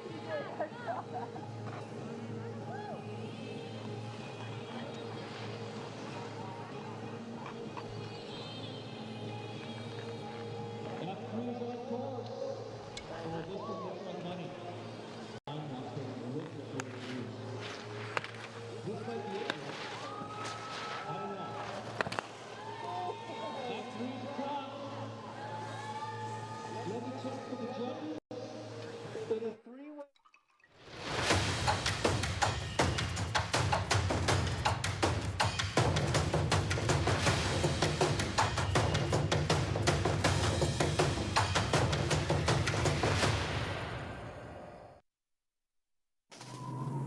I work as a ski patroller at Sun Valley in a role where it's easy to have doubts.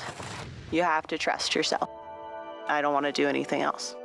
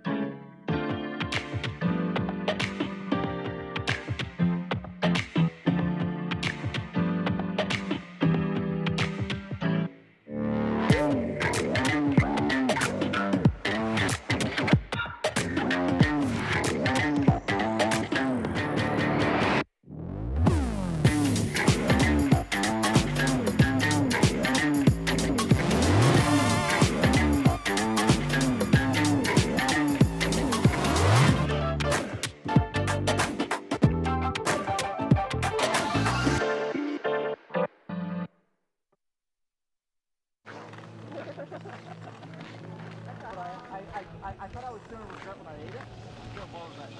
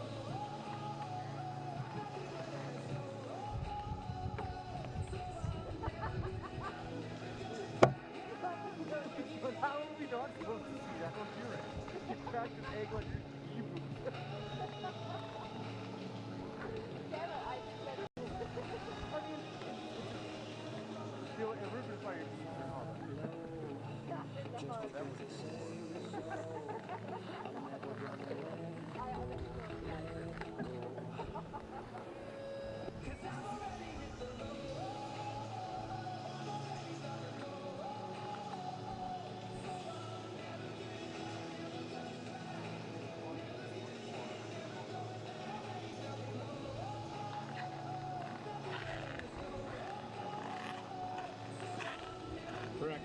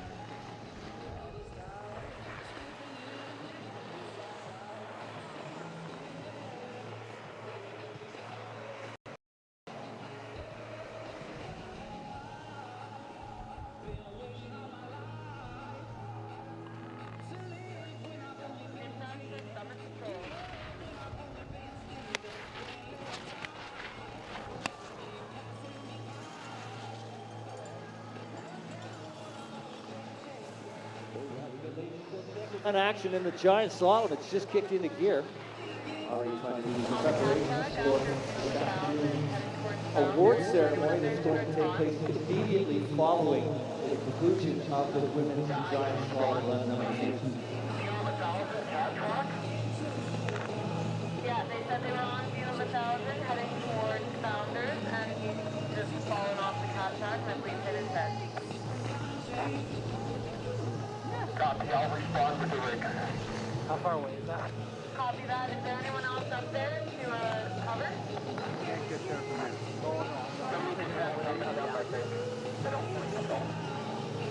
Copy that. We're on our way up if you need any backup.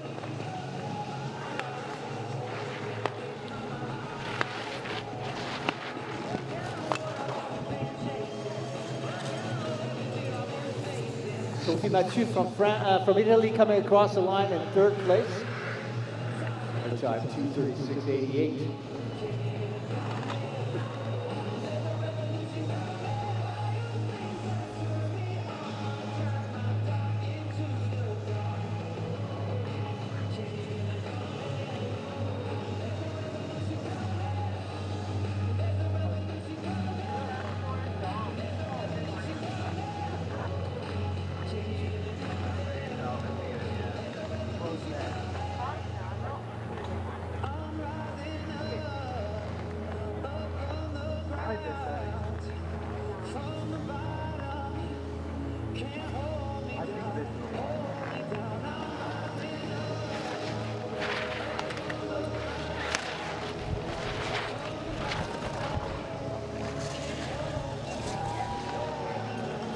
Wow, Francis Chiaraponio, our new leader, 6/10 of a second ahead.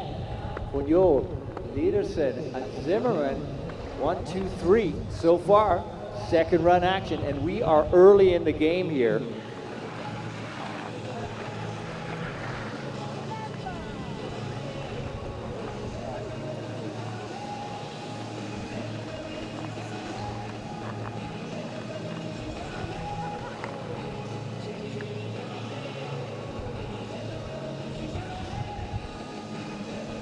Germany's Ronja Wiesler is our next skier, wearing bib number 29. She starts 5th on the start list today. You're looking at 67 girls that qualified for run number 2 here. Wrapping it up, the final event of the Junior World Alpine Championships here at Panorama, as Wiesler slides into 3rd spot with the total time of 2:35.77.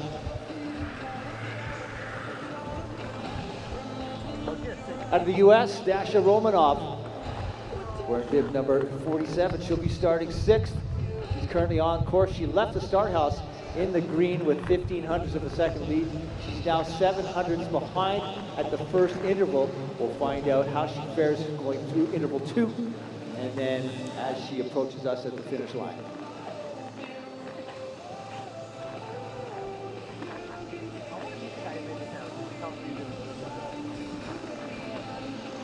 I can't imagine conditions being much better for ski racing than they are right now at Panorama Resort. We've got crystal clear blue sky, fresh temperatures, not overly cold. They were cold this morning, but now it is absolutely stunning, and the racetrack is lightning fast. As Dasha Romanov moves into 3rd spot.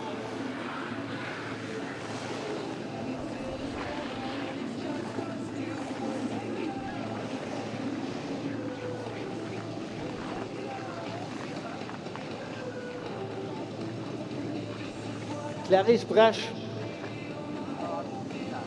skier number 7 from France.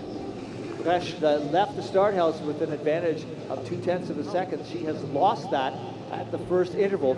We'll find out whether she can make up time. No, second interval shows us that she has dropped to 0.8 of a second behind. The lead time currently held by her countrywoman, Ponyo, with a 2:34.72. So she is looking pretty solid in here if you look.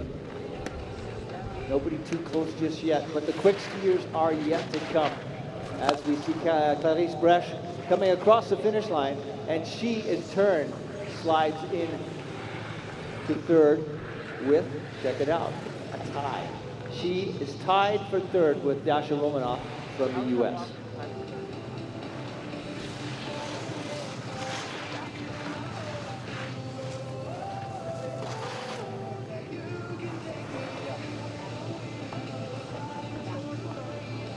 Our next skier from the U.S. will be Lauren Masuga. Lauren skiing 8th out of the start gate.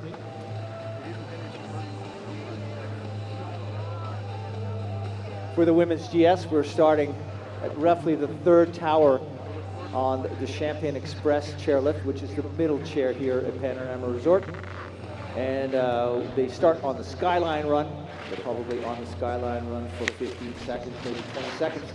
And then they roll on to Old Timer, where Lauren Masuga finds herself at the finish of sitting currently in 6th spot.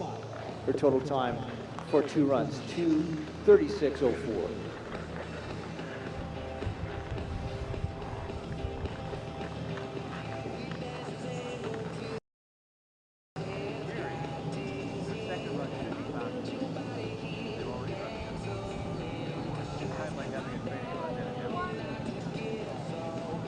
Kiki Alexander, Team Canada, starting 9th. He is on course.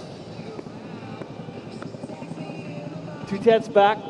Got a chance to do some work here in the bottom section. She should be able to rock this thing. She's got to get in tight. Fire it up. Let's see what she's got. Down near the bottom. Here she comes over that last little roll. Final pitch. Canada's Kiara Alexander in her tuck on the line, and she slides into 5th spot. Yeah, Kiki. All right. We're going to see some classic race action here over the next little while. Pauline Fischer will be skier number 10. So she had 0.4 of a second advantage when she left the start house. She's lost most of that.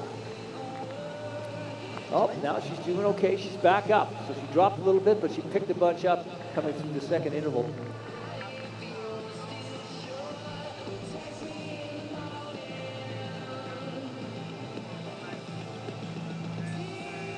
See her now coming to view. Rolling down these last final gates and crossing the finish line. Pauline Fischer from Germany in 6th position, 2:35.58.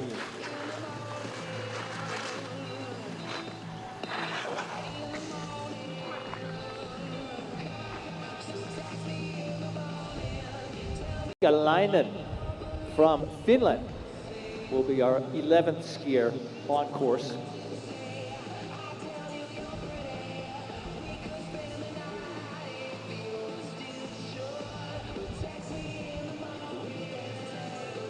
Leinen really greened things up. She's a 1.5 seconds ahead through the second interval. Lightened things up on the lower section of the course here at Panorama. Beautiful arc turns. Track is in impeccable shape early in the game. I don't see it going anywhere either. The race crew's done a phenomenal job. Oh look, a new leader from Finland. Erika Piikalainen, total time 2 minutes 32.72 seconds.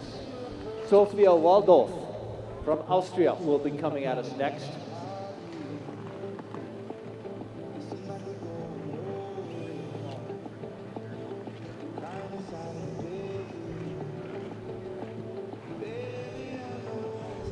Waldolf was dead even with Piikalainen at the start. She has dropped 0.3 of a second coming through the second interval. See if she can get back to work here. Still a bunch of room to do some stuff in that top 3, as you see. There's some big time gaps. As Austria's Waldolf comes across the line and easily moves into second place, 0.35 of a second behind our leader, Piikalainen from Finland.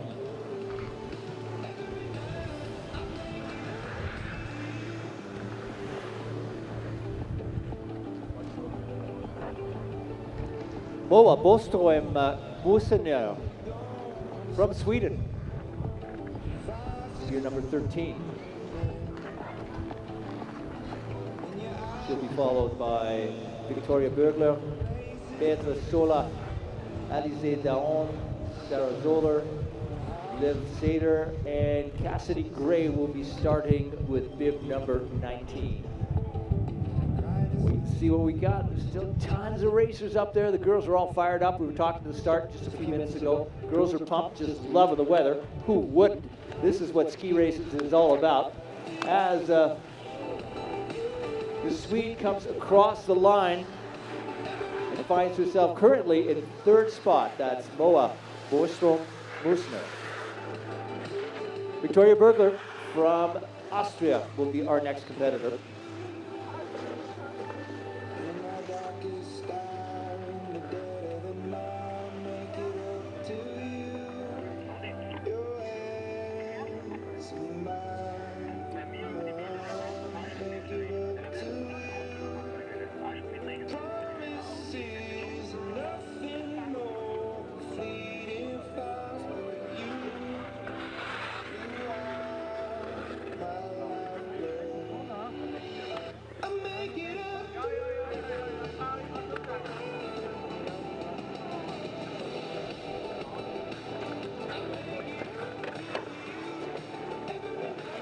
Victoria Bergler, Austria.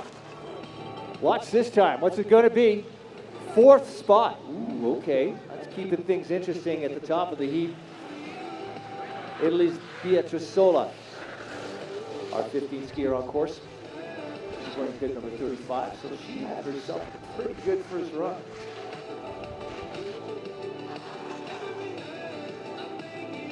Sola had a very, very slight lead at the first interval.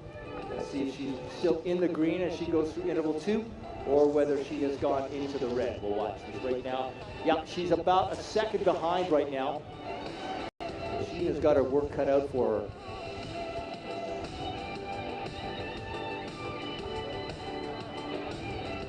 Here she comes, working down the lower section of the course. Everything looks fine. Watch that finish time. Winner's time is 2:32.72, 2:34.23. Puts Sola into fourth spot.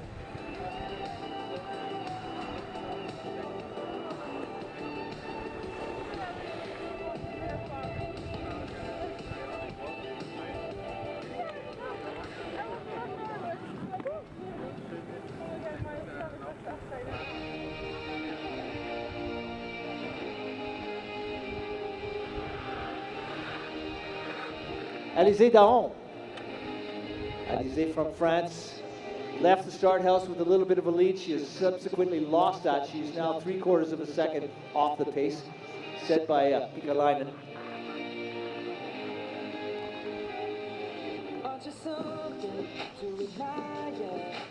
All right, here she comes. She's on her way. Whoa, big move. Moving off that right footer into the red panel, but she stuck the landing. Looks really good down low. Got under tuck, punches across the finish line, and settles into fourth place currently.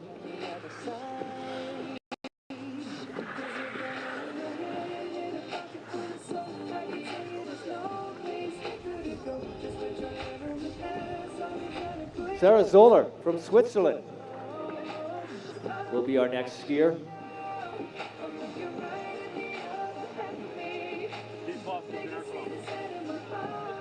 So 14/100ths of a second lead in the start house. That's gone down to 200ths. Now she is in the red. 65/100ths of a second. Track might be slowing down a little bit in that midsection. Find out.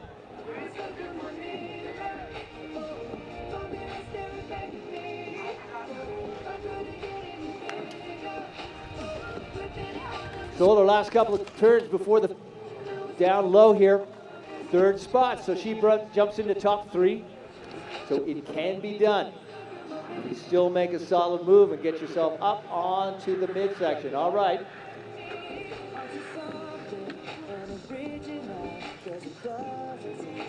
Liv Seder from France.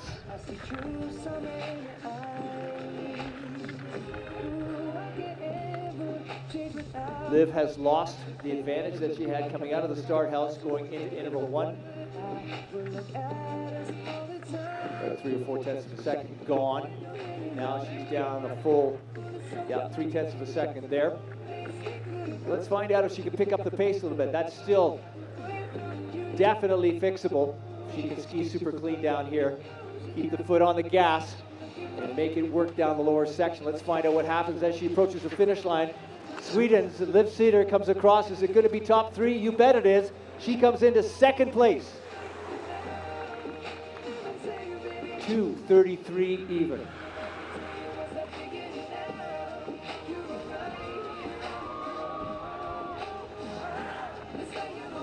Yeah, you want to make some noise, Canada. Look who's in the start gate.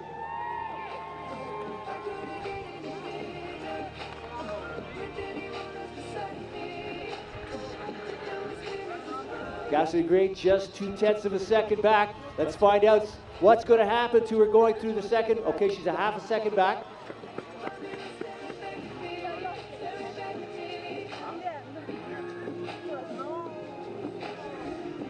Oh, and Cassidy slipped out. She was gunning for it. She had the hammer dropped, and she will not complete her second run. Oh, that's too bad for Cassidy.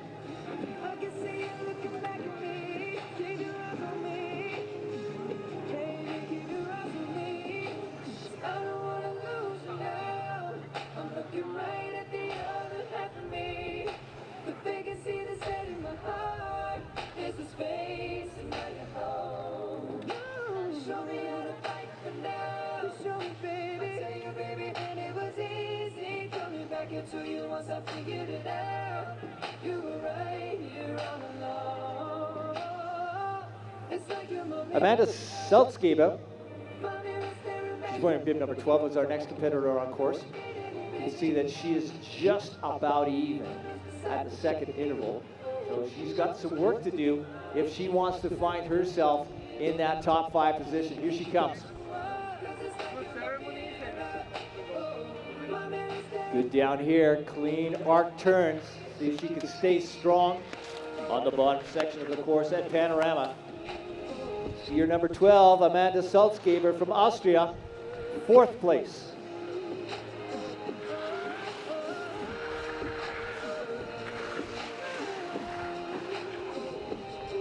Representing the United States, Ali Resnick. So Ali had a good gap at the start house of 0.3 of a second. That's down to 6/100ths right now. So can she stay green lit going into the second interval? Let's find out. There it is. Her run time 2:07. Now she's up to 0.7 back, but that's still very, very workable. That would put her into 5th position right now if she can maintain that.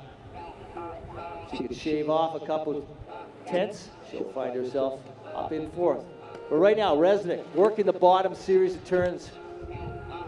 Watch these shadows starts to stretch back in on the skier's left-hand side as Resnick falls to 7th spot with a total time of 2:33.99.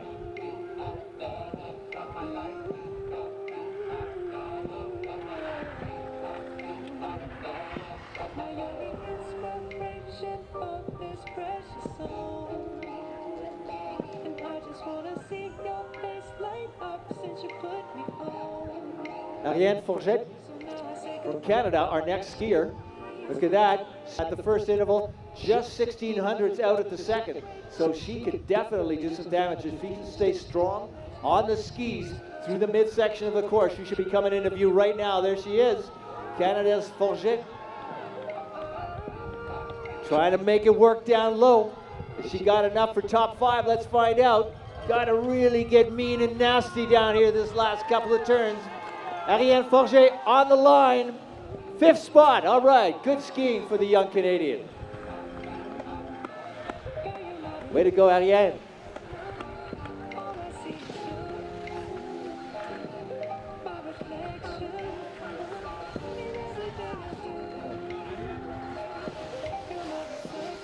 Victoria Olivier, our next skier.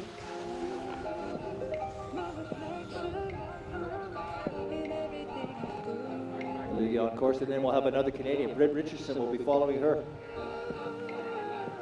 So Olivia still sitting green lit at the second interval, but just by 100.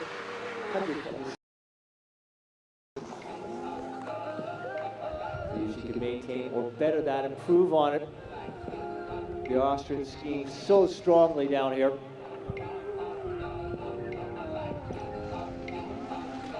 Making it look beautiful, which is the way giant slalom skiing is supposed to look. And she's across the finish line. and finds herself sliding into 5th spot, pushing Canada's Forget down to 6th, which just allows us the opportunity to drop another Canadian into the start chute. So Britt had good lead, 9/10 of a second in the start house. She's down to 6,500s, but that's still lots of stuff to work with. If she can stay strong in between intervals 1 and 2, she could do some damage here. Let's watch. 2:05, 2:07.10.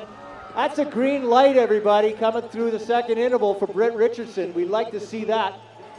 Can she stay on the gas pedal through here? Coming into view, Canada.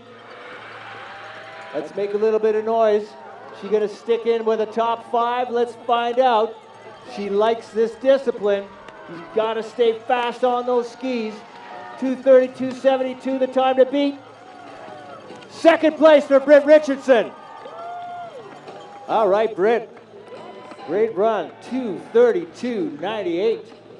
2600s off the top step of the podium. All right. I like the look of that. Pikkalainen from Finland in first. Richardson from Canada in second. Sader from Sweden in third. Waldorf from Austria in fourth, and Salzgeber from Austria in fifth. Sarah Bennett, another Canadian.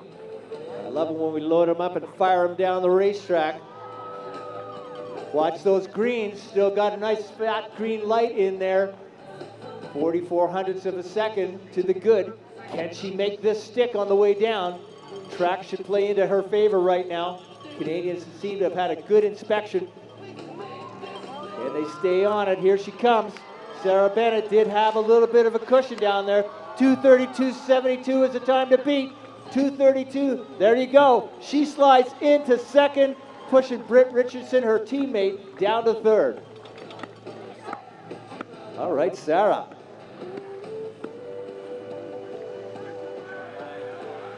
Good to see the girls getting in the mix. That's awesome. All right, Lisa Nyberg, our Swedish competitor. So big, big lead here at the first with a 1:09, a 1.09 seconds advantage. How does this look? Yeah, she's down. She's lost half of that, 4800ths. So she scrubbed a little bit of time in between the first and the second interval. We gotta wait and find out what we've got. As Nyberg from Sweden heads down the last couple of turns, does she have enough of a cushion to jump onto the top 3 places? Let's see, where's she going to be? New leader, Sweden's Lisa Nyberg with a 2:32.24. Moves Pikkalainen to second, Bennett to third, Richardson to fourth. Skiing, Italy's Belfront is our next competitor. Annette Belfront had a very slim lead coming out of the start house, 200ths of a second, almost dead even.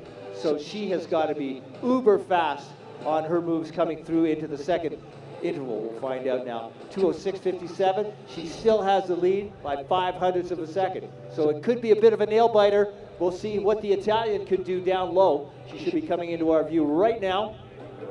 Over that roll, out of the shade, and into this brilliant East Kootenay sunshine. Watch the turns down here by Belfront.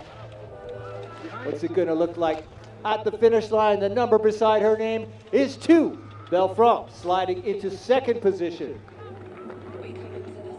Moving Pikkalainen to 3. Sarah Bennett 4. Britt Richardson into 5th.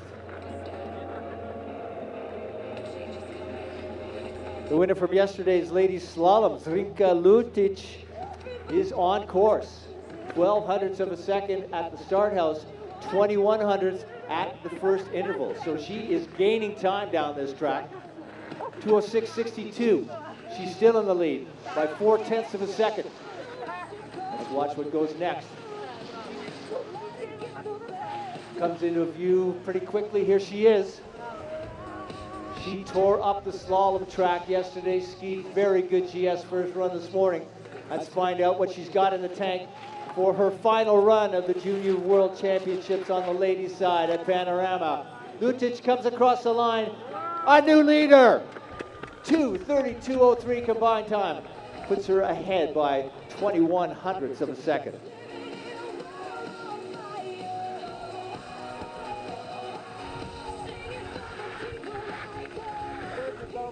The last two are the fast two. Noah Zolos, wearing bib number 26, will be going in 29th position.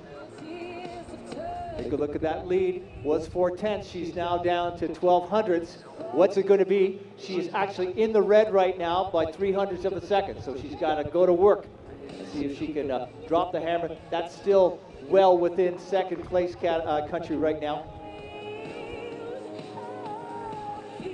As she works her way down the lower section, let's find out what the girl can do here. Israel skiing on the line. 5th spot. Dropped a couple of hundreds and finds herself in 5th with a total time of 2:32.75. Okay, this gal had the fastest time from this morning's run. Emma Acher from Germany. So she left the start house with over a second advantage. She's now down to 9,200, so basically still sitting in the same ballpark of a second ahead.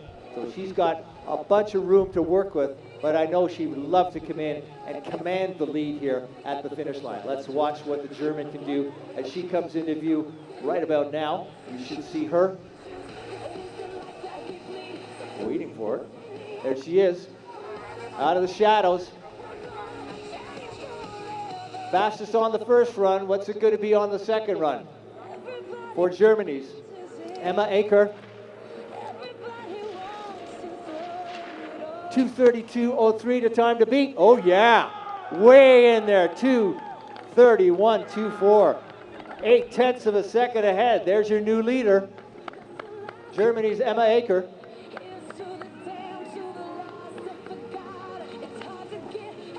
All right. Way to go, Emma. Emma, are you okay? Congratulations, great ski. All right, now don't go anywhere, everybody. Here's another gal that can really rock and roll. Magdalena Egger, who was on the podium for every competition except for yesterday. So she's back kind of in her wheelhouse. Let's see what she's going to bring to the party. 0.4 of an advantage at the start house. She's up to a quarter of a second. And let's find out. She's in here. What's she going to do? Starting in bib 31, just out of the top 30. But wow, what do we got here? New leader!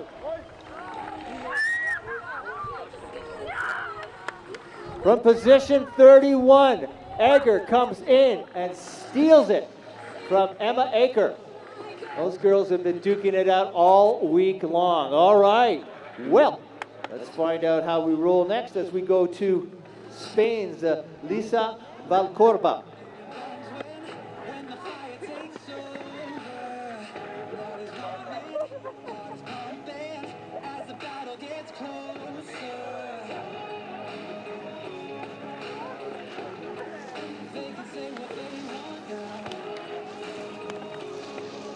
Valcorba comes across the finish line, 28th position for her.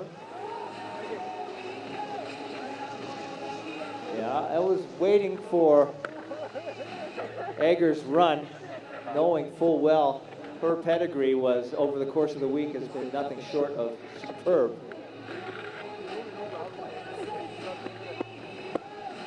So there you go, Egger in first, Acher in second, Lutic in third, Nyberg in fourth, and Belfront in fifth. Vicky Bernardi from Italy is the skier you see on approach to the finish line right now. Wait to see what her number is going to be when she gets down to the finish line. 30th spot for the Italian, 2:36.61.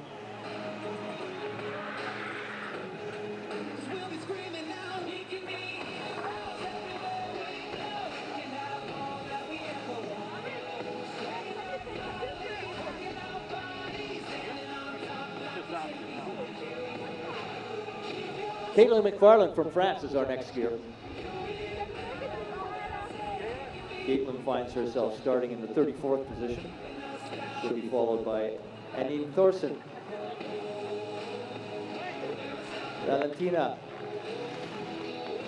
Feurstein, and then Kiara Dirks.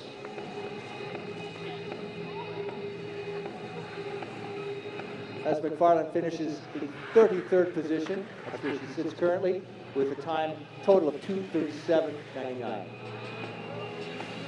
Anine Thorsen from Norway is our next competitor.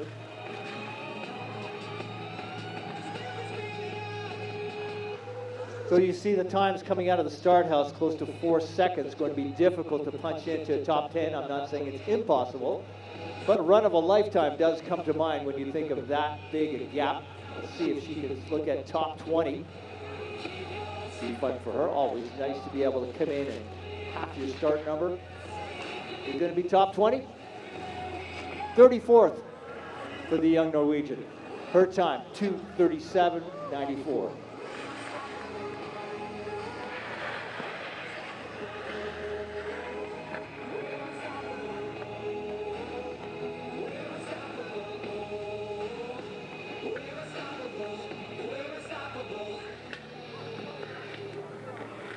Feurstein from Austria, number 33.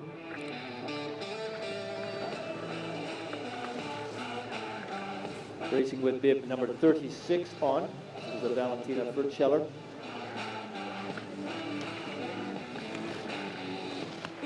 Feurstein on her way to the finish line. Slides into 35th position. 2:38.48 for 2 runs over.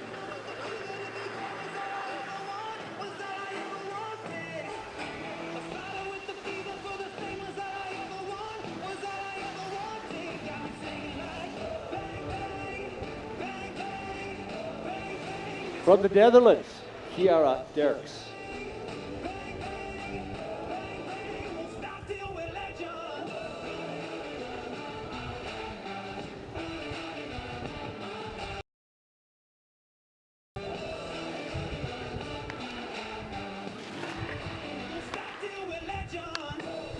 All right, getting it into gear. Rob Taylor just getting down to the bottom, along with Kiara Dirks, finds herself in 34th position. I'm just going to pull the music down and we'll quiet ourselves. We've got some interviews to do with our top 3 today's action.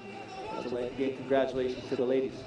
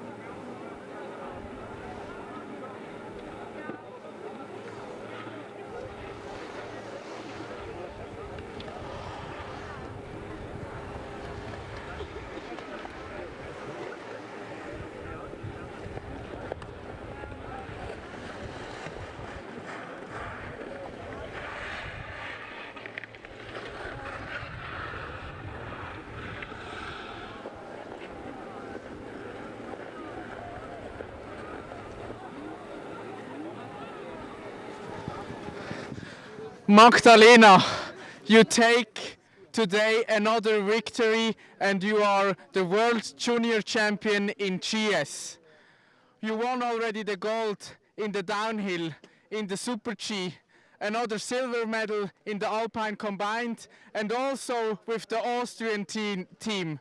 Do you have anything left to say, taking the 3rd victory today here in Panorama 2022? No, absolutely not. It's just so beautiful, and yeah, I don't know what to say. Well, We will have the medal ceremony very, very soon. Enjoy the moment, enjoy the victory, and see you later on stage. Congrats to 5 medals at the World Junior Championships in Panorama, Magdalena. Thank you so much.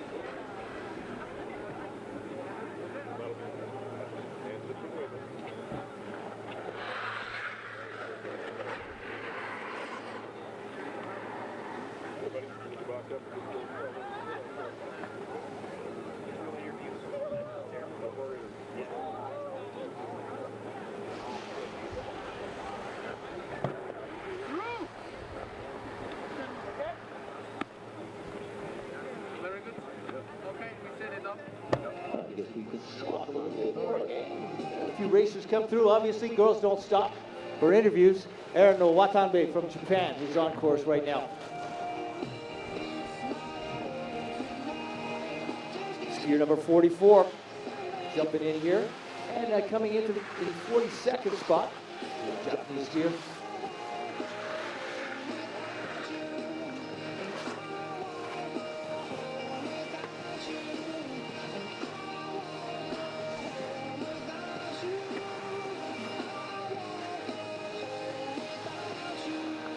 Okay.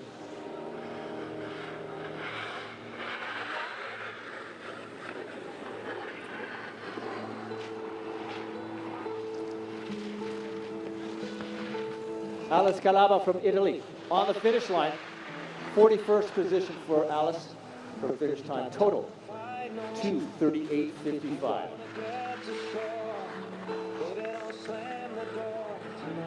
Daisy Daniels from the UK is our next skier. Out of the start at 46. Wearing bib 54. We keep the same bibs from the morning run. There's your leaderboard. We will be recognizing top 6 in ladies and the men's race today, as well as our top 3 U18. And young Miss Lutic should be on the top step on that one. For the girls, as Daisy Daniels from the UK comes across, finding herself in 42nd position with a 2-run total of 2:40.28.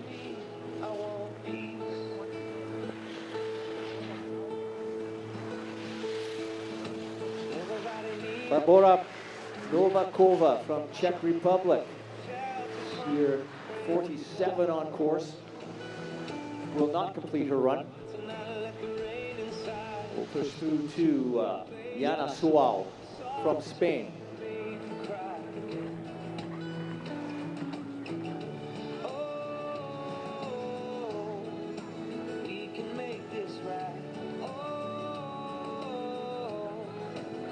me good night. I just wanna make you laugh. I just wanna see that smile. Babe, we're only here for a little while. I just wanna hold you till we fall asleep. I wanna love Waiting to see the young Spanish racer working through. Here she comes into view.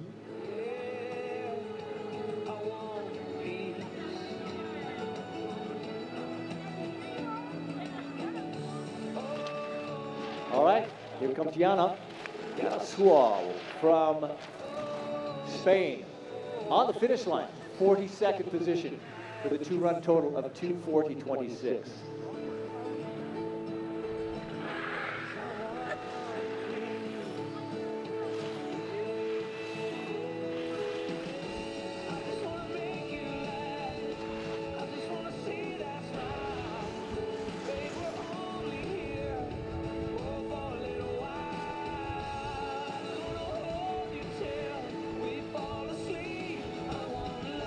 All right, looking up the mountain, Justine Lamontagne from Canada on course. Let's watch what the Juice can do. Can she bring the heat to the bottom section of the course? Pretty good first run. She can do down here. Justine Lamontagne across in 44th spot, 2:40.39 her 2-run total.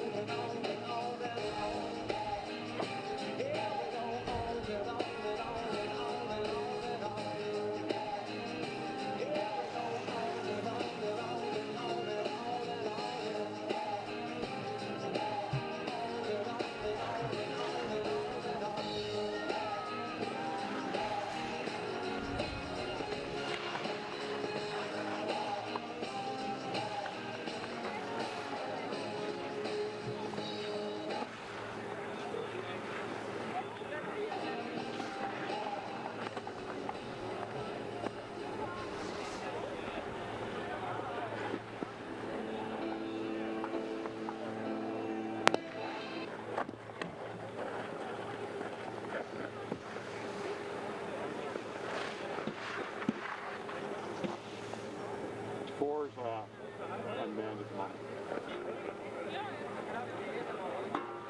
Will do.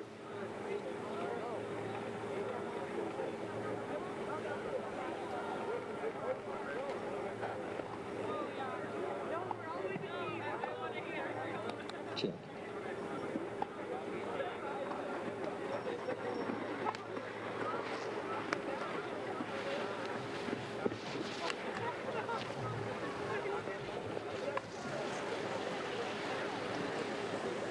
Michaela Smythe from New Zealand just coming across the finish line in the 49th spot for two-run total, 2:46.57.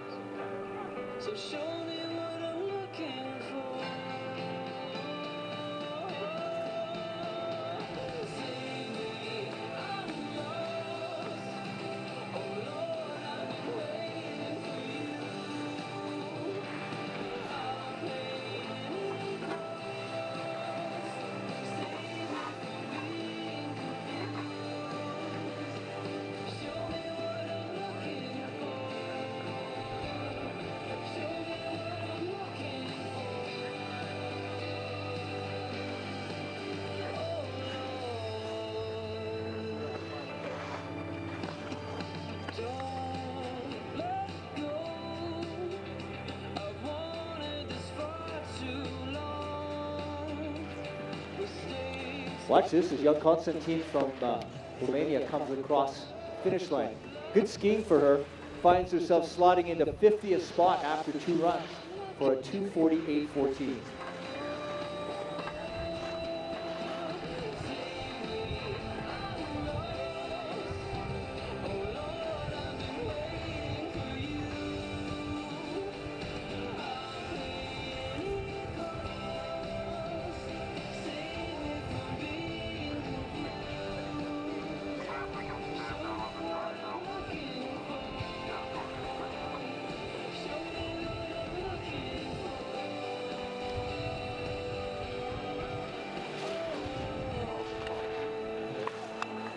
Van Poelveld is across the line in 51st spot. 2-run total for her is 2:48.44.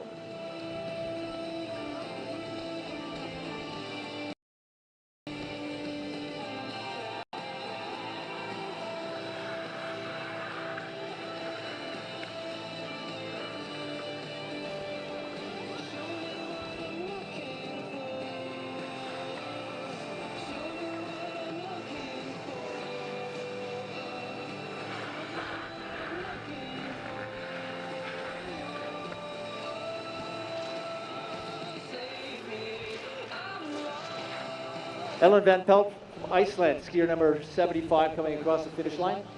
And Van Pelt slots into 52nd spot.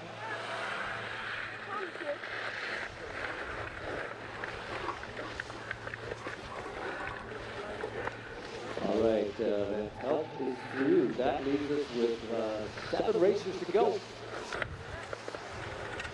As Sofia Bogni-Barry comes at us out of Argentina. She is currently on track.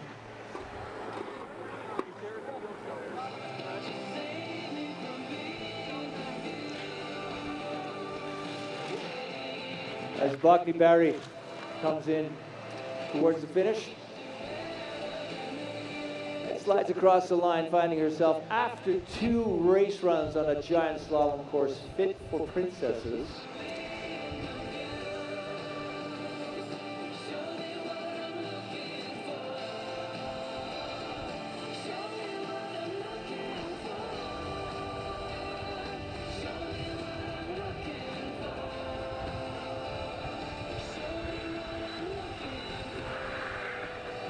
Silvolu from Greece. Mary Eleni Silvolu, which is a beautiful last name.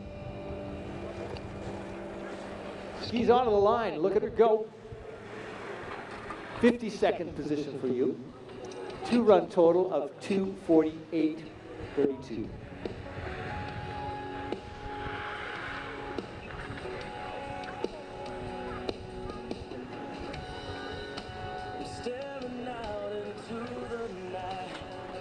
Frida Kristin Jonsdottir from Iceland.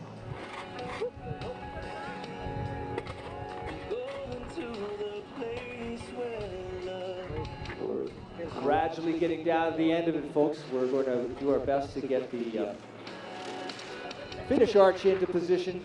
It's ready to be bumped over the finish barricade. As Jonsdottir comes across the line in 55th position.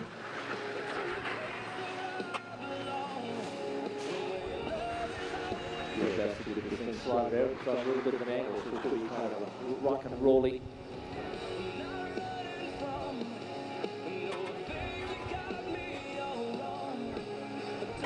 Ariana Haben Ribeiro from Portugal. There we go. Big fan club here, flags out. I don't hear any bells ringing though. You were ringing bells before. What happened to your bells? Oh no. There, thank you very much. That's better. Here she comes towards the finish line. Ariana Haben Ribeiro from Portugal. Watch this, on the line. 56th position for the young skier. 2-run total of 2 minutes, 55.28 seconds.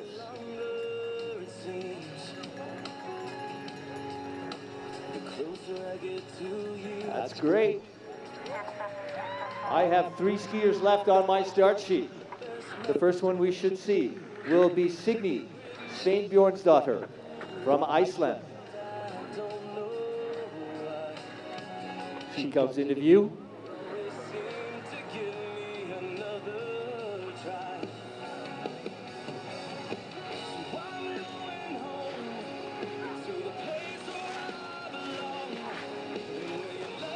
Sveinbjornsdottir across the line in 57th place after 2 runs of giant slalom racing for total time 2:57.34. 2 skiers left. The ladies from Lebanon. Sarah Zaiden will be the first skier that we see.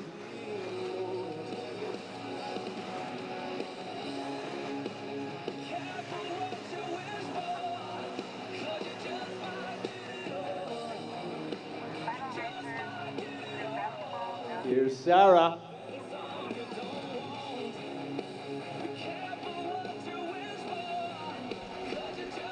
Hanging it out there. Let's see if she can get this thing done across the finish line at Panorama for her final run of these Junior World Championships. 58th place for Sarah Zaiden.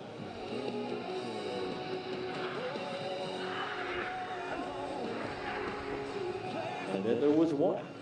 Our final skier of today's women's giant slalom competition, our final skier of this year's 41st Junior World Championships competition at Panorama Resort.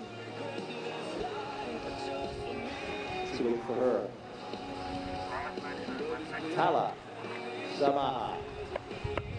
There she is.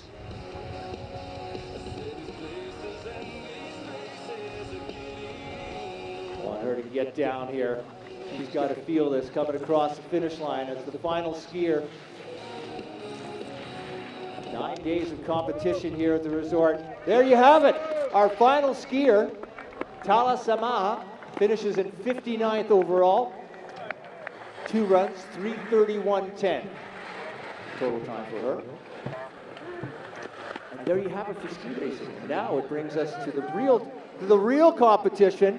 We've got to get things thrown over that fence and get ready for the presentations that are going to be coming your way in just a few minutes from now. I want to thank everybody for hanging out and visiting with us.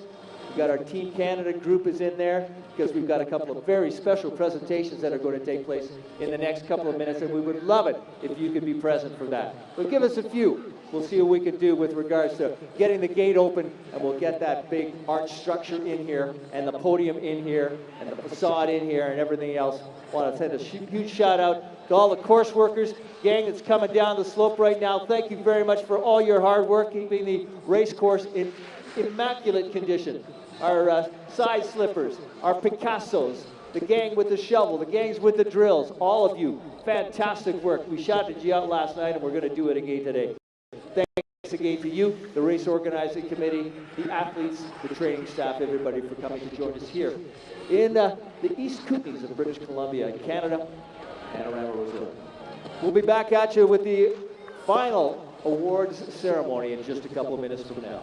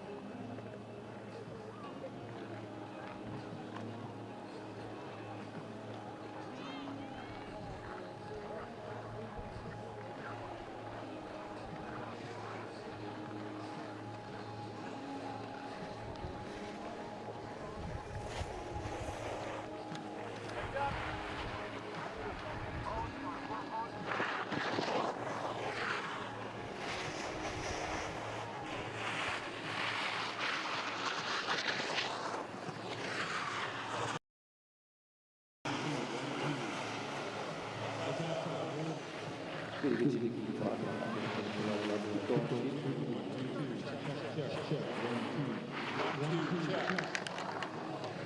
two. What a beautiful day at Panorama Mountain Resort. So Steve, we're just going to be a couple of minutes before we get things rolling, but thanks for doing that microphone check for us, gang. Ladies and gentlemen, once again, thanks for joining us down to the finish line. We'll have the final awards ceremony for you happening right here. Lukas is pretty ready to go. All we need 3 placements from the U18. You have both the men's and the ladies there. Stay there.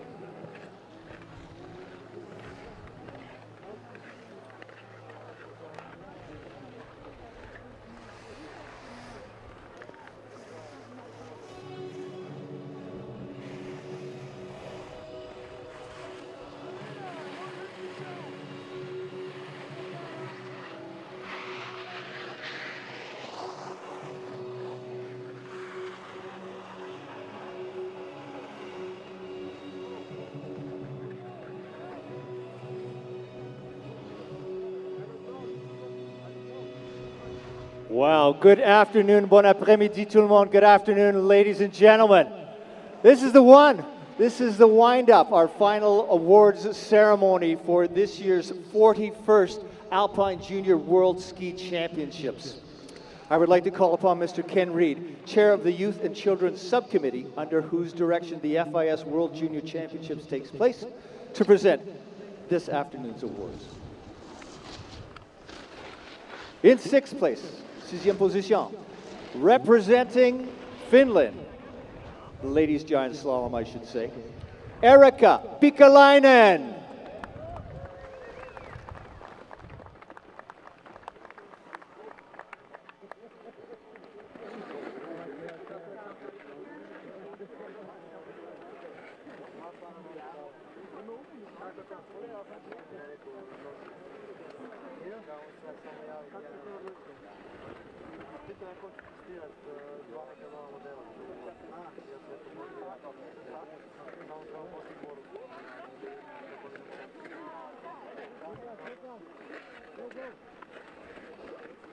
In fifth place, en cinquième position, representing Italy, Annette Belfrand.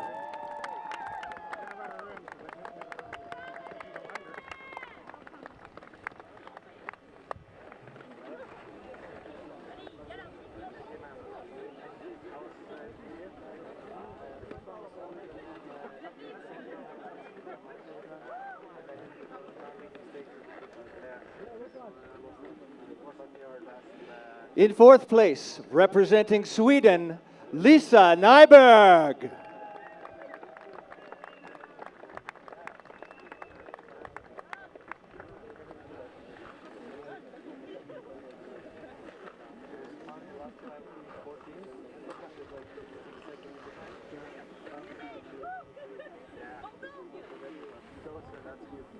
In third position, representing Croatia, Zrinka Lutic.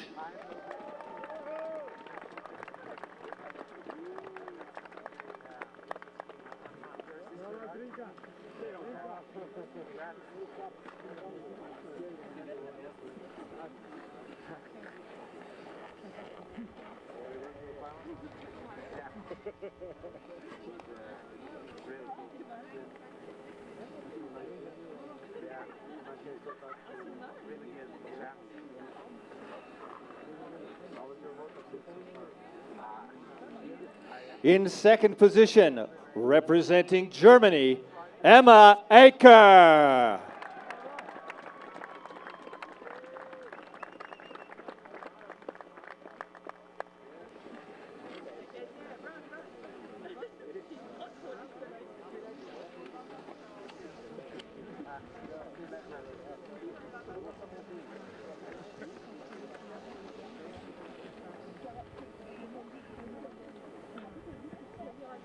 And ladies and gentlemen, the winner of today's giant slalom, in first place, representing Austria, Magdalena Egger. Oh!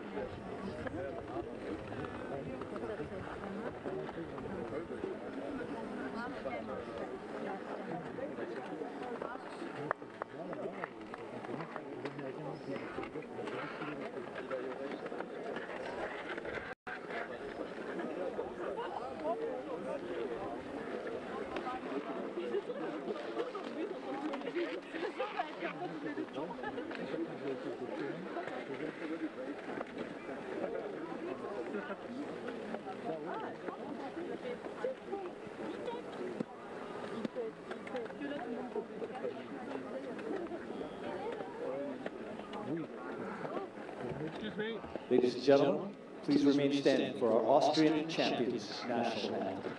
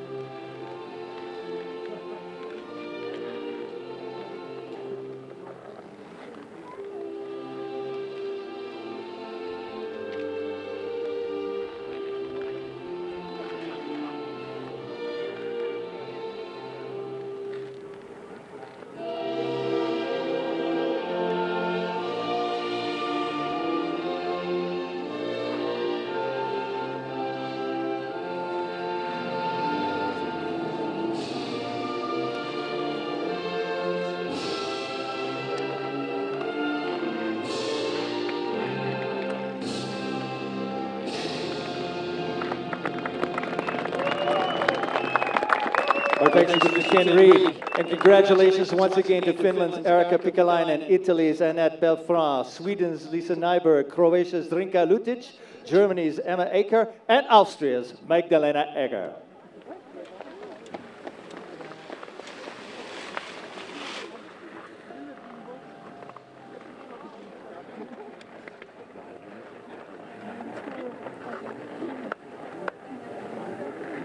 Eagles all get off to the side without crashing. There you go, a couple more turns. Skis are highly unnecessary with a talent like that. All right, in just a second, I'd like to call upon the president and CEO of Panorama Resort to present the Under 18 Awards.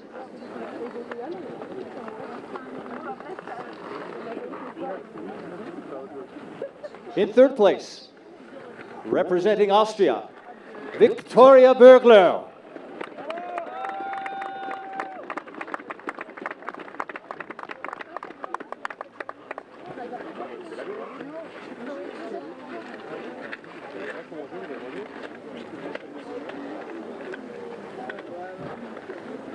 In second position, en deuxième place, representing Austria, Victoria Olivier.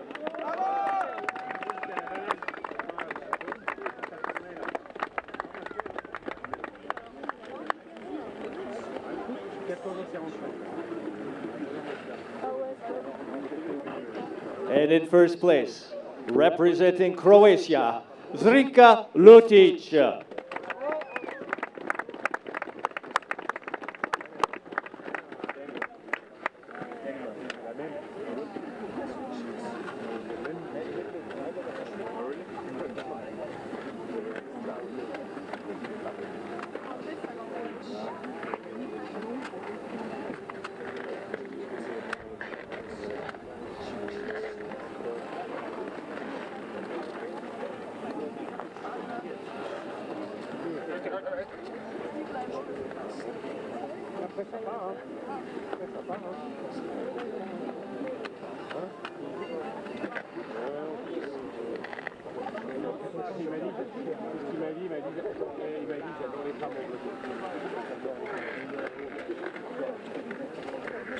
Ladies and gentlemen, please remain standing for our Croatian champions' national anthem.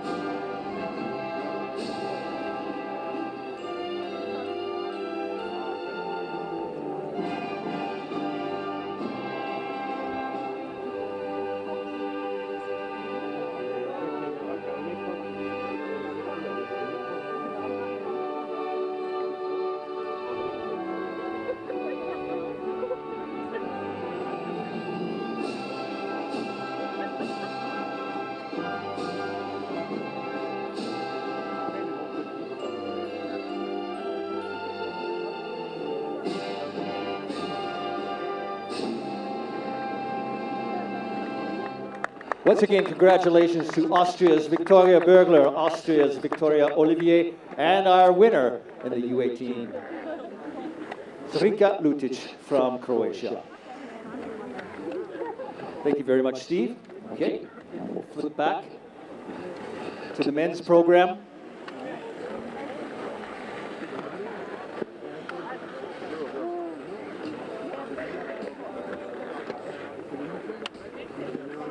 Once again, I'd like to call on Ken Reed to help with the medal presentation.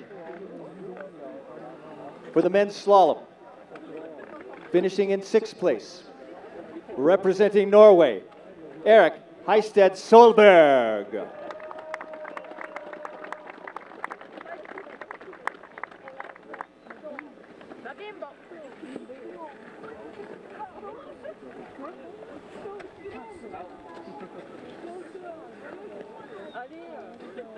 In 5th place, representing Austria, Joshua Sturm.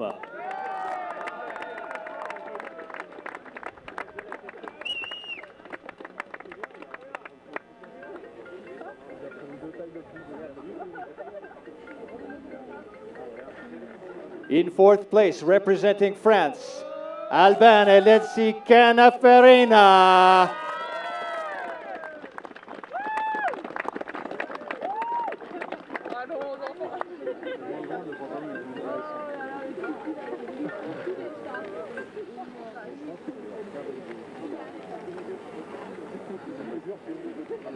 Finishing 3rd, from Germany, Linus Witte. Yep.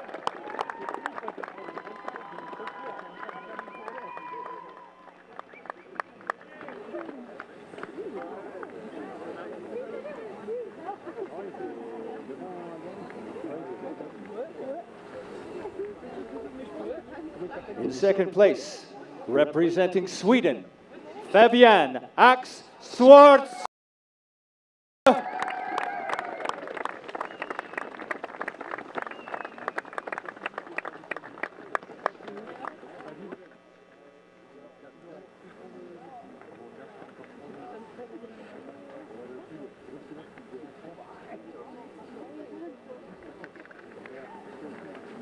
And the junior world champion in men's slalom from Norway, Aline Olsen.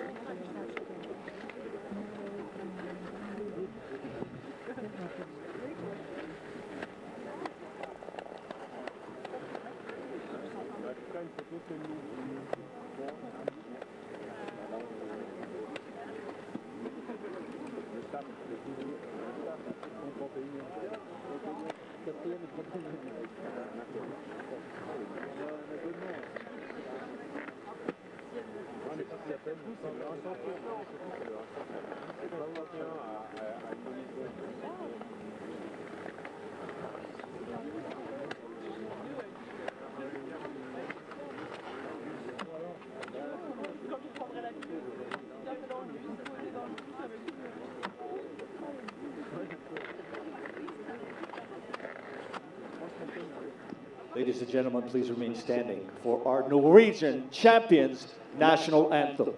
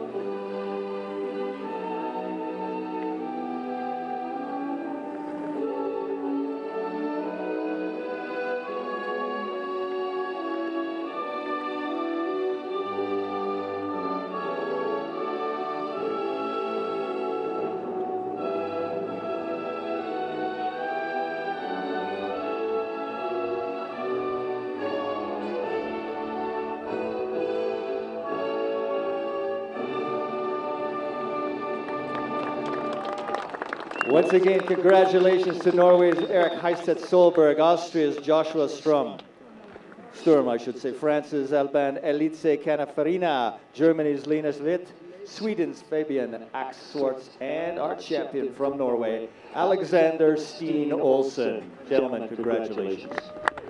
Thank you very much, Ken Reed.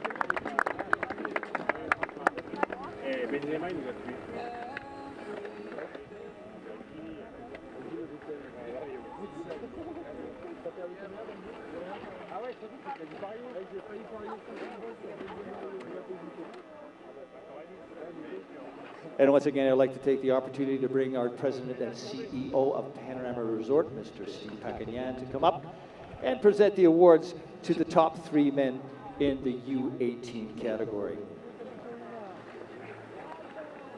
In 3rd place, representing Denmark, Oscar Priestler.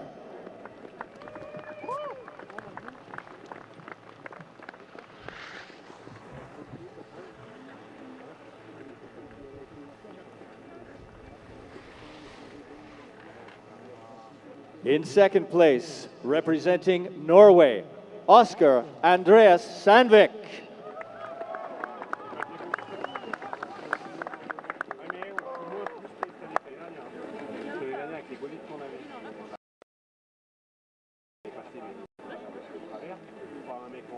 And in 1st place, representing Sweden, Fabian Ax Schwartz.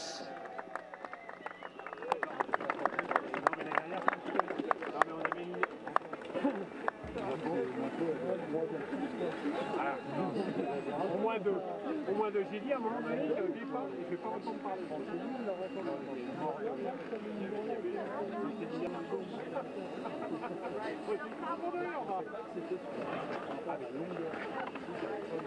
C'est bien.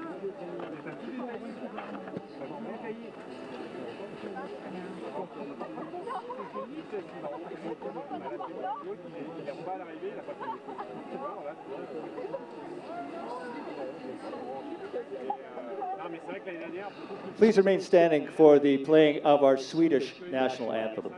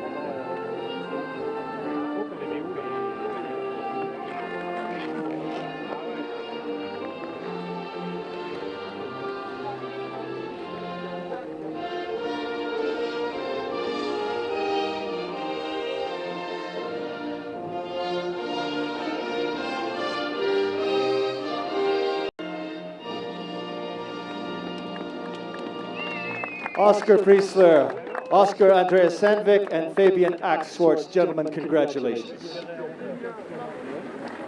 Thank you to all the athletes, coaches, and especially the Panorama Junior World Ski Championships organizing committee for today's race.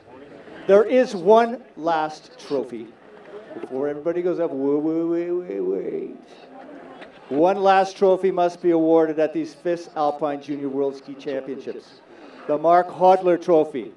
Nations were awarded points according to the competitor's position in the individual ski races and team placing in the team events. It was a tight race between 2 countries, but there can only be one winner. Maintenant, mesdames et messieurs, ladies and gentlemen, the winner of the 2022 FIS Alpine Junior World Mark Hodler Trophy, la nation champion du monde junior de Trophée Mark Hodler, équipe Austria.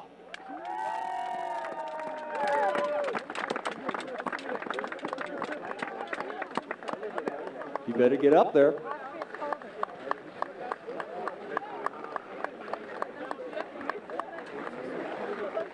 Austria has to make a thing on it. Yeah, that's Austria. Yeah.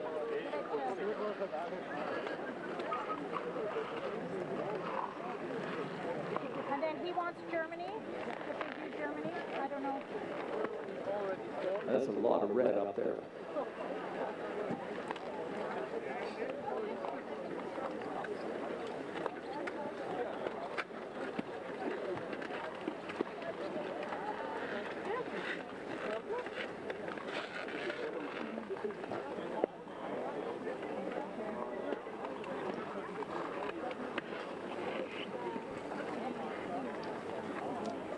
Ready to go? Are they ready to go, Lukas? Ladies and gentlemen, please stand for the playing of the Austrian national anthem.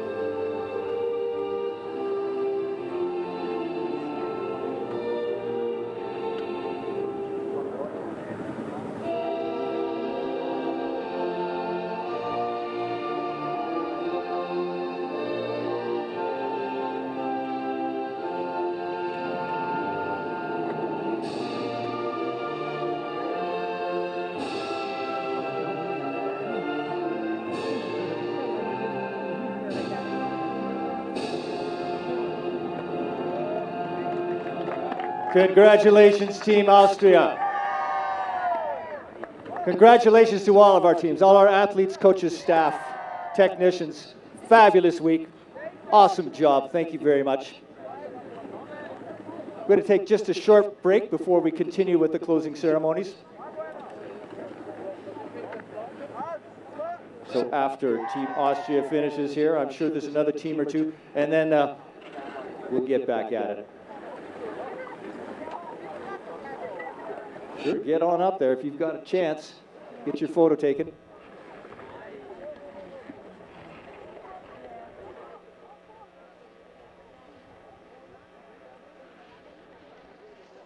I'm just doing what the program says. Would you like me to do that?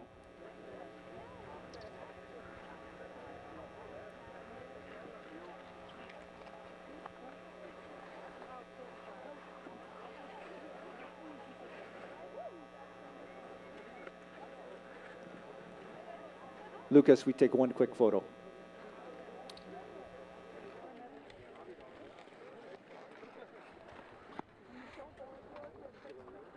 We'll take one quick photo of Germany, and then we will come back. We're ready to go with the remainder of the presentation.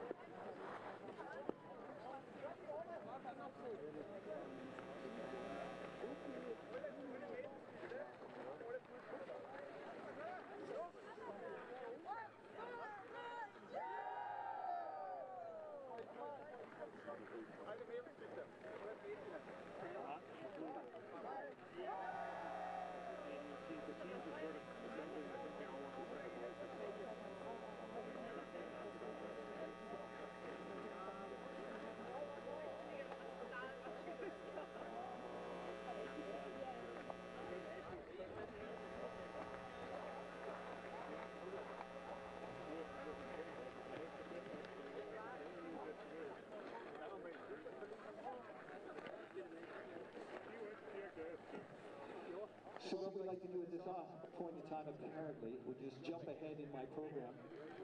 And what I'd like to do is have our Team Canada representatives take the FIS flags and present it to Austria.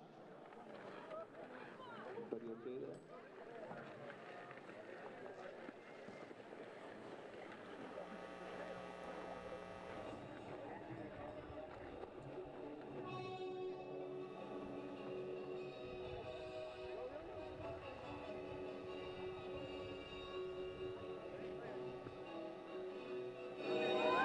There's the Austrians with the Hallberg trophy. As well, we would like to present them with the FIS flag because the next Junior World Championships are going to be held in St. Anton, Austria. So congratulations to the Austrians. Thank you very much, Team Canada, for the presentation.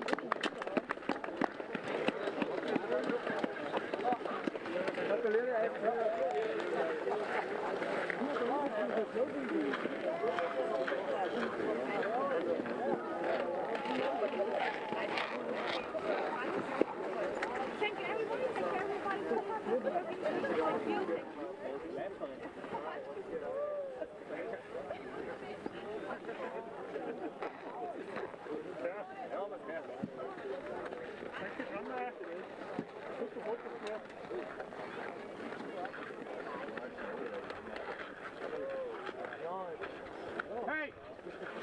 Hey! Dude! Buddy! Hey!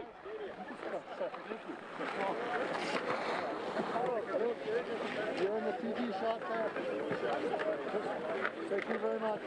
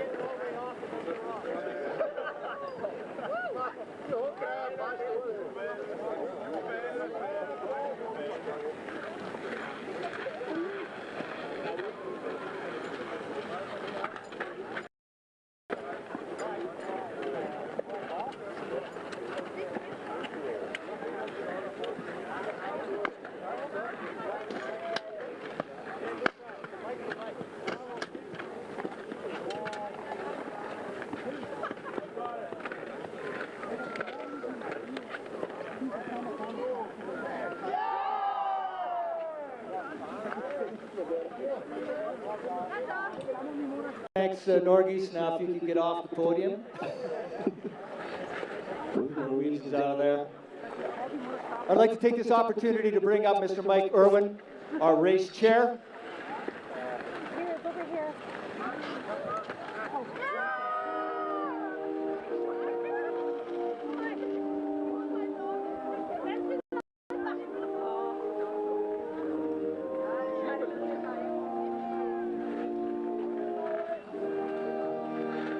Good job, Norgis.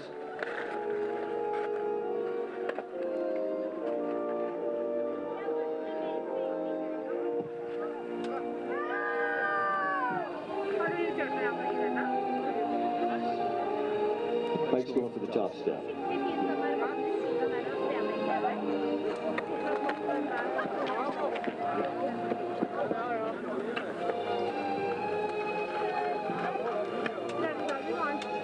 So here we are, the end of an epic journey. I'd like to thank a few people. I'd like to thank Austria. No, I'd like to thank Panorama Resort, Steve, for getting us these World Junior Championships. Fantastic. I'd also like to thank the organizing committee, executive, local. We had amazing people that put this together over the last 3-4 years, and it all came together here at Panorama. The most thanks I want to give is to all our volunteers that worked for days and days and days. So let's give them a... I'd also like to thank, or we should thank, the FIS and their representatives that came over here to show us how to really run a ski race. And we really became good friends with them, and we hope we see them again very soon. Finally, I want to thank all our global friends, athletes. Travel home safe, keep winning races, keep trying. It's the best sport in the world. Thank you. Thanks, Mike. I'd like to now introduce Mr. Ken Reed. the FIS for some closing words. Thank you, Drew. Thank you, Mike. So we know everyone wants to get on the road and get headed back to your next races, to your next competition. So this is going to be very brief. So in the nom de FIS, on behalf of the FIS, au nom de FIS, we'd like to thank everyone that has put in so much work to make this championship be such a success. So especially, first and foremost, to the organizing committee, Mike and your team, who worked so hard on making sure these races were fantastic. The slopes were great, and we had a forum for great competition. To all the volunteer crew that worked so hard with your professional staff to make sure that these were great races. To Panorama Resort, Steve and your whole team, for being such great hosts, for stepping up 4 years ago to say, yes, we want to host the best juniors in the world, and for putting on such a fantastic show. So thank you to all of your team. To the FIS staff, to the FIS TDs, for coming and providing guidance, leadership, and support in making sure that this is the standard remains very high for the World Junior Championships, and for that we are forever in your debt. Mike has mentioned the volunteers. We cannot say enough for the volunteers that have taken time, not just over the last 10 days, but for weeks setting it up, and for years in preparation of this event. So thank you to each and every one, and to the community of Invermere and here in the Purcell Mountains for their stepping up and making sure that they were great hosts and putting on a great show. You've created great memories. Team Austria and winning the Mark Hodler Cup, all the athletes that have stood on podiums, but everyone who pushed out of a start gate. You've shown that you are ready for the next step into the World Cup. There was some pretty amazing skiing that we watched. So, merci à tous. Vielen Dank an alle. Thank you to everyone. And with that, this is the closing ceremony, the sous-ceremony, the fermeture de la championnat. I would declare closed the 41st FIS Alpine Junior World Ski Championships and call on our juniors of the world to assemble the end of January of 2023 in St. Anton, Austria. Die Junioren, den besten Junioren im Alpin Ski auf das 42. internationale Weltmeisterschaft Junioren in St. Anton, Österreich nächstes Jahr, und wir hoffen, dass die Leute in St. Anton hat das gleiche Wetter und die erfolgreiche Zeit für den Rennen. So we wish all of you safe travels and Shihad. Thank you very much, Ken. Mike, Steve Packanian, thank you so much. All of the athletes, coaching staff, volunteers, Solberg said before, thank you. Danke, merci beaucoup. Bon voyage. Travel safe for everybody back to your home countries for your spring series events. Have some fun. Hope you get to enjoy some free skiing for a couple of days.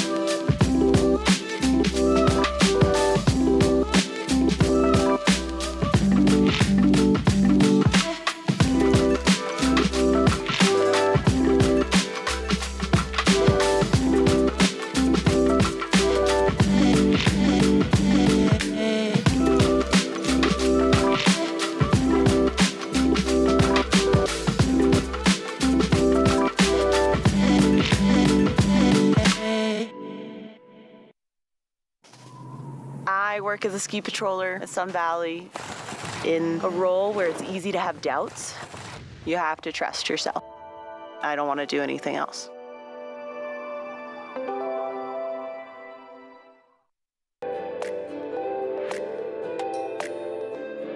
This March, Panorama Mountain Resort and its army of dedicated volunteers will be hosting the best young racers in the world.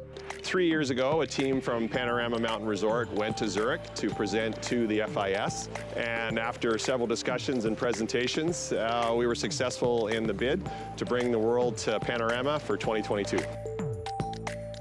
You know that Panorama is going to be ready when it welcomes this year's crop of young hotshots. We can't wait to host the world here at Panorama. We'll be race ready, and we hope they are too.